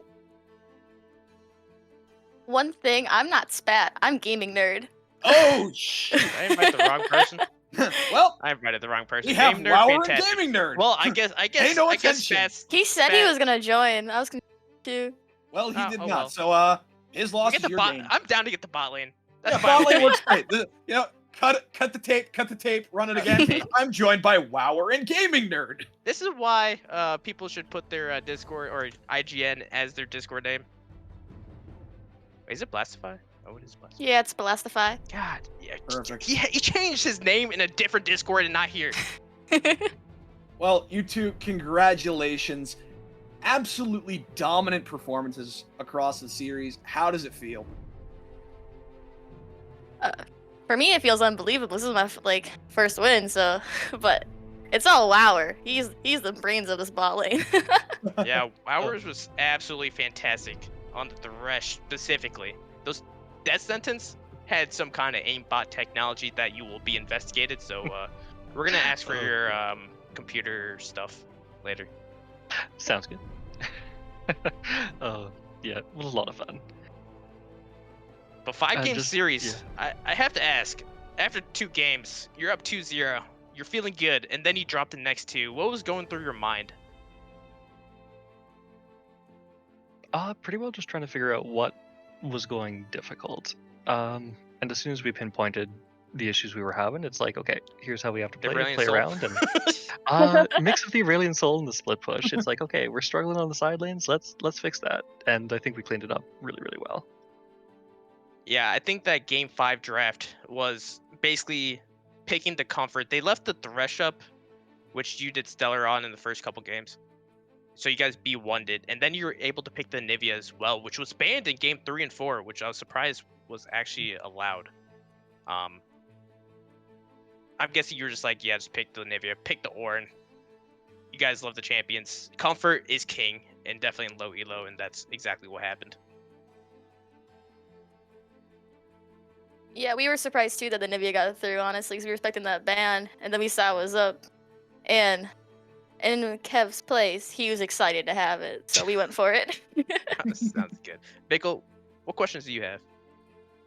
So just all around, it got really close sometimes in some of those 2 games, some of those 4 games to start back and forth. How does it feel to end on by far the most dominant game of the series, leaving no questions asked that you are the rightful IBS champs?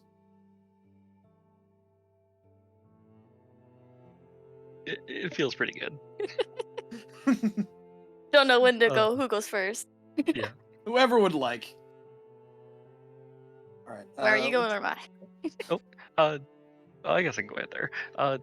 No, like definitely well fought on both sides.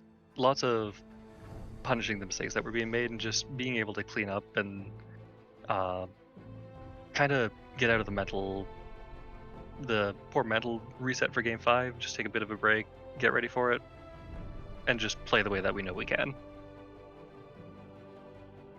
Yeah, it was the whole time we were like, we can do this, we can do this. Like, we may have had some slip ups, but we really pulled it around game 5. Like, we were talking like crazy, pointing out every little single thing. It was super focused. Absolutely. Not a lot of people were talking about Kaizen coming into the playoffs in general, but you shut everybody up coming in. You took down the defending champs in Syndicate. You took down the #1 seed of Piltover in CB Forsaken, and then you take down the #1 seed of Zaun in CB Clowns. Nobody can say you did not work for this.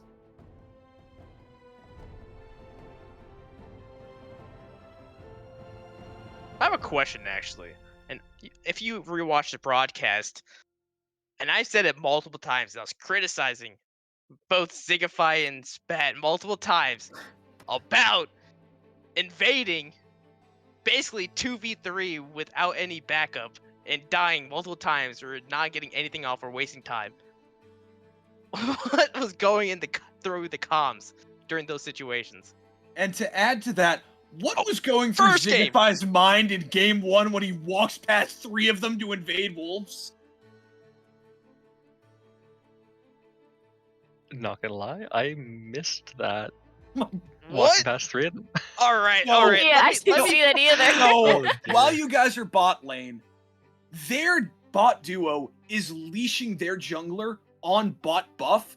Zigify walks right above them and gets to uses the It was, blast cone to blast get cone, yeah. into wolves and completely somehow Oh. avoids them all, which is what could have Right. been disaster. He You're did right, call that yeah. Maokai was bot side, and we were so confused.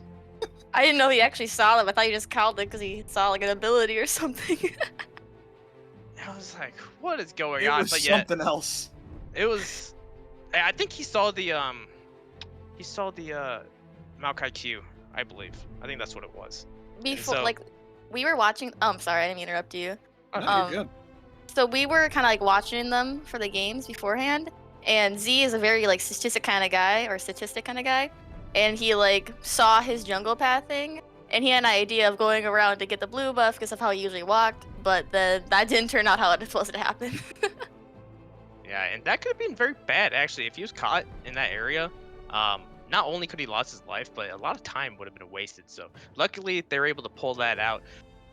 And then I guess my final question: the swap from Dory from support to ADC definitely puts a fire in the ass of CB clowns as they popped off. Dory popped off in both game 3 and 4. Game 5. What was the way to keeping him down and not letting him just 1v9 the game? I think the biggest thing was keeping pressure up so that the roams couldn't go off, because the early roam to Rift and leaving the Twitch alone really hurt, because it meant it was a constant numbers advantage topside, and while we couldn't really punish the Twitch because of invisibility and poison slows, just played super safe. So we figured by calling and playing a lot safer around the idea of a roam and then just getting so far ahead and keeping better vision, it would work a lot better just keeping him in the bot lane and allowing our team to have at least even numbers on top side. Makes sense. Bickle, do you have any last minute questions? Just a few last things, which is, congratulations, you've conquered the IBS mountain. What is next for Kaizen? Either as you guys as individuals or as a team. I know that we are all kind of really aiming for gold. Like Wower, he's a god and can go to gold all he wants. Like he's good. We are actually like another like league testing our like limits against gold players. So we're just trying to see how well we fare against others. Gold league.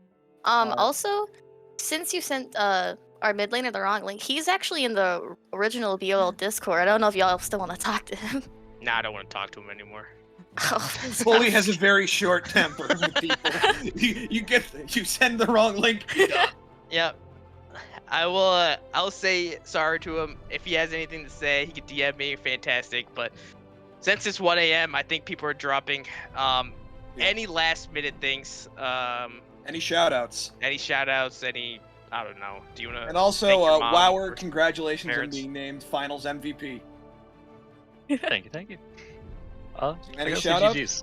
GG's to the other team as well, and to the rest of our teammates who aren't here, the coaches that are part of it, and then you guys as well, because you guys are the ones hosting the events, shouting out our names, letting things be known, and just making it a good time, fun time overall.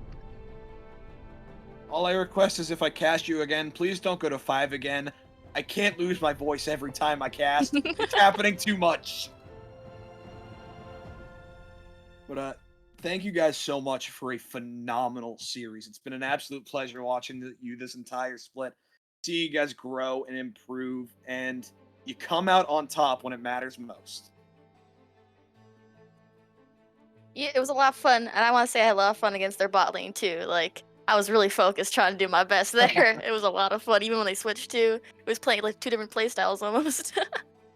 Yeah, that's basically it. I mean, if you think about it, when we saw Dory support. I think they just let Excel die multiple times. There's like in these team fights, Excel was left by himself, so I feel very bad for him. When Dory was ADC, he got a little bit more help, and that's kind of the difference maker. But in the end, you guys did win. So once again, congratulations. You get a shiny role now for winning a season. I know you guys put a lot of effort and hard work. And one thing that we're doing this split is unfortunately the entire team will be yeeted out of IBS for next split. But you'll get a free entry to gold if you so choose to do so for the next split. So, as that is the end of it, congratulations once again, Event Horizon Kaizen. Commiserations have to go to CB Clowns. They fought hard, it just wasn't enough. We hope to see everybody returning in some form. Hopefully, a lot of you guys up to BOL Gold because you can definitely compete after what we've seen so far. Shoutouts have to go to every single person who was watching us tonight. I know there were quite a lot of people all around. Thank you to everybody who was chatting, who was watching, whether you were lurking or active. Bully, thank you for joining me. It's been a phenomenal time tonight. Go Farino, I know you're not here, but thank you for being around with me this entire split as a co-pilot. It's been a hell of a ride. Big shout-outs also have to go to Caddy, producer. This would not happen without you, so we are forever grateful. And yeah, thank you both, Gaming Nerd and Wower, for joining us for this interview. It's been an absolute pleasure having you. And yeah, thanks everybody for watching. Congratulations, Event Horizon Kaizen. And BOL, have a good night.